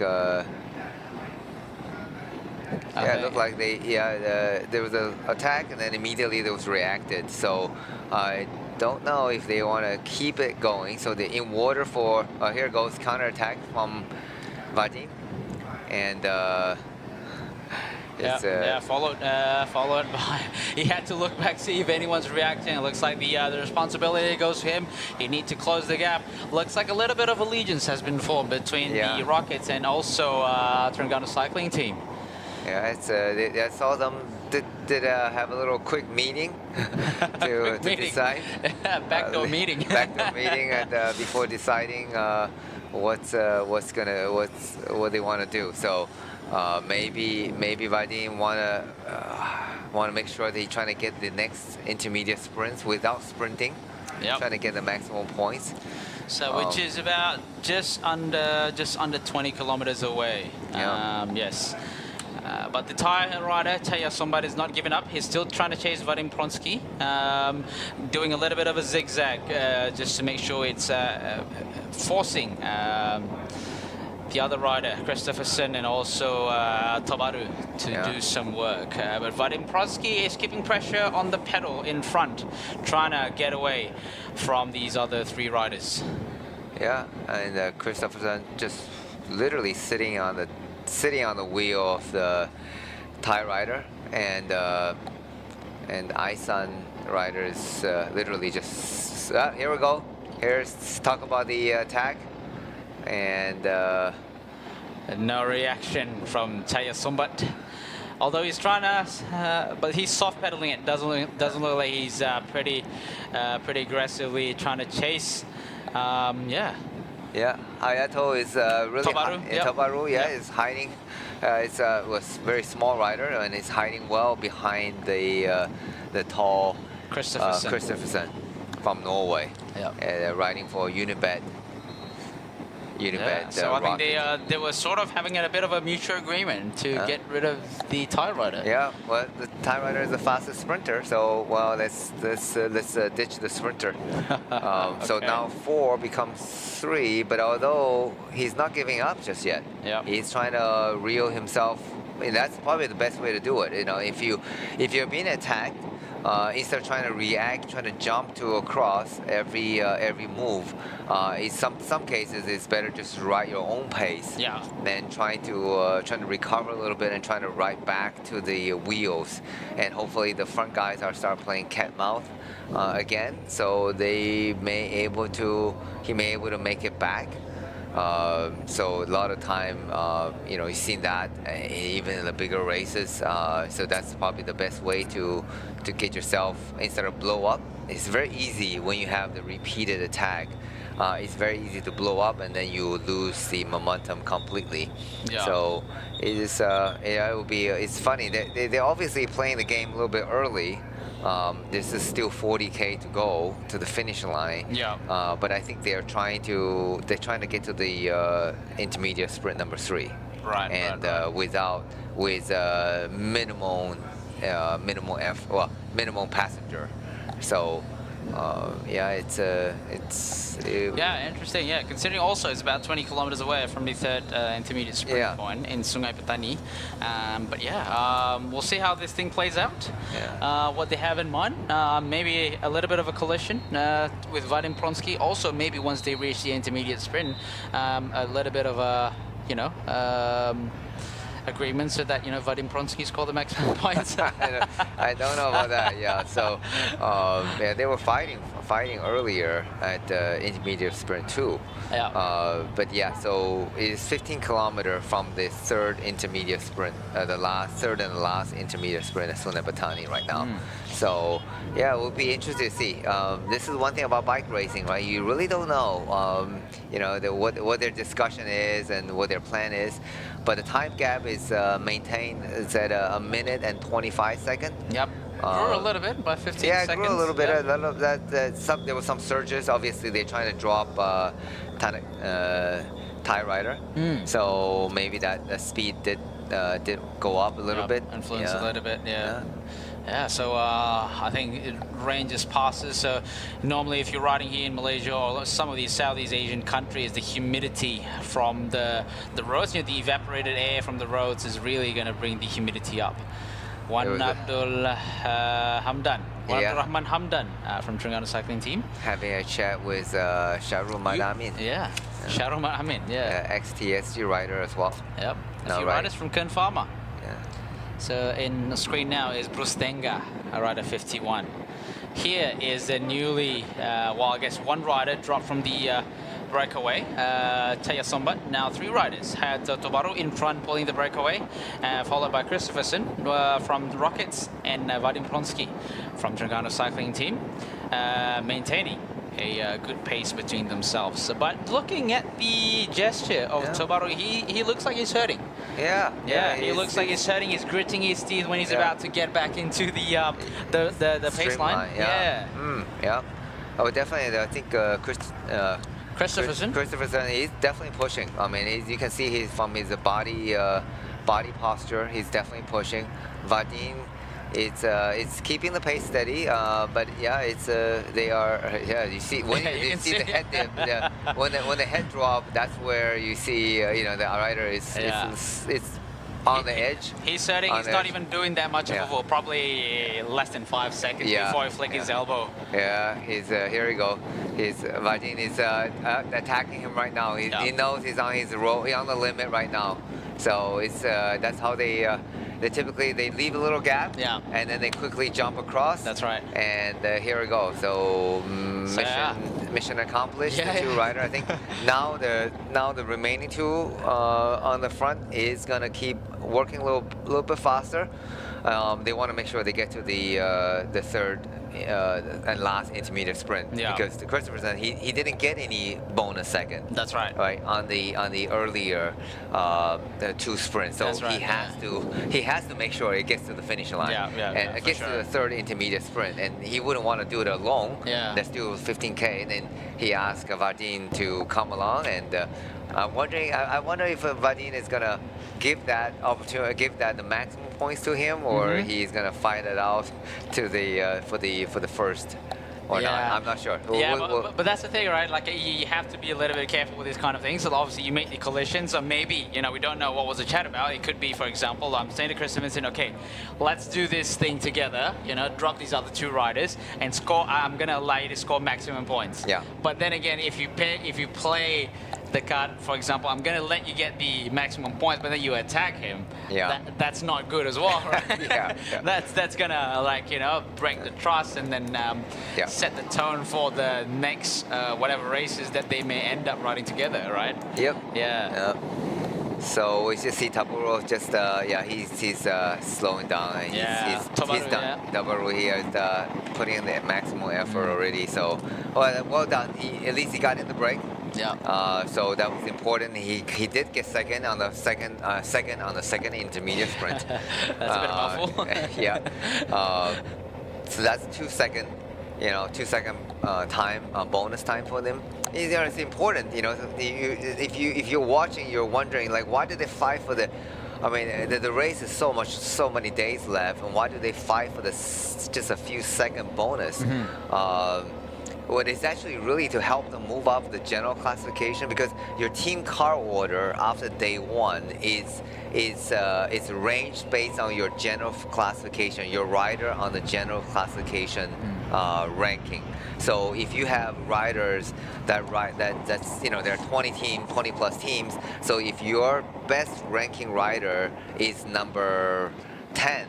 So you're let's just say assuming the 9 other riders are all on different teams, so your team car order it goes to number 9 instead of course goes to number 10. So it's a lot of times riders do this because to help their and if they improve their best riders in the team's general classification, your team car also move up forward.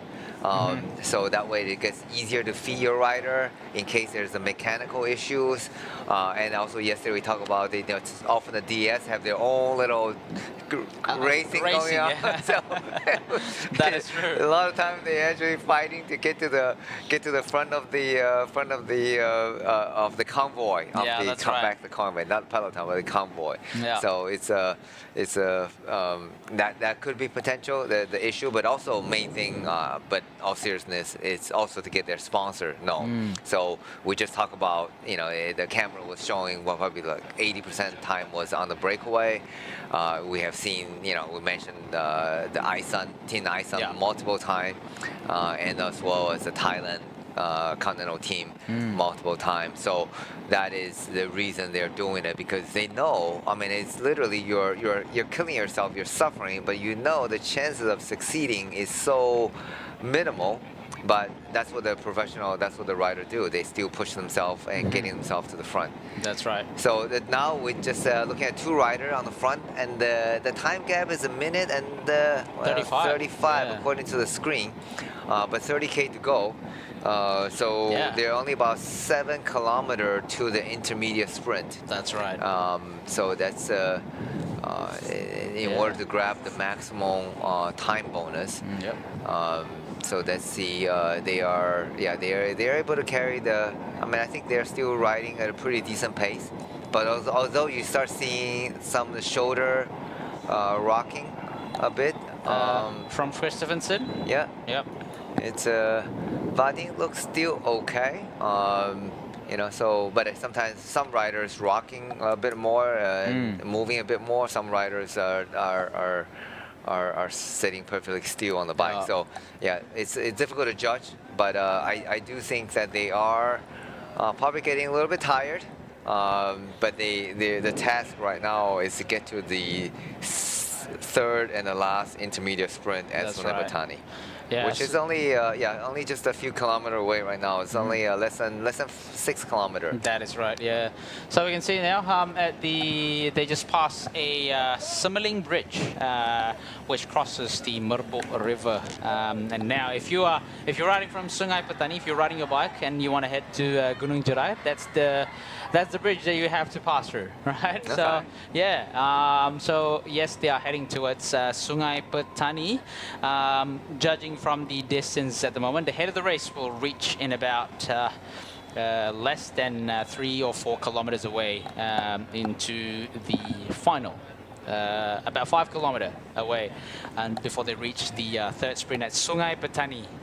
Yeah. The sun is out. Yeah, you can see. You can feel the heat is on now. The heat is definitely on now. If you're from the north, if you're familiar about riding in the north, when the sun is up, the heat and the temperature is really up. It's almost like how do I say, like a summer in Australia kind of feel, like that burning sensation on your skin kind of feel.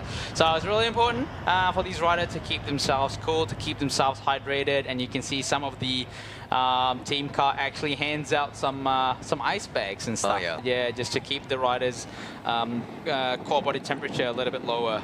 Yeah, we're seeing bike racing in hotter and hotter temperature. Especially even in Europe, And even in the classic, early in the season, it's supposed to be warm. I mean, it used to be what Pyrenees they had race in the snow, but that's right. That's right. But now we're seeing hotter and hotter temperature, especially in the Bauda, down in Australia, and I think they're easily reaching well over 40 degrees Celsius. So now the next big thing in cycling is talking more about heat regulation, so how to keep yourself cool and body regulation. So we're just past, there was note of less than 4K to the intermediate sprint, and it'll be really interesting to see if the two rider is gonna contest it out for the bonus second. I think Vadine is going to go for the maximum points, and I'm wondering if that will break the alliance or not, to be honest. So it will be interesting to see. So that's one thing about bike racing. It is always changing. It's always allies become rivals, and the rivals become allies. Yeah. You know, it can not even just happen in one day of racing. Like even just within a few kilometers of racing, they can become allies versus rivals. That is true. So right now they're still allies. So let's see when are they going to become rivals. And just that's true. In less than, I think it's approaching 3 kilometers to the last intermediate sprint at Sonabatani. Yeah, so it should be at kilometer 142.9, which is about 23.2 kilometer until the finish of the race.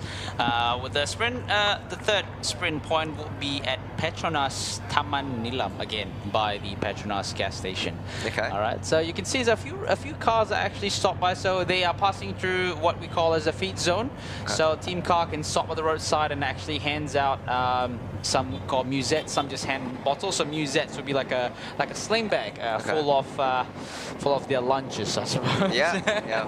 Or there'll be bottles, some gels and water, and I mean drinks, some isotonic drinks, some carb drinks, and also some teams, like the riders prefer, instead of just keep on eating sugars, of sugar-based, sweet-based gels and bread, and then they actually make like small little sandwich. Oh, okay. Like you could either little cheese sandwiches and something like that. Just ease off the taste palate fatigue. Exactly. So you can imagine you just keep on dumping sugars in your body for, especially like 120 grams of sugar. I mean, 120 grams of carb every hour. So yeah, sometimes the body just craving for a little bit of diversity and for the taste palate. And so it's you see Uno X in the front on the front chasing pretty hard right now. Oh yeah. They have to bring it down. So the gap has significantly closed down. So now it's 55 seconds. I think they need to keep the gap in bay in check because they are not far off until the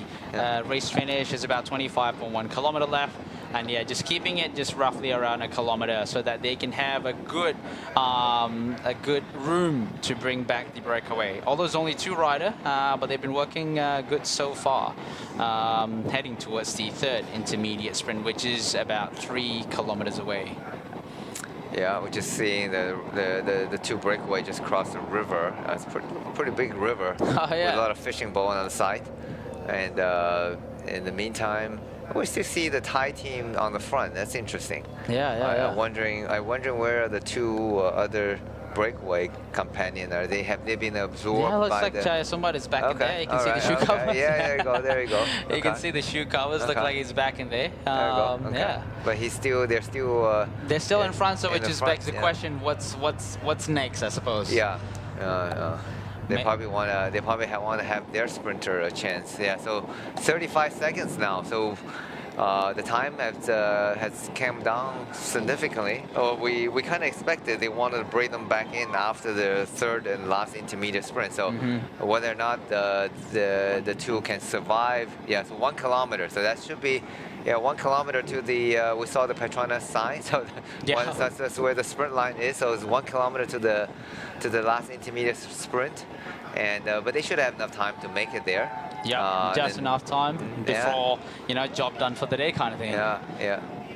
500 meter. Vadine is looking pretty cautiously. He's constantly looking back just to make sure that they have enough gap to take them sprint.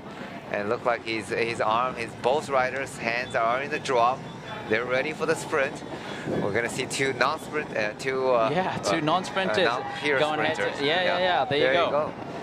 There you go. But who's going to get it? Christopherson. Looks like Vadim Pronsky already got the better of Christopherson. They're fighting with one another.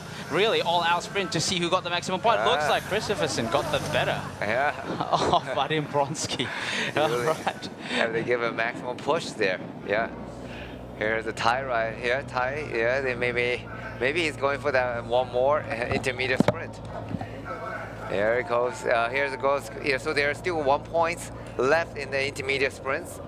And look like Total Energy is leading out their sprinter, and I see Iam and Rossley also want to get in the mix of the sprinting, but it looks like it's going to be Uno X. Why? It's a throw to the line. Uno X and Total Energy. I'm sorry, Team Tudor was fighting out for the last intermediate points and the seconds. So I think they are just trying to prevent each other team from taking the points classification, taking the additional 1 point. It is back to the front. Look like solo leader from Unibet is still pushing on and continue the effort. I think Vadim decided probably the job done. He earned some bonus second. He maybe gonna get absorbed. Gonna sit up. Yeah, it looks like he's sitting up and waiting to be absorbed by the peloton. But the peloton is still chasing. There shows 42 seconds. I'm not sure how accurate that is. And that's solo rider, Christopher. So Christopherson still in front. So that's the replay of the final intermediate sprint at Sungai Petani. Christopherson just sprinted off the front and got the maximum point ahead of Vadim Pronsky. So 3 points or 3 time bonus for Christopherson and 2 points and 2 second time bonus for Vadim Pronsky. So both are getting 3 seconds from today. Yeah. Okay. Sort of evens out. Yeah, I guess it's it's job well done. That's their intention, is to get to the. I think there's the intention to get to at least the 3rd intermediate sprint. Yep. But Christopherson is still in front. Still in front. Yeah. He needs to keep going. Yeah. So meanwhile, on the back Tudor team, so just Chanzizi, right? Chanzizi. Taking the 3rd and the last points. I think they just want to prevent the Uno X from taking the intermediate sprint points. Yeah, Vadim decided to set up. Job done. Time to get reabsorbed, because his goal is really going for the Asian classification or the general classification as well. So there's no need to keep pushing on. Yep. Meanwhile, the Unibet rocket is still sending their rocket up the road. That's right. Yeah. So they've been doing it stage 1, then doing it as well in stage 2. So yeah, not bad for a first timer being in Langkawi. So I'm not sure if they've done any Southeast Asian racing before that. We can double check as well. But yeah, it's definitely a different kind of racing here compared to for the likes of China or even any other Asian racing. Yeah, it's the different kind of climate, different kind of road and weather, which I think a lot of European racers find one of the toughest bit about racing in Langkawi is the humidity, racing in the humidity, the heat, and also the constant occasional changes, like getting wet and then dry and then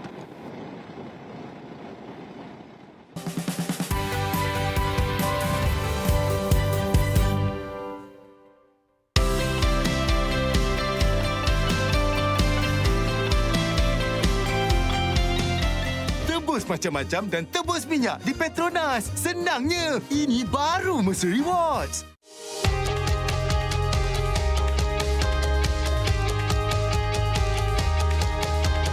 From the first pedal stroke to the final sprint, fueled by Bubbles O2, Malaysia's only naturally oxygenated mineral water. Rising beyond boundaries. Together we ride, together we conquer. Bubbles O2, empowering champions.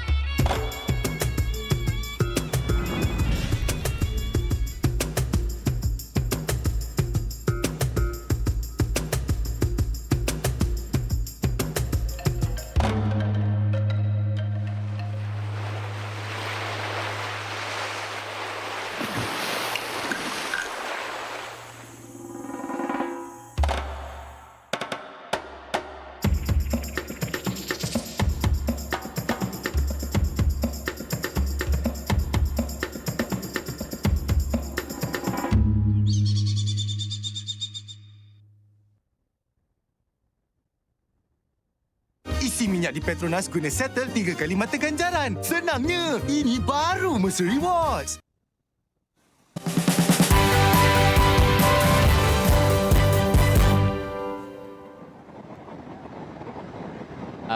Make their way up into the peloton, trying to get behind the lead-out train, I suppose. Yeah, at this point in time. Maybe they're talking about deciding who should take the win today. Oh yeah, maybe. All right, I give you this stage, you give me the other stage. That was just our joke aside. There's Christopherson is still chugging along. I mean, he's not sitting up just yet. Yeah. He's definitely gonna. Well, I think he's gonna get the most combative rider again. The team yesterday they had the most combative award. So today they're gonna get that again. Yesterday Adrian Mayer had the most competitive award. So today it's gonna be Christopherson. Okay. So yeah, 2 days in a row on the podium. No, didn't think of that. Yeah. That's a good day though. Yeah. Good 2 days for Unibets. The main thing I think for a new team, getting on the podium, get themselves known, always a plus, right? Yeah. Especially it's like in the Grand Tours, so smaller teams had absolutely no chance for a podium result or victory. So it's super important to send their rider into the break, and in those big races, even just getting them. I mean, even in this races, we saw at the beginning how difficult it was for any rider to get in the break, and it literally took well over 55 kilometers because until after the first intermediate sprint, it was action from the gun, and for the next 1 hour plus, and it was full-on chase, counter-attack, and attack until the breakaway goes, and that's how difficult it actually is, right? You can imagine amateur racing, you have like 5 guys go and that's it, bye-bye, and see you later. So here, guys everybody want to get in the break, and it takes literally the full effort. So and full team, and so many teams was involved from the very beginning. So there you go.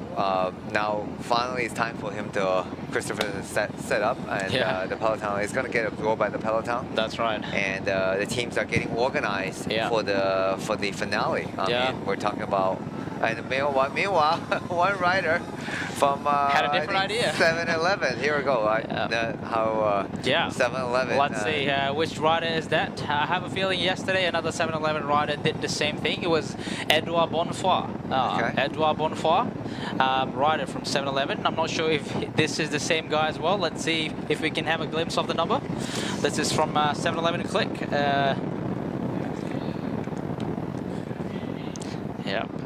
So obviously Christopherson was absorbed and another rider went ahead, and it's interesting to see that the peloton is not kicking up the pace by any means. You know, we talked about that yesterday. It's about maintaining a smooth build up speed instead of, you know, ramping up the speed as quick as possible.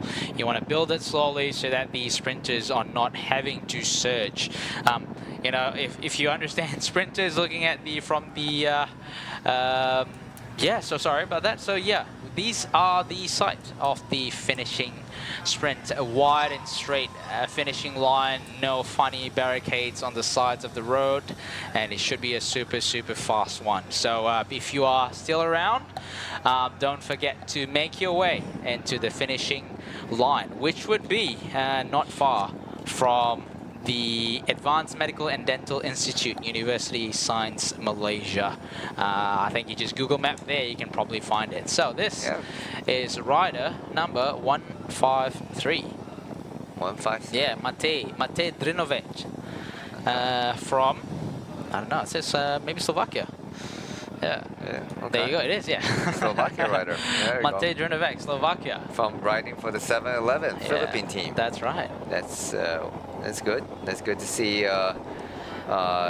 Giving another crack at it. Yeah, well, it's good to see the international rider racing for the teams, local or regional teams. Yep.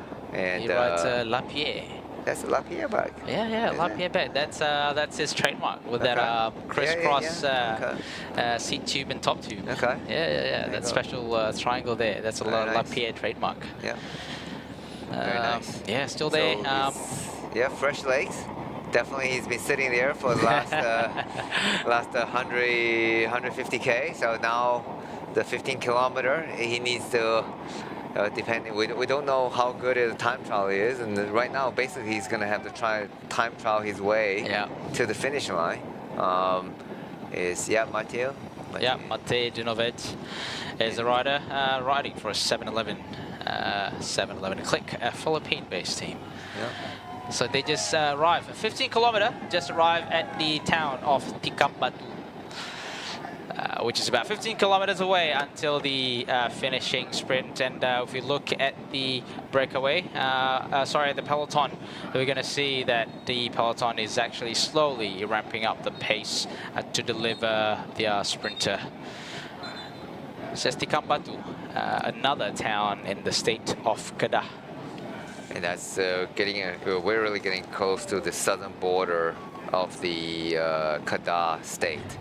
And meanwhile, in the back of the peloton, Ayman Rosli, all smile. Yeah. He's certainly done his job and being aggressive. And he should be able to still be maintaining his. He's just doing a little bit of sprint. Stretching out, maybe a lead down duty afterwards. But he should maintain his best Asian jersey, a white Asian jersey. Yeah. And while his teammate Vadim Prosky move up, I think just behind him. Yeah. Right. So he's Vadim got 3 seconds. 3 seconds. Yeah. Versus the. Oh yeah, the Thai rider also he got 3 seconds as well by winning the second intermediate sprint. All right. So it will be counting. It goes back to a countdown. Count back to the. I should go back to the count back for the intermediate sprint result or finishing result. Yeah. I guess the finishing. I guess where he sits in the podium, does it play a part in terms of where one person sits in the classification? Yeah. So if it's a bunch sprint, you're gonna have a 30-40 rider going across the line at the same time. Yeah.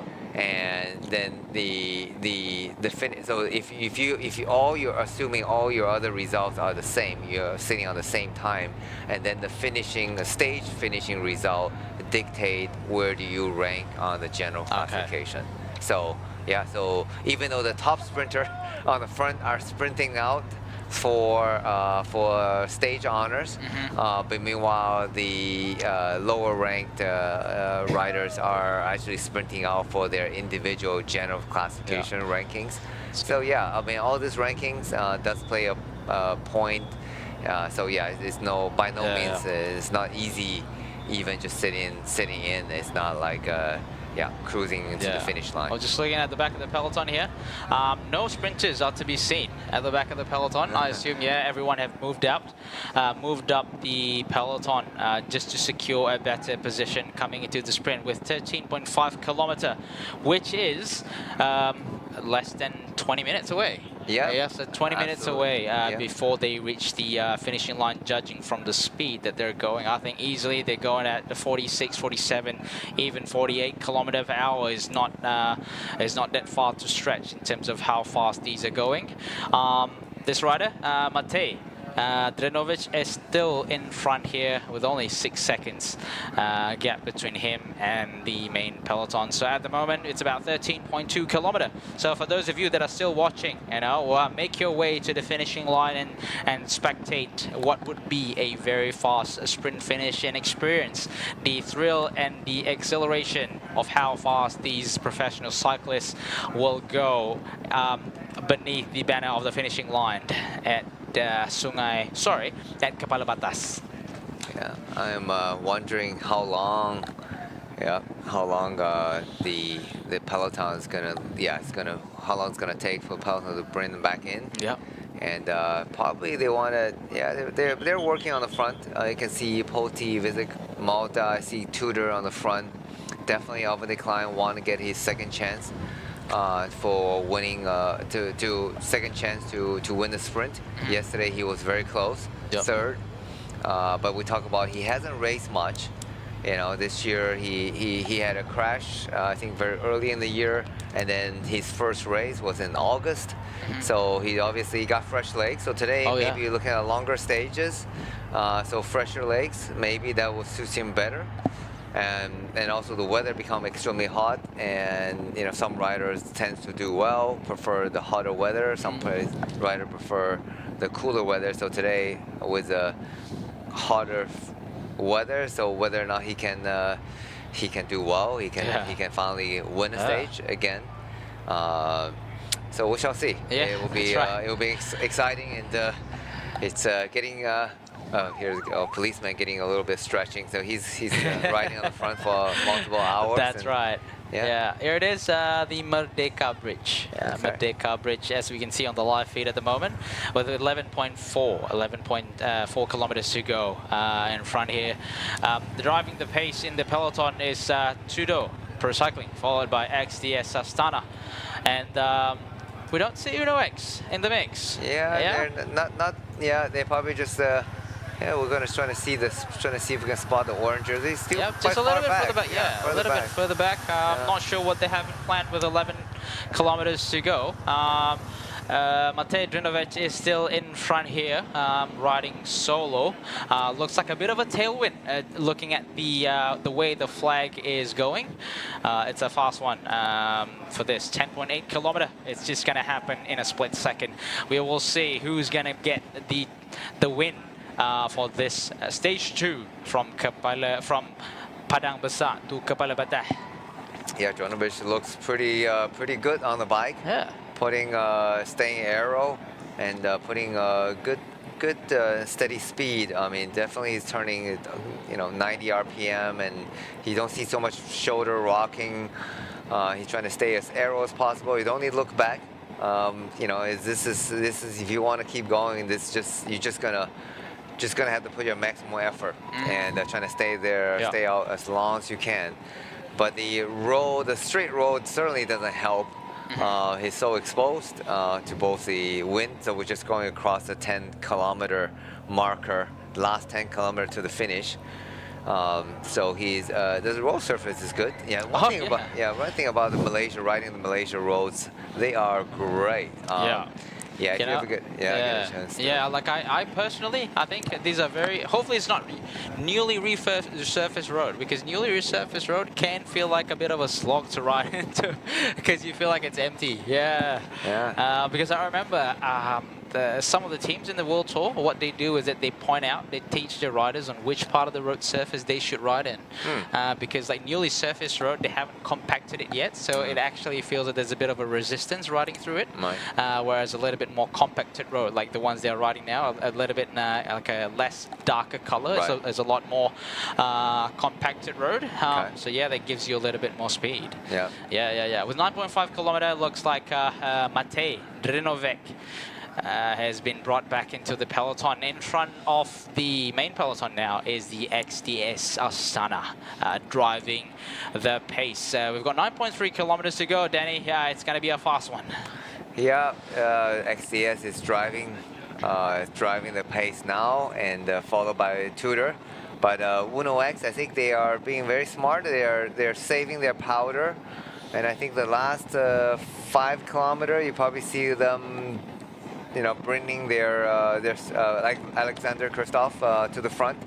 So some teams like to be staying in the front all the way to the last 10 kilometers, but some teams prefer to bring their sprinter in very late.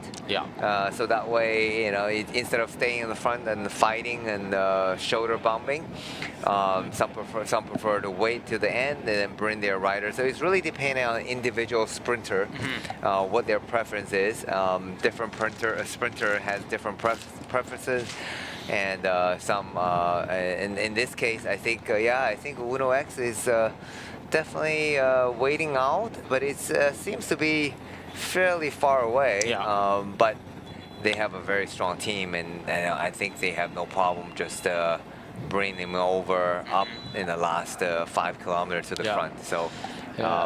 Looks like we can see a little bit as well of the HK side from the Hong Kong cycling team is sort of getting organized as well. Like I was made understood that a lot of them are actually from track cycling background. Oh, okay. Yeah, so track cycling are known for having a good kick for the sprint finish.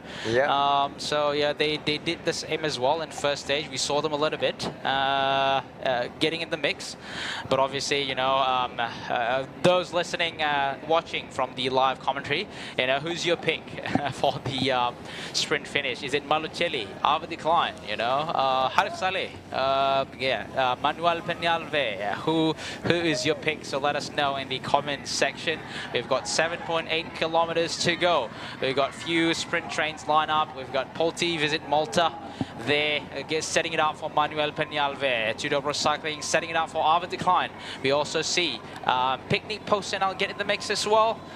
Unibet getting organized as well. A lot of sprint trains is trying to get organized, but we will see 7.5 kilometers to go. But we are yet to see Uno X making his way up. We can see a glimpse of that that orange street protection coming from the left side of the road, moving up. Yeah, I see Alvin Decline just sitting really comfortably behind. I think it's about 10 bike down, just hiding behind his teammate, looking super comfortable and confident. I would say that's my pick for today. Okay. Yeah, let us know. Yeah, some TSG fans as well. Someone vouched for Kristoff. Yeah, we would like to see Alexander Kristoff win as well. Get his 99th stage win, pro stage wins. Obviously, some Arvid fan as well. Ava Decline, yeah, we've got 2 Ava Decline fans in here. Okay, all right. Are they from Holland? I don't know. Yeah, the name's Jake, so I don't know. So probably. Yeah. TSG fan as well. Yeah, there's a couple of TSG fans as well in here. Yeah, the front again is still Tudor, followed by XDS, but it looks like Tudor is. Together with Picnic Personnel. Yeah, we didn't see them getting involved so much. So wondering if today they want to have a shot. They only have 5 riders, so it will be difficult for if they want to commit too early. So they're very well placed, just behind the train of Tudor. So that maybe they will wait a little bit, but we see our conformer also moving to the right side of the peloton, left side of your screen, with Poti, Visit Malda flanking the left side. Yeah. And well, the pace has definitely gone up. So we're 6 kilometers to the finishing line, and then there is a turn. About now? About right now. About right now. Yeah, right now. And then from this point, Danny, I think it's just a straight into the finishing line. It's a straight, dead straight into the finishing line. Yeah. So they can really create some significant speed with this kind of road. Yeah. And the rider on the back, that would be impossible to move forward. But we also see the Hong Kong team. That's surprising. On the right side of the road, they're in the mix. Picnic Post NL as well on the right side of the road. We are yet to see Uno X making themselves visible, but we can see Manuel Peñalves train. The Polti team is on the left side of the road. So there's a few sprint lead-out trains available there. Hiding away still, the Uno X train, looking like it's going to be a fast one, Danny. Looking at the flag up on the lamppost, it's going to be a fast one. It's a tailwind straight into the finishing straight here. Yeah, it's a tailwind. Yeah, absolutely correct. They just officially arrive in Penang from that. That arch up there. Yeah, okay. They just cross over to the Penang state of the Penang. Yes, the state of Penang. And then the peloton is led by Poti, Visit Malda, and but nobody is committing just yet, right? The pace is still not fast. It's not strong out, because they know it's going to be a long dead straight road to the finishing. So if you're committing too early, and they still have a lot of work to do. So, but right now, looks like the pace are, surprisingly calm right now. And that's everybody saving their firepower just to the finishing line. And I suppose in another 1 kilometer, the pace is going to ramp up significantly. And but right now it's still led by Poti, Visit Malda. Next to them are Total Energy and Picnic Post NL are waiting. I think Sprinter right now are waiting to pound. I would say. So no big teams in front. XDS Astana is not in front. Tudor is also not in front alongside with Uno X. These three giants are not in front. Only Polti, Total Energies, and also Picnic Post NL. So Energies is going for, Total Energies is going for Jason, Tessin, Peñalve for Polti, and a Sprinter as well available to go and finish it off for Picnic Post NL. We see Vinny Fantini as well getting organized on the slightly middle of the road. A few attempts from the left side of the road of riders trying to make their way up into the peloton. Maybe some sprinters that was left behind. Yeah, and I was just going across the 3 kilometer to the finish already. So now the pace is gonna increase, and it's gonna keep increasing to the finish. So we are gonna be treated with a fast and furious finish. I see Tudor still trying to move up. They gotta move up their cover decline, move up to their better position, because right now it's seems like Uno X. I cannot see Uno X at all. I mean, we can see the sort of middle way into the peloton. XDS Astana as well, not far off from there. 2 trains at the moment, Picnic Post NL and also Total Energies are dominating the train lead out, organized train lead out. We can see Uno X is yet to be visible. XDS Astana nowhere there as well. Judo Recycling is finally come up on the left side of the road, carrying the Sprinter alongside with Fantini. Uno X as well, just behind Fantini train. It's 2.2 kilometers to go, Danny. It's getting exciting. It's getting thrilling. It's getting a little bit more out of what we thought it's going to be. So where are these giant teams, Danny? I think they've been blocked temporarily right now. They haven't taken up the front, and they're a bit of block out of position. But I think they either be super confident in their rider. I see Tudor is start moving up right now, so they're saving their sprinter lead out just until the very end. I think I think I see still Total Energy. Total Energy and Picnic Post now is leading on the front. Now, did the sprinter team, did the bigger team left it too late? Now 1.4. Yeah, 1.4 kilometer to go. Then we just don't know. Like it's strung out, we can see that Jason Tessen's train is the dominant train at the moment. Uno X is in the mix as well. Tudor Pro Cycling, Manuel, Jason Tessen is Uno there. X is moving up right Uno now. X is moving up at the moment. You've mentioned it correct. Tudor Pro Cycling. Denny, 900 meters to go, Denny. 900 meter. Who is it gonna be today? Is Uno X gotta push to the front? They gotta lead to the front. It's the last 1 kilometer. They gotta take the control of the peloton to take the win. Otherwise, they're gonna be missing out. And I think Poti Visit Malta is still leading. Now Uno X take the front right now. 500 meters to go. We see Uno X train is there. Alan Brickra is just in front there, leading out from Alexander Christoph. We got the Alan Brickra just behind him. 300 meters to go. Alan Brickra in the orange jersey, the KBS orange jersey. We can see some sights of Marcelli. Jason Tessen is there as well. Zanoncello is there. Arvid Klein just behind Alan Brickra. Arvid Klein down the center of the road. 50 meters to go. Arvid Klein in front there, carrying the pace. It is Arvid Klein in the victory. Arvid Klein in the victory, and second place looks like it is Astana. Third place looks like Zanoncello from Bartiani. But we will get to know what is the final results until we see the official result comes out in front of the screen here. Wow, Denny. We were sort of thinking, like, what's going to happen? Like, we don't see the big teams. Uno X waited very late to come up, and then, but Arvid Klein was hiding perfectly behind the Uno X train, and being a smaller stature, so I think he positioned himself perfectly and launched the attack, launched the final sprint. And what I just said earlier, who's going to be the winner? Oh, yeah, you did. Yeah, you predicted again. There you go. Yeah, 2 out of 2. The fresh legs. 2 out of 2, yeah, man. Fresh legs. I'll leave the predicting to you, mate. 166 kilometer hot and humid and fresh leg, but I think there's a lot of motivation. You can see yesterday on the stage, he was not a happy boy.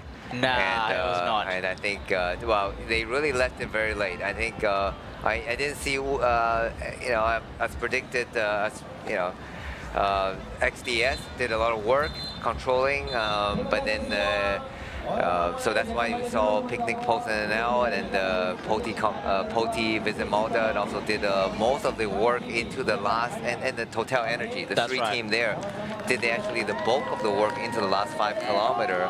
But then Uno X sort of saved it and then came up very, very late into the last 1K. They start moving to the left, on the left side of peloton. And then that actually resulted, but it was a perfect lead out. But then unfortunately, Christoph couldn't finish it off, and Alvin Klein did not get declined today. He made sure that he didn't get declined today. He did not get declined. He made sure that he got. I mean, he won by a pretty good margin. Yeah, it was quite obvious until that 50 meters to go, and before the finishing line, it was going to be his stage. He was going to win the stage for today. Slightly unconventional, tactical compared to what they used to do back then in the Sri Lankawi, where they would dominate the race and deliver off the climb in almost like a textbook manner, and they're pretty good at doing that. But this year, 500 meters to go, there's still nowhere to be seen. And then, somehow they pull it off. Yeah, they certainly did. And I'm sure we're going to see a big smile on Alvin Klein's face today. And I'm just trying to see who got... did Marcelli got 6 seconds? Yeah, it looks like he got second. Okay. Yep. All right. So there's going to be a fight for the points jersey for sure. No. And also will be interested to see where Trengganu cycling team, a Malaysian rider from Malaysian Pro Cycling and Trengganu cycling team, how did they finish in today's sprint? That's right. It was pretty fast and. So Malucelli congratulating Arvid Klein just now. There you go. Yeah, that's Arvid, that feeling of winning again after a few months, after a difficult time. Yeah, it's a great feeling. You know, it's hard to win here. I know from last year, and then it's nice to to end this difficult period, with a win. It gives me confidence, and I know I'm fast enough to win, but then you need to show it. And today I think I showed it, so I'm super happy. Take us through the last kilometer. How did you do it? We waited. We were really calm, and then Fabian Lienhard and Sebastian Cengisi put me in good position, and then from then on it was perfect. I could just follow the wheel and come out on the right moment. So yeah, I think it was a perfect sprint. What does it mean to win, even if you don't have your favorite lead-out man, Michael Zeilert, here with you this year? It's harder, but yeah, let's do something else. I'm also great at and it's also because of the boys put me in good position. So yeah, I'm just happy. Your third year in a row, third year in a row, winning at least one stage. Yeah. Is this your favorite race? Yeah, that's hard to say, but is it your favorite race in Asia? I need to say, of course. Sure. I said to the team, I really want to give to the, and it's not. It's a special me, so that's also why. It's a sprinter's race. People here seem you to love your nickname, Little Gorilla. How much do you like racing in Malaysia? I just really like it. Days.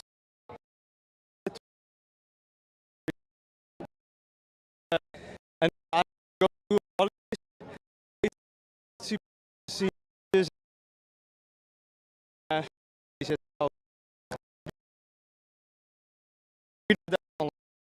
Thank you very much.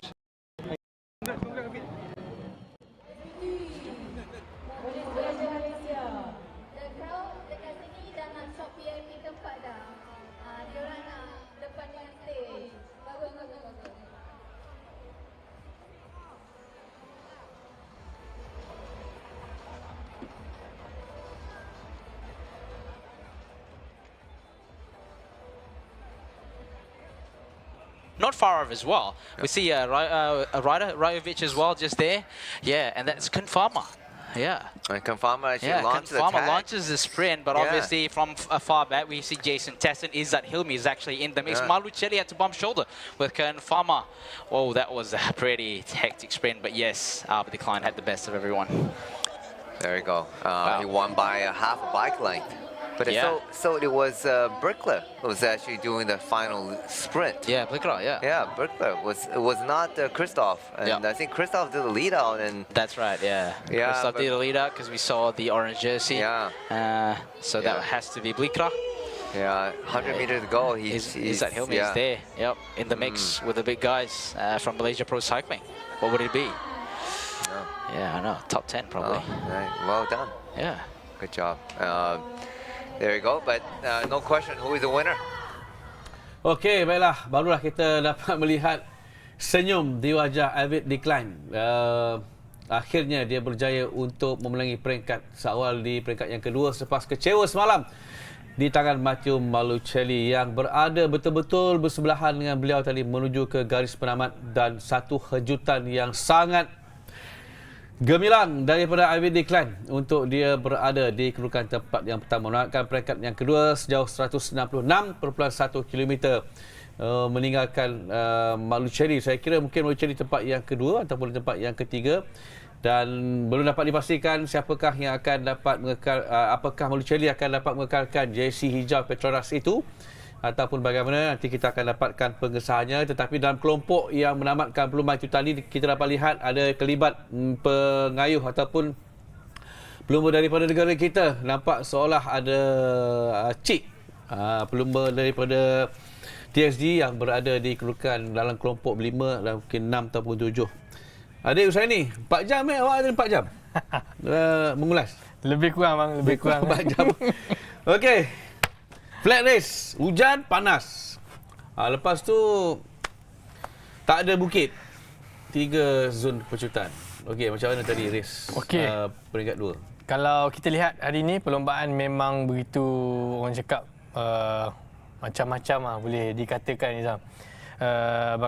Kerana sudah pasti hari ini perlombaan hari ini daripada awal lagi pagi tadi hujan lebat. Lepas tu ada 3 zon pecutan yang ditawarkan. Setiap zon pecutan tu bertukar tangan, bukan orang yang sama. Betul. Okey. Antaranya yang paling menarik untuk dikatakan adalah zon pecutan yang ketiga.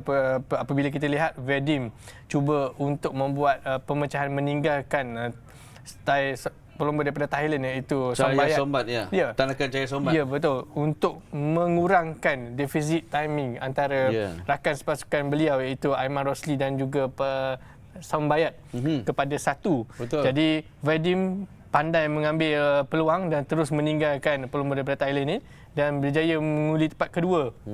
Apa yang menarik juga hari ini, Akbar?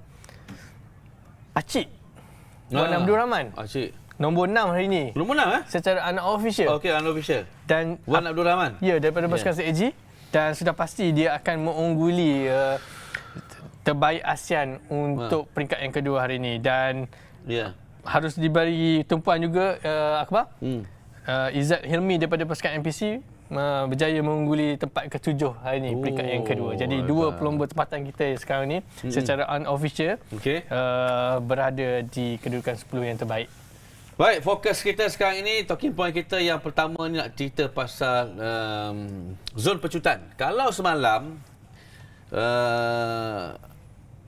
2-3 pelumba yang sama akan berada di zon pecutan 1, 2 dan juga 3. Termasuklah Aiman Rosli dan sebagainya. Hari ini, zon pecutan 1, dia ada Ivan Kobokayan, ada D-Boy, ada Aaron Gate. Zon pecutan ni kedua orang lain. 100% bertukar. Jadi apa yang boleh dikongsikan tentang keadaan ini, adik? Baik, sudah pasti kita lihat untuk zon pecutan pertama tadi, Ivan Kobo daripada pasukan Total Energy cuba untuk mengungguli dan melepasi garasan dan dalam masa sama dia ingin mencuri time bonus yang ditawarkan. Dan kita boleh lihat juga Aiman Rosli memang berusaha untuk sekurang-kurangnya mendapat 1 extra time bonus, tetapi gagal di saat-saat akhir apabila Aaron Gate berjaya memotong Aiman Rosli di saat-saat akhir. Dan selepas itu Akbar, zon pecutan yang kedua kita boleh lihat pelumba daripada pasukan Thailand. Tanakan Cahaya Sombat. Betul, dia pandai untuk membuat pergerakan sebelum pecutan dan saya pun memang jangka pelumba daripada Thailand ini memang ada kelebihan untuk membuat pecutan berbanding 3 pelumba yang lain termasuk Vadim. Jadi dia berjaya mengungguli di tempat yang pertama dan selepas itu kita boleh lihat Akbar, keadaan perlombaan memang begitu orang cakap sedikit kucak-kacir dan selepas kita boleh lihat Vadim cuba untuk membuat pemecahan dan ditangkap di saat-saat akhir. Okey, baik. Ini adalah zon pecutan yang kedua. Kita dapat lihat bagaimana Tanakan Cahaya Sombat. Dia melakukan pecutan di bahagian tepi laluan dan kemudian diekori oleh Hayatu Tobaru dan juga Vadim Promski. Tetapi seperti yang adik kongsikan tadi, kayuhan memang kuat, memang padu kayuhan daripada pelumba Thailand Cahaya Sombat ni dan akhirnya dia berjaya untuk mengungguli zon pecutan yang kedua. Okey, dia mendapat satu lagi mata. Tapi itulah bezanya untuk zon pecutan yang kedua dengan zon pecutan yang pertama. 3 individu yang berbeza. Betul. 3 individu yang berbeza. Kemudian di zon pecutan yang terakhir, zon pecutan yang ketiga, tinggal 2 orang je. Dia tinggal 2 orang je. Cahaya Sombat dan juga ini Cedric Christopherson. Namanya memang siapa ni kan? Betul tak? Tapi yalah, dia daripada Norway, muda lagi, 23 tahun. Dan akhirnya satu poin yang saya nak cakap pasal dia ni. Dia daripada start di zon pecutan yang pertama, walaupun dia tak menang kat situ, tapi dia antara macam calon kompetitif rider lah untuk rider daripada Norway. Betul Akbar, sudah pasti Cedric mempunyai misi dia sendiri. Dia cuba untuk mengungguli pecutan yang ketiga yang terakhir dan masa yang sama dia terus bergerak solo Akbar. menuju ke garisan penamat. Jadi kita boleh lihat, saya pun rasa kemungkinan besar ataupun saya mesti akan pastikan juri akan menobatkan Cedric sebagai most competitive rider untuk peringkat kedua hari ini. Kerana dia seperti memang orang cakap memang begitu agresif di dalam perlombaan pada hari ini. Betul, kita dapat itu memang jelas dapat kelihatan, dapat kita saksikan bagaimana Cedric ini bermula daripada zon pecutan yang pertama tu sampailah di, walaupun di zon pecutan yang ketiga tu dia dicabar oleh Pronsky, tapi dia berjaya untuk berada di kedudukan tempat yang pertama, mendapat 3 mata di depan pada zon pecutan yang ketiga. Jadi itu bicara kita mengenai 3 zon pecutan hari ini, di mana ketiga zon pecutan ni lain-lain rider yang menang. Betul. Jadi kita nampak, tapi itulah sayang Aiman Rosli kan, selepas dia tidak mampu untuk memperolehi mata di zon pertama, dah tak nampaklah kelibat dia untuk merebut zon pecutan 2 dan 3. Baik, Akbar, dia cuba sedaya upaya. Kita rasa memang dia dah cuba yang terbaik. Tetapi seperti pasukan daripada Astana, dia tidak mahu membiarkan Aiman ini cuba untuk menrapatkan jurang beliau dengan Matteo Malaccioli, kerana Akbar sendiri pun tahu jarak defisit timing Aiman dan juga Matteo Malaccioli cuma 4 saat saja. 4 saat, okey. Jadi jika Aiman mengungguli ke semua, kemungkinan besar Matteo Malaccioli hilang dia punya jersey hijau, jersey keseluruhan untuk peringkat yang kedua hari ini.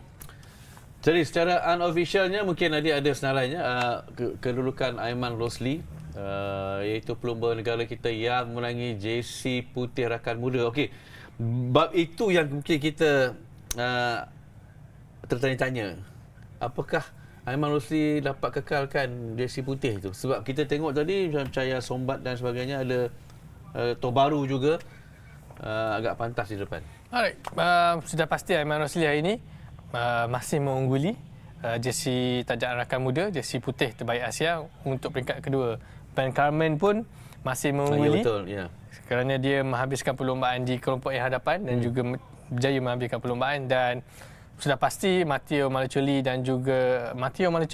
masih mengekal jersey oranye tajaan KBS dan juga jersey keseluruhan PETRONAS, kerana dia mengungguli tempat yang kedua hari ini, ada time bonus 6 saat. Jadi dia masih boleh melepasi Arvid Decline, kerana Arvid Decline dengan Matteo Malaccioli hanya perbezaan 4 saat saja. Tetapi hari ini Matteo Malaccioli tempat yang kedua, jadi dia jauh meninggalkan Arvid Decline yang tempat kedua. Sudah pasti Arvid Decline akan berada di posisi yang ketiga untuk keseluruhannya. Tetapi memasuki peringkat yang ketiga nanti sudah pasti kita akan dapat lihat bila sekarang ni dia dah mendahului Malaccioli daripada segi menang peringkat. Dah 5 dah sekarang untuk Arvid Decline, dan esok sudah pasti akan lebih menarik kerana 3 zon pecutan dan juga 3 zon pendakian. Baik, penamat tadi di Kepala Batas. Kita sebenarnya nak tengok dekat mana Arvid Decline, dekat mana Matteo Malaccioli dan juga dekat mana Alexander Kristoff. Saya tak nampak Kristoff kat situ tadi, sebab yang saya nampak adalah persaingan antara Arvid Decline dan juga Malaccioli. Baik, jika kita lihat tadi seperti Kristoff yang lead out Alembica, iaitu jersey oranye di saat-saat akhir tadi, tetapi seperti Alembica tidak dapat menyempurnakan 100% pecutan yang berakhir di Kepala Batas tadi. Dan sudah pasti peluang yang diambil oleh Arvid Decline, seperti awal pagi tadi Akbar, Arvid Decline semasa temu bual, dia ingin cuba menggunakan lead up untuk basikal Uno Mobility ni sebagai dia punya dia gunakan rider tim lain. Ya, betul. Kerana dia tidak mempunyai lead up yang bagus untuk pasukan Tudor. Jadi hari ini dia berjaya, dan sudah pasti nanti kita tengok muka dia kat podium, senyum lah. Senyum punya lah. Jadi bermakna strategi itu memang ada rider yang akan menggunakan rider tim lain sebagai lead out untuk menuju ke garis penyelamat. Betul, kerana sudah pasti pakar-pakar pecut ni mereka tidak semestinya menggunakan 100% lead out mereka. Mereka juga boleh menggunakan lead out pasukan yang lain dalam masa sama mengambil ruang yang ada. Kita boleh lihat Arvid Diklan pandai berada di belakang pelumba daripada Norway ini, iaitu Ellen Breakaway sebelum membuat pecutan yang terakhir tadi. Itulah kebijaksanaan yang dimiliki oleh Arvid Diklan, pelumba berusia 31 tahun daripada Belanda yang sudah pasti berpuas hati apabila dapat membalas dendam kekecewaan pada peringkat yang pertama. Baik. Seterusnya, siapa lagi kalau bukan Matteo Malucelli yang menduduki tempat yang kedua secara tak rasmi dalam perlumbaan peringkat yang kedua. Jadi kita ada temu bual bersama dengan Malucelli. Terus saja kita ke Kepala Batas untuk ikuti temu bual bersama dengan beliau. Matteo, yesterday, second today. What has been the difference between the two spots? But yesterday in perfect position, last 500, but today I was too much back. I tried to like 300 meters to the fish and try to come out from inside the bunch. I needed to stop.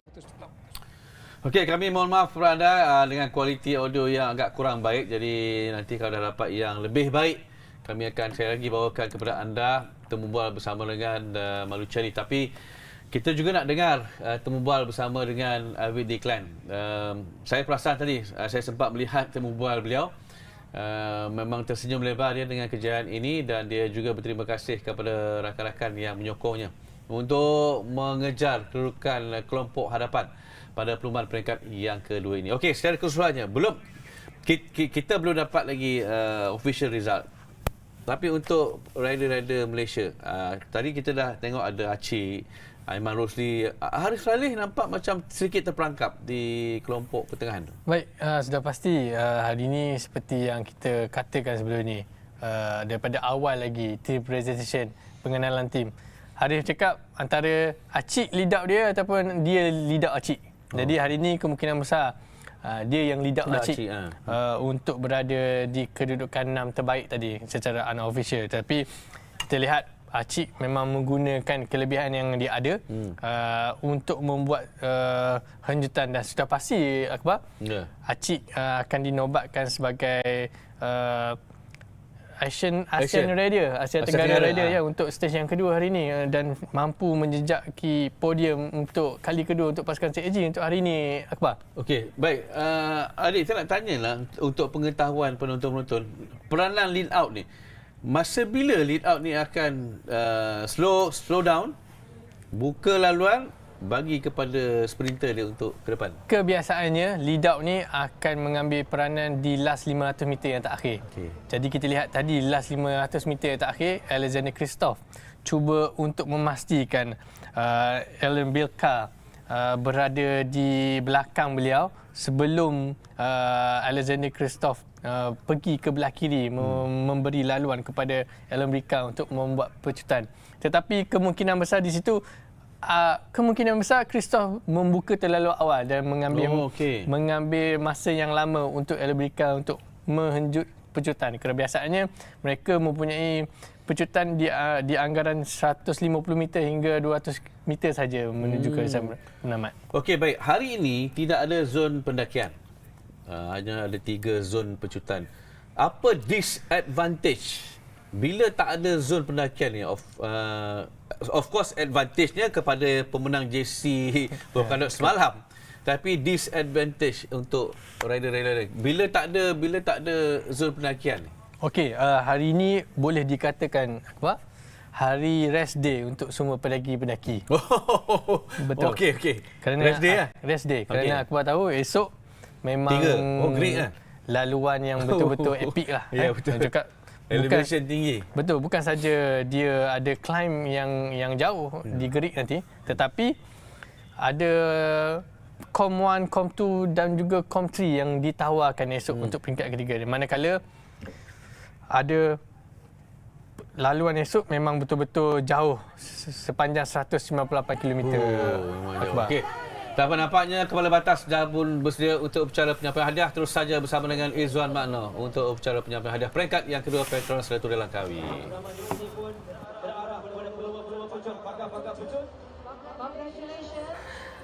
A tight sprint just now, touch of shoulders, a shoulder bumping. It was definitely an intense one.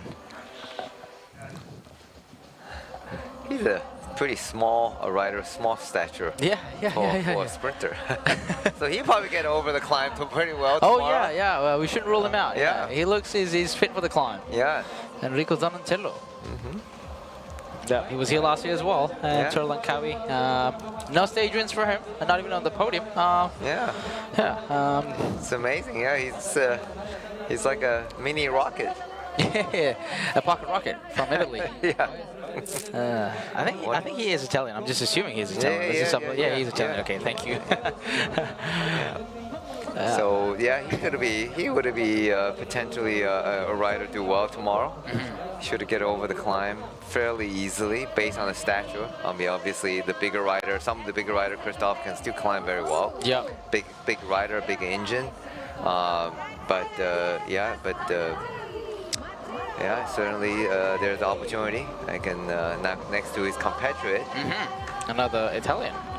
Matteo Malucelli from XTS Astana. Second today, after a good opening to his Tour Langkawi yesterday, but it's okay. They've been trading places a little bit.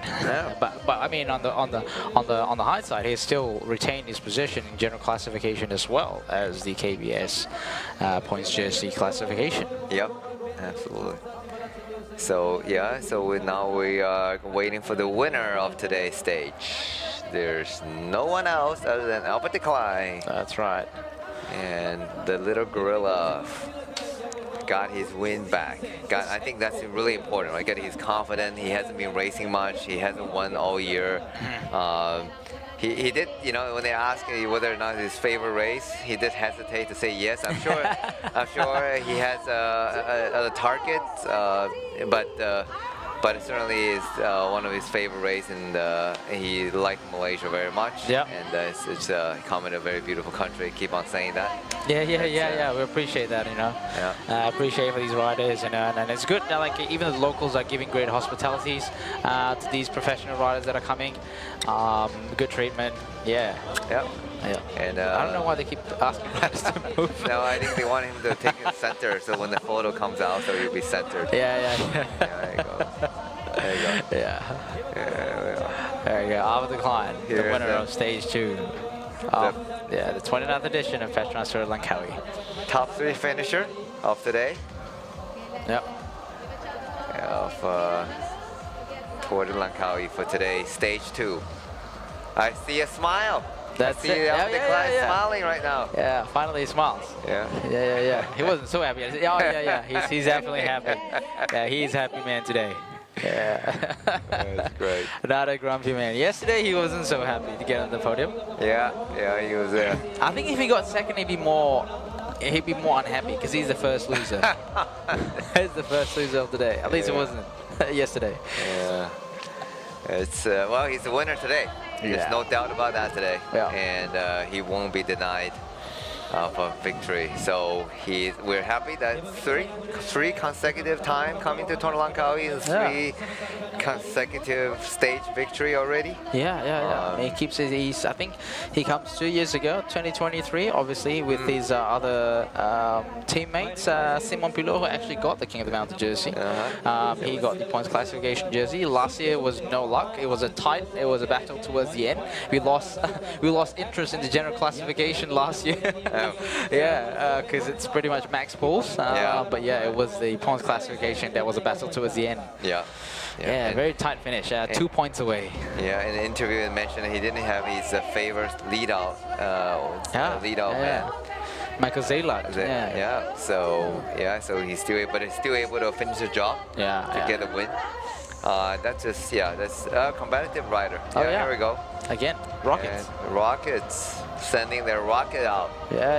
Punch through the atmosphere, no matter what the resistance is. We're punching it out just like a rocket would. €200 right there. There you go.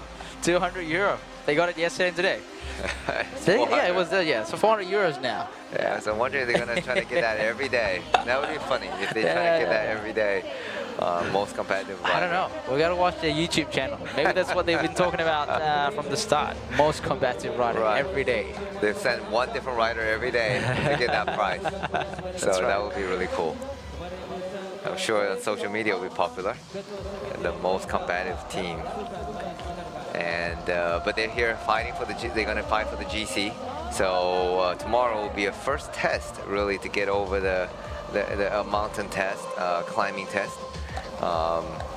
It will be really interesting to see who will be the winner of tomorrow's stage. Yeah, there you go. Christopherson for the most combative rider in stage 2. So let's see what's the next prize giving. I think it's the best Asian rider, I suppose, or maybe the King of the Mountain. We'll see. Probably the best Asian stage finisher, ASEAN stage finisher. So it should be Hamdan. Nickname Achi. Nickname Achi. Yeah.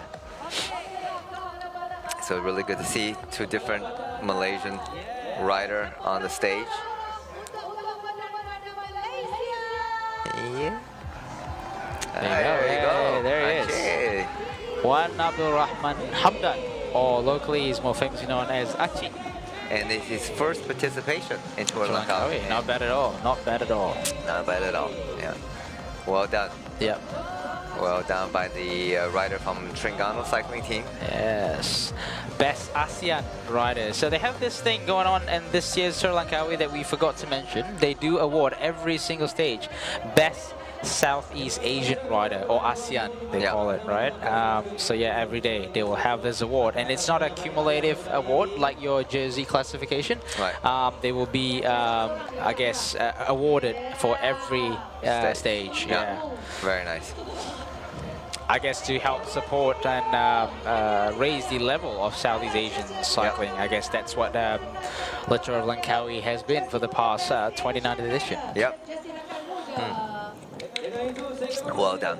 Yeah, so this is Rakan Muda, Best Asian Rider classification. Okay, and that will be another TSG rider. Another Terengganu rider, Aiman Rosli. Yeah.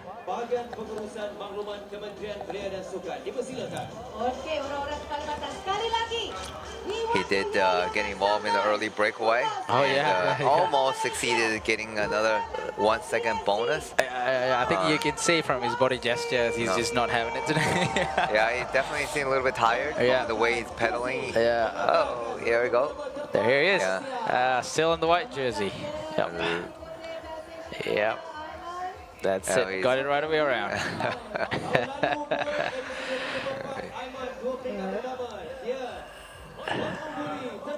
Well done. Sustain, keeping the jersey. Yeah, let's hope he keeps the jersey tomorrow, because it's going to be a fair bit of climbing tomorrow. So it's really crucial because I think last year there was a Cameron Highlands stage that actually become the determinant for who won the Asian classification. Obviously, Manabu Ishibashi was in the front group from Ukyo. Yeah, so that sealed the deal for him pretty much. Yeah, it was. So this year, Ukyo team is not here. So, but you can see the Thailand, obviously, they had the intention to get in some time bonuses. So I think they will definitely put up a good fight, and they have some good climbers in their team. So it would be good to see how the battle take place later in the Cameron Highland. Yeah. I'm sorry, in the Fraser. Fraser Hills. Last year's was Cameron Highland. Yeah. So I guess two climbs this year is the Titi Wangsa, they call it. Yep. Climbing up the Titi Wangsa range and also the Fraser's Hill. Okay. Yeah. So, but first, before they get to Fraser Hill, they're gonna get 3 climbs tomorrow. Oh yes. Before 3 categorized. Oh, 3 categorized. 3 categorized. It was 3, 2, 1. So basically, category 3, a little warm up, Yeah. You're gonna go for a harder one. Yeah. And then a bit of a descent. And then go back up in the last kilometer, the category 1 climb. Yeah. So here's Ben Carmen. Well, he's pretty much just have to sit it today. Yeah, he didn't have to do anything. I mean, he planned it well. You know, he knows his stuff. You know, I had a chat with him on Instagram, Ben Carmen. He spoke in team meeting. All he needs to do was 10 minutes of work for 2 days of fame. Well done by Ben. Yeah, he predicted that the breakaway is going to die after the final intermediate sprint, which it did happen. Yeah. And then all he has to do, just go for a break. 10 minutes is all he needs to secure the King of the Mountain jersey, and that played out well. You make it sound easy. Yeah, he made it sound easy. I know. Like I listened to it, I was like, nah, that's not easy. But it is for him, of course. Yeah. But I hope tomorrow he goes on a break. He can pick up quite a bit of points. You get category 3, category 2. Yes. You could at least 3 and 2. He could probably score some significant point there. Exactly. Yeah. Exactly. So I hope he try. He try to defend the jersey. Yeah. Because after that, day after, there isn't, let's see, let's just have a quick glimpse at stage 4. I don't think there is any. King of the Mountains 4, there is one, actually category 4 on stage 4, which is not it was only 2 points maximum over there. So if you can get like at least a few points in at least category 3 and category 2, that would put him in a good spot, because his only contender is another rider from Malaysia Pro Cycling, Shawar Mazrin, with only 1 point. Right. Yeah, be interesting to see, So it will be interesting. Yeah, and we haven't seen like the riders from Burgos to actually make any significant impact in the race. So hopefully tomorrow we're gonna see a little bit of action. Yeah, we have missing out on the Burgos. If they're listening, they're missing out. So here's the KBS points. So Maricelli is still leading the point. The overall points classification and the jersey by KBS, the orange color. So tomorrow he'll still be wearing the leader, the green jersey. So, but Alvin Decline obviously closed that gap. So close that orange gap. Close that gap to the orange jersey. Oh, we get you. You understand. Yeah. We understand. It's been a long day. Oh yeah, it's been a long day. I think I've been live for like over, let's see how many hours we've been live for. I can't see, but yeah, no idea. Yeah, quite a while. Yeah. Yes, there you go. Matteo Malucelli. Yeah. I still don't know what his nickname. We gotta find him a nickname, Danny. Oh. Yeah. M&M? M&M. We gotta find him. Everyone keeps calling. I know on Instagram everyone's just called Malu. Malu, yeah. It's Malu. Malu. But in Malaysian language it means shy. Malu means shy, so I don't think he is. I don't think he's shy, It's certainly not shy about winning. That's for sure. That's the trait of a winner, definitely. Yeah, but it's good. This is a good nickname, Malu. Yeah, Malu. Malu. All right, we gotta find something more fun, like Little Gorilla. Little Gorilla. Okay, so for those of you that are still viewing on our live chat, if you have a nickname for Matteo Malucelli, we have Little Gorilla for Arvid Klein. If you have a nickname for Malucelli, please leave your suggestion in the comment section. We would like to know. Here we go, Malu again for the leader jersey.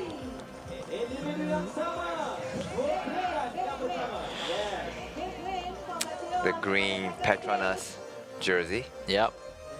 Now I'm wondering if you are a Total Energy rider, you win the leader jersey. Oh yeah. Is that allowed? You shouldn't be putting. Would you put your? I mean, it's the same category, right? Same category competitors. I'm sure they are They understand. I'm sure they healthy ride. understand. Yeah. But that would be really funny, right? You have Petronas jersey on top, and then you have Total Energies bib, and that would be interesting. Yeah. Same with same like go to like Tour Down Under, the Santos. Okay. Yeah, Santos is like an all gas company. It's a little bit like Petronas. Competitor. Yeah. I'm sure they're a healthy competitor, healthy rival. Yeah. It's good. It's great to see. Yeah, Martelli again. Yeah, Malocelli again. Oh, we got one suggestion by Shamizan Mimi, Speedy Malu.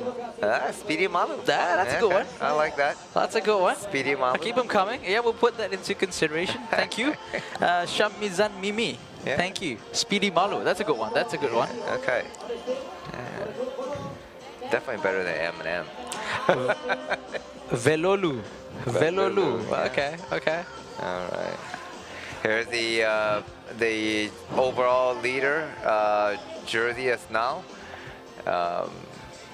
Ben from St. George, Ayman Rosley from Trigano Cycling Team, and Maricelli from the XDS Astana, holding both the overall leader jersey and the orange KBS leader jersey. All right, yeah. Okay, so yeah, Malocelli, I think signaling everyone, we gotta stay here. He's doing the leadership, showing leadership right now in the race. He's definitely a fantastic rider to watch, and he certainly showed leadership to his team as well. I think he's done very well, and definitely see a maturity from him. Farid Hamza recommended Malu Tapi Mahu. I mean, if you understand Malay, it's kind of funny. It means shy but wants. Oh, okay. Okay. There you go. Shy about it but wants it. Okay. Nice. Okay. Oh, that's a good one, Farid Hamza. Yeah. Well done. Thank you for all the suggestions. Keep them coming. I will give one more room for tomorrow as well. So we want suggestions. All right. So we're gonna wrap up today. Yep. Thank you for all of you joining us for today's stage 2 of a Tour de Langkawi. And I am Danny Fang. Yep, and myself is Izzat Roslan. This is the end of stage 2 from Padang Besar to Kepala Batas, stage 2. So tomorrow we will have stage from Greek to Pasir Putih, where we will climb up the Banjaran Titi Wangsa. And until that, that's all for today. We'll see you guys tomorrow. Bye-bye for now. Okay. Baik, terima kasih kepada penaja-penaja yang hari ini sama-sama untuk menyampaikan hadiah kepada pemenang-pemenang di peringkat yang kedua untuk peluang Petronas Tour de Langkawi 2025. Okey. Wah. Nampaknya pertukaran jersey tak banyak sangat ini, Dik. Okey. Untuk yang bertukar hanyalah untuk most kompetitif. Yep. Dan pelumba terbaik Asia Tenggara. Betul. Itu saja. Tetapi untuk jersey utama yang lain tu masih lagi kekal. Nur Aiman Rosli. Jadi mungkin ramai yang tertanya-tanya. Tadi ini sebagai maklumat untuk penonton-penonton lah. Yep. Aiman Rosli tidak berada di 3 zon pecutan. Tetapi hari ini dia masih lagi kekalkan jersey putih. Jadi mungkin ada yang tertanya-tanya tu. Mungkin adik boleh explain lah pada penonton. Okay. Macam mana Aiman masih lagi kekal jersey putih? Alright.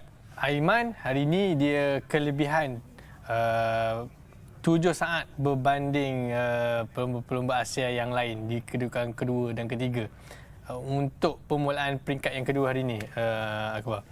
Jadi hari ni kita boleh lihat Aiman cuba untuk menjarakkan diri beliau dengan zon pecutan yang pertama. Tadi kita boleh lihat dia cuba untuk mencuri satu poin dan juga masa kelebihan, tetapi gagal. Jadi kat situlah orang cakap banyak strategi yang berlaku, Akbar, ketika 3 zon pecutan yang ditawarkan hari ini, antaranya Vadim Prosky dan juga Tanakat Sombayat daripada pasukan Thai Continental Team yang cuba untuk merapatkan jurang time antara mereka dan juga Aiman. Jadi maknanya boleh kita katakan sekarang ini poin Aiman Rosli dan juga Pronsky dan juga Sombayat itu sudah semakin hampir dekat. Betul. Lebih dekat. Ya, betul. Sudah pasti esok pendakian stage yang ketiga, saya rasa mungkin sukar untuk Aiman mengekalkan jersey terbaik Asia tajaan rakan muda untuk esok, kerana hari ini dah 4 saat perbezaan antara Reading dan juga Tanakan Surabaya untuk beliau. Okey, baik. Inilah dia selepas dimuktamadkan, dan ini adalah final result untuk stage ataupun peringkat yang kedua, di mana Avid Decline daripada Tudor Pro Cycling telah pun berjaya menamatkan perlombaan di tempat yang pertama dengan masa lebih daripada 3 jam, diikuti oleh Matteo Maluselli. Dan ini pula secara keseluruhannya untuk GC General Classification, Matteo Maluselli masih lagi kekal dengan jersey hijau tajaan Petronas selaku pendahulu keseluruhan, diikuti Avid Decline yang sudah pun berjaya untuk berada di kedudukan tempat yang kedua. Dan untuk Beraja Pecut masih lagi kekal menjadi milik Matteo Maluselli, tetapi Avid Decline sudah semakin menghampirinya dengan hanya 3 mata saja ketinggalan di belakang Maluselli. Jadi esok dia akan pakai jersey oranye lah. Ya, betul. Sebab Maluselli akan menggunakan jersey hijau. Okey, baik. Ini tak usah cerita lah. Bukit tak ada. Tak ada bukit hari ini. Jadi dia senyum je. Dengan misai wajah klasik itu. Jadi Ben Garman daripada Australia ini. Itu pasukan St. George kekal dengan jersey polka. Jadi besok jaga. Besok ada 3 bukit. Baik. Dan baik, untuk pelumba terbaik Asia, Muhammad Nur Aiman Rosli, TSD 5 jam 30.14, masih lagi kekal dengan jersey putih rakan mudanya untuk dia kekal. Tetapi rakan sepasukannya, Pronsky, terus mengekor di tempat yang kedua. Okey, baik. Puan Haji, hari ini, okey, starting hujan. Okey, starting hujan lebat. Lepas tu tak tahu, kita tak sure nak jalan ke tak jalan. Akhirnya jalan. Kayuhan dalam hujan, kelabu tak nampak, kemudian panas, kemudian tak ada bukit. So, Avid Decline menang. Okey, macam mana ini keseluruhannya? Okey, menarik untuk diperkatakan peringkat yang kedua hari ini sejauh 166 km. Daripada awal lagi tadi kita pun dengar daripada pihak juri untuk memperlambatkan ataupun melewatkan perlombaan hari ini kepada mungkin 15 ataupun 30 minit, tetapi mereka tetap teruskan perlombaan. Dan apa yang menarik juga hari ini, sepatutnya neutral zone hari ini cuma 7.5, tetapi dianjak kepada lebih 11 km sebelum dilepaskan ke semua 128 pelumba. Sepanjang perlombaan kita boleh lihat ada few pelumba daripada Itali dan juga daripada pasukan 7-Eleven tarik diri ketika perlombaan dengan kereta pasukan. Ya, betul. Kemungkinan besar atas faktor kesihatan, Akbar. Dan di situlah kita lihat hujan yang lebat pada awal perlombaan memang sukar untuk para pelumba ini untuk melakukan attack, dan kita boleh lihat untuk first 70 km yang pertama itu mengambil masa hanya lebih kurang 1 jam 15 minit saja. 55 lebih kurang. Ya, betul. 60, 55. More to 60 km sejam untuk first 70 km tadi. Honda. Ya, betul. Dan selepas tu kita boleh lihat selepas sprint pertama di Jitra ada pecahan yang berlaku, dan di situlah bermulanya pemecahan-pemecahan yang terjadi di setiap zon pecutan yang ditawarkan hari ini. Dan akhirnya menyaksikan Avid Decline berjaya untuk memenangi peringkat yang kedua. Okey, baik. Menyebut tentang Avid Decline ini, senyum lebar selepas berjaya untuk merealisasikan impian memintas kemenangan. Matteo Maluselli dengan 5 kemenangan di LTDL berbanding dengan Matteo Maluselli. Jadi kita ada tebubal bersama dengan Avid Decline. Avid, that feeling of winning again after a few months, after a difficult time. Yeah, it's a great feeling. You know, it's hard to win here. I know from last year, and then it's nice to end this difficult period, with a win. It gives me confidence, and I know I'm fast enough to win, but then you need to show it. And today I think I showed it. So I'm super happy. Take us through the last kilometer. How did you do it? We waited. We were really calm, and then Fabian Lienhard and Sebastian Chungisi put me in good position, and then from then on it was perfect. I could just follow the wheel and come out on the right moment. So yeah, I think it was perfect sprint. What does it mean to win, even if you don't have your favorite lead-out man, Michael Zeilert, here with you this year? You know, it's harder, but it's also nice to work with other guys and get used to something else. So I'm also grateful for that, and this victory is also because of the boys put me in good position. So yeah, I'm just super happy. Your third year in a row coming to Tour de Langkawi, third year in a row winning at least one stage. Yeah. Is this your favorite race? That's hard to say, but is it your favorite race in Asia? I need to. No, yeah, of course. In Asia, for sure. No, it's not. It's obvious that I really like the race because I said to the team I really want to come here, and they gave me the opportunity to come again to this race. And it's not. It's really special. It's a special race to me, so that's also why I'm here. It's a sprinter's race. People here seem to love you, to love your nickname, Little Gorilla. How much do you like racing in Malaysia? I just really like it. I hope the weather will be a little bit better the coming days, but you know, I did it twice already, and it's a beautiful country. Langkawi is a nice island to go to for holidays. We race there, but it's super nice to see the beaches and everything. And then Malaysia itself, super beautiful, riding through the jungle. We don't have that in Holland. Thank you very much. Thank you. Okay, mungkinkah Highway Declan akan membeli sebuah rumah di Pulau Langkawi? Dia seronok ada kat Langkawi, beaches yang sangat menarik. Terima kasih Highway Declan dengan pujian itu. Ini semua untuk orang Langkawi tahu. Highway Declan dah puji Langkawi best. Okey, baik.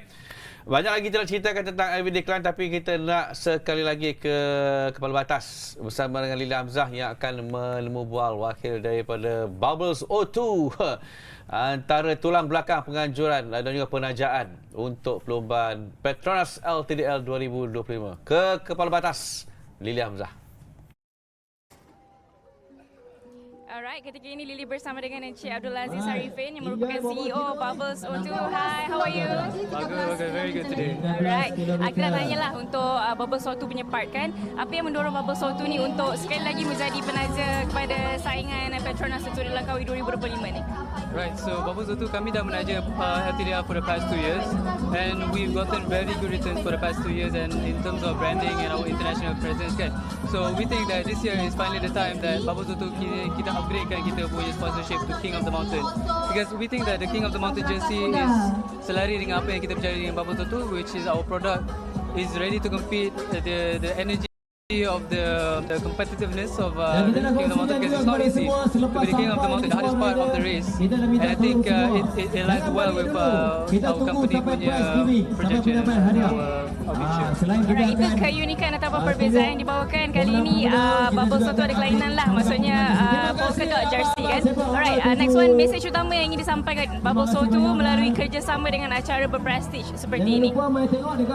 Our main message from Bubbles O2 here for our presence here dengan PETRONAS Tour de Langkawi is that because kita nampak event macam PETRONAS Tour de Langkawi ni is something that can put your brand whatever you bring towards the international stage, because memang this is when you see the crowd today memang very energetic, and this is only the local crowd, tak kira lagi penonton-penonton di rumah, penonton-penonton antarabangsa juga. So for us from Bubbles O2 kita nak katakan our product is ready for the whole of Malaysia and hopefully soon for international markets as well. Alright, short one, macam mana orang dekat luar sana nak dapatkan Bubbles O2?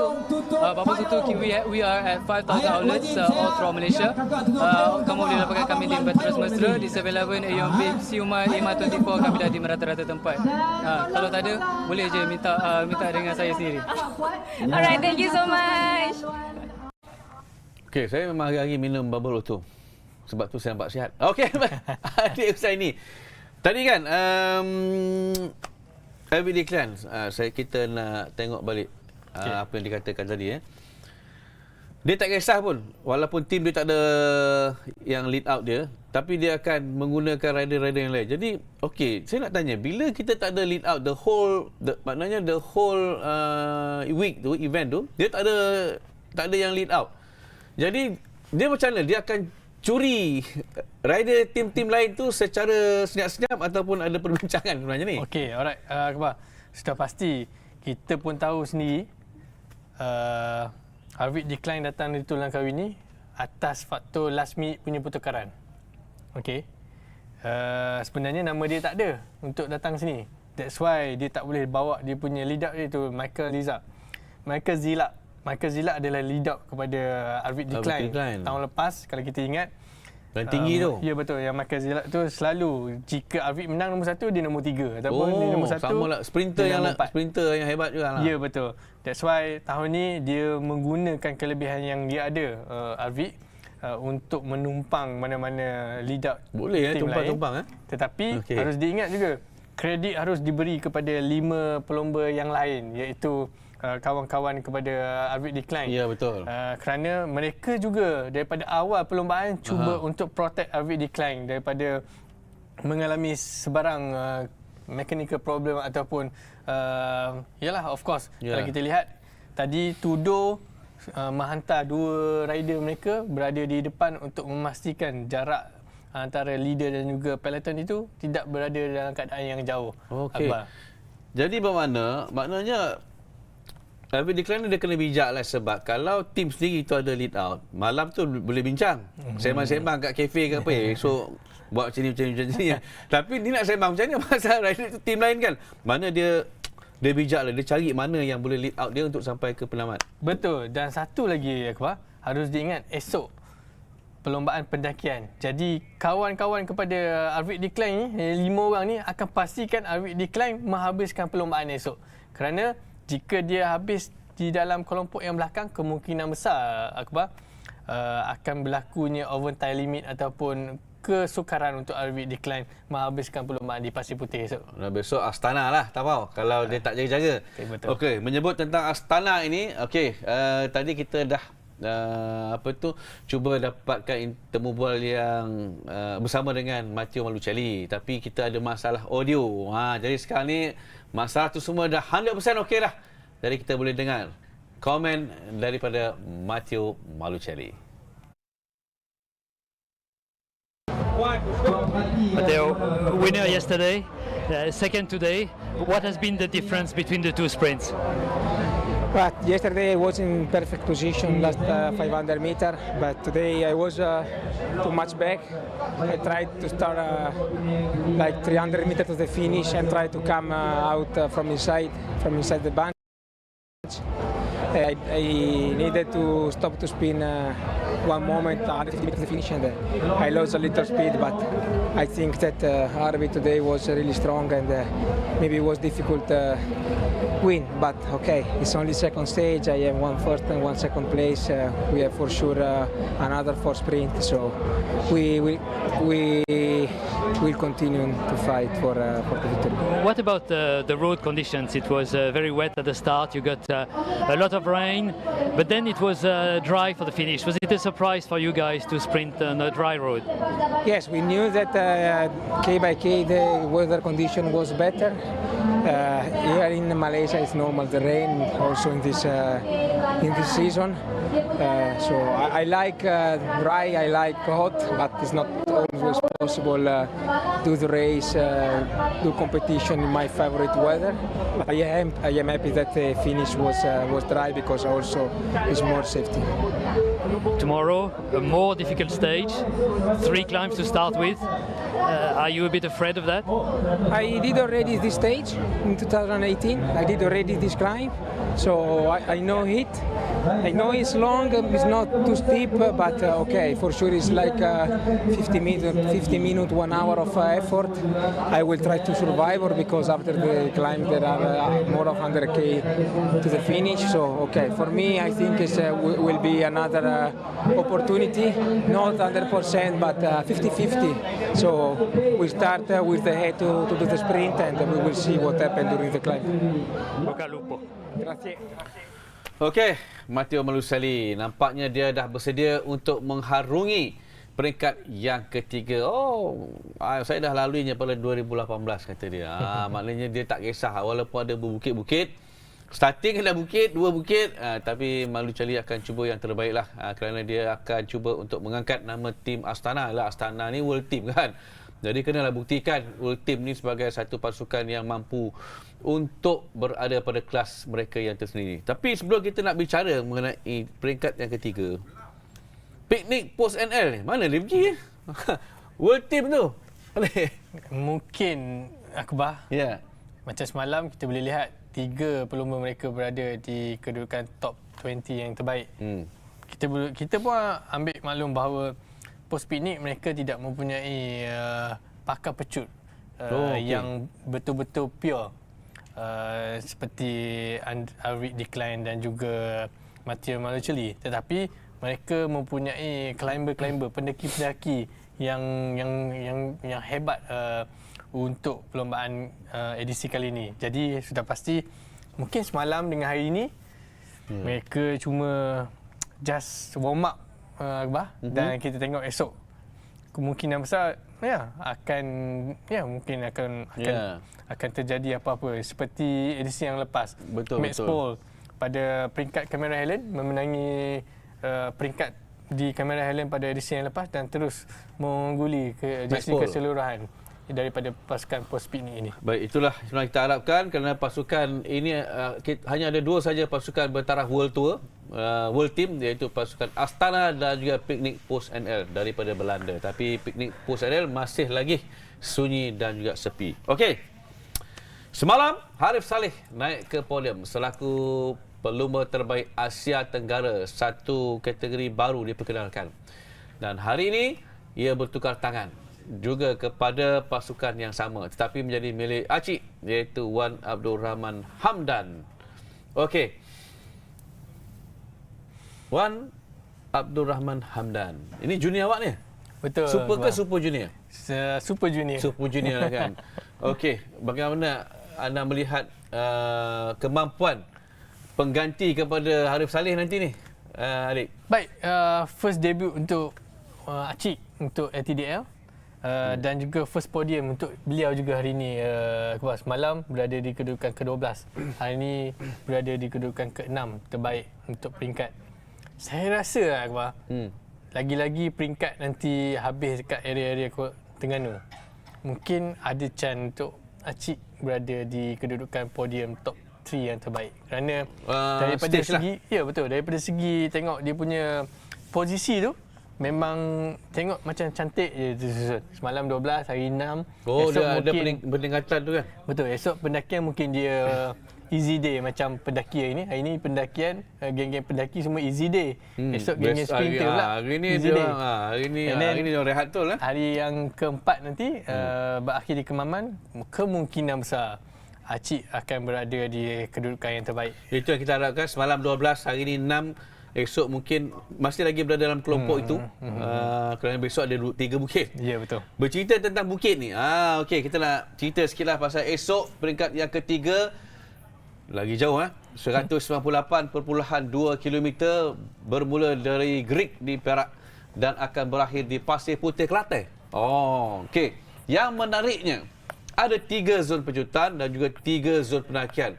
Namun starting saja terus ada 2 zon pendakian, Adik Usaini. Ini memang kejam ni sebenarnya. Baik, berbalik kepada tahun 2015, saya pernah beraksi di edisi 2015 ketika itu. Start di Gerik, habis di Tanah Merah. Tapi dia punya distance tu dekat je. Tetapi kali ni dia anjak kepada Pasir Putih. Lebih daripada 30 km daripada yang dia habis di Tanah Merah. Jadi apa yang saya lihat, Akbar, perlombaan esok memang betul-betul mencabar untuk semua pendaki. Dalam masa sama, Akbar, harus diingat, kesemua raja-raja pecut ni harus menghabiskan perlombaan dalam persen yang ditetapkan oleh judge ataupun juri. Kerana jika tidak habis di dalam kelompok timing yang ditetapkan, kemungkinan besar mereka tidak dapat meneruskan perlombaan di peringkat keempat nanti. Okey. Baik. Bermakna besok memang mencabar sebab kalau kita tengok tadi map tu tadi, dia akan bermula dengan zon pendakian pertama kategori 3, zon pendakian kedua kategori 2, zon pendakian ketiga kategori 1. 3, 2, 1. Makin lama makin tinggi, makin lama makin tinggi, makin lama makin tinggi. Ini sangat menarik. Makin lama makin susah dan Ben Kamen, besok tak boleh nak rehat lah. Jaga misai tu. Okey. Baik. Esok jangan lupa kepada anda semua, kami akan bawakan peringkat yang ketiga perlumbaan PETRONAS Letua di Langkawi 2025 kepada anda semua yang akan menemui anda bermula. Live coverage akan bermula pada 10.30 pagi dan perlumbaan akan dilepaskan pada jam 11 pagi. Dan secara langsung akan dibawakan di Astro Arena 2 dan juga di Sports Plus. Dan kita juga ada secara langsung di Facebook dan juga di YouTube Majlis Sukan Negara dan juga LTDL. Okey, baik. So, hari ini puas hati. Besok lagi best. Besok. Kalau ikutkan ni baru warm up. Baru warm up. Besok baru betul-betul lah. Baru betul-betul sebab hari ni dengan semalam easy kan? Easy peasy. Esok baru best. Kita nak ulas dan kita nak tengok. Awak seronok lah. Besok tak apa. Besok silakan mengulas untuk race yang sangat hebat. Terima kasih untuk hari yang kedua ni adik Husaini Osman. Dan terima kasih juga kepada anda yang bersama dengan kami sejak jam 10.30 pagi tadi sehingga ke saat ini kurang-kurang lah dekat pukul 4 petang. Okey. Dan saya harap anda semua berpuas hati dengan perlumbaan hari ini, peringkat yang kedua PETRONAS Letua di Langkawi 2025 dengan menghasilkan Ivy Declan berjaya mengungguli perjalanan jarak perlumbaan sejauh 166.1 km dari Padang Besar hingga ke Kepala Batas di Pulau Pinang. Kita jumpa lagi esok. Temu janji kita pada waktu yang sama. Secara langsung kami bawakan kepada anda PETRONAS Letua di Langkawi 2025 Beat the Hit. Assalamualaikum. Jumpa lagi.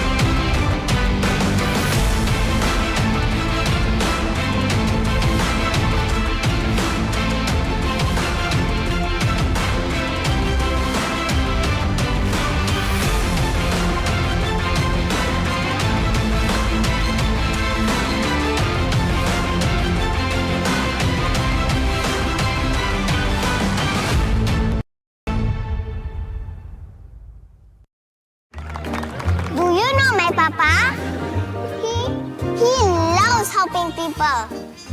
Always makes Mama smile. And he can do magic. That's why I love my Papa so much. I just use Mr. Rewards. So easy.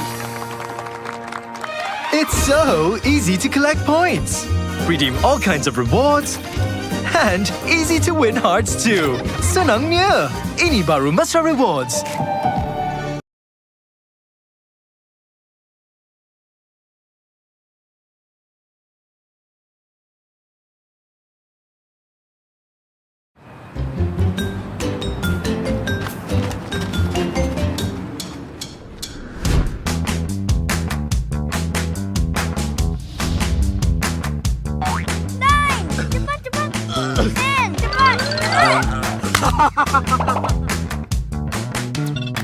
Ha? Buat apa tu? Wah.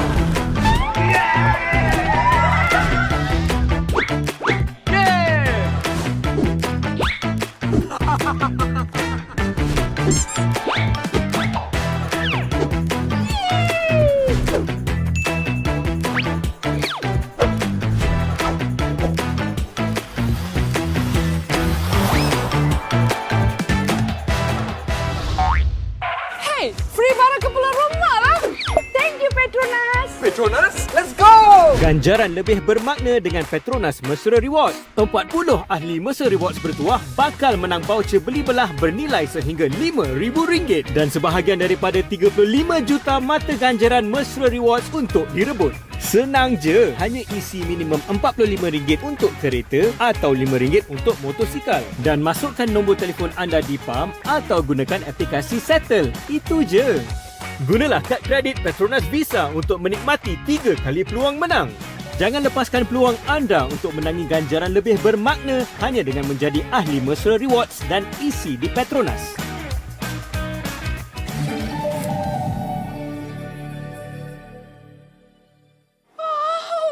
Barang elektrik pun boleh. Wah.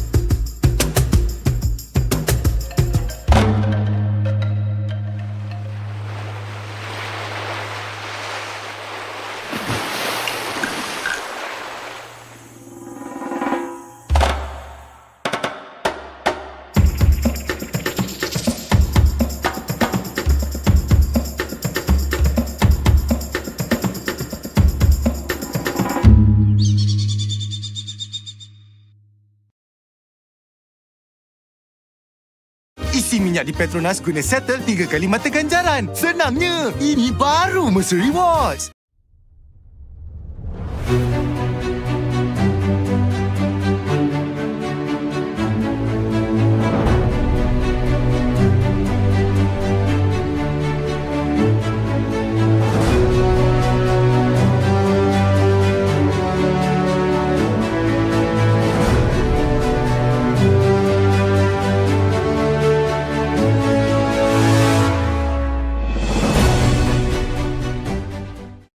Mata ganjaran tanpa kad di Petronas. Senangnya, ini baru Mesra Rewards.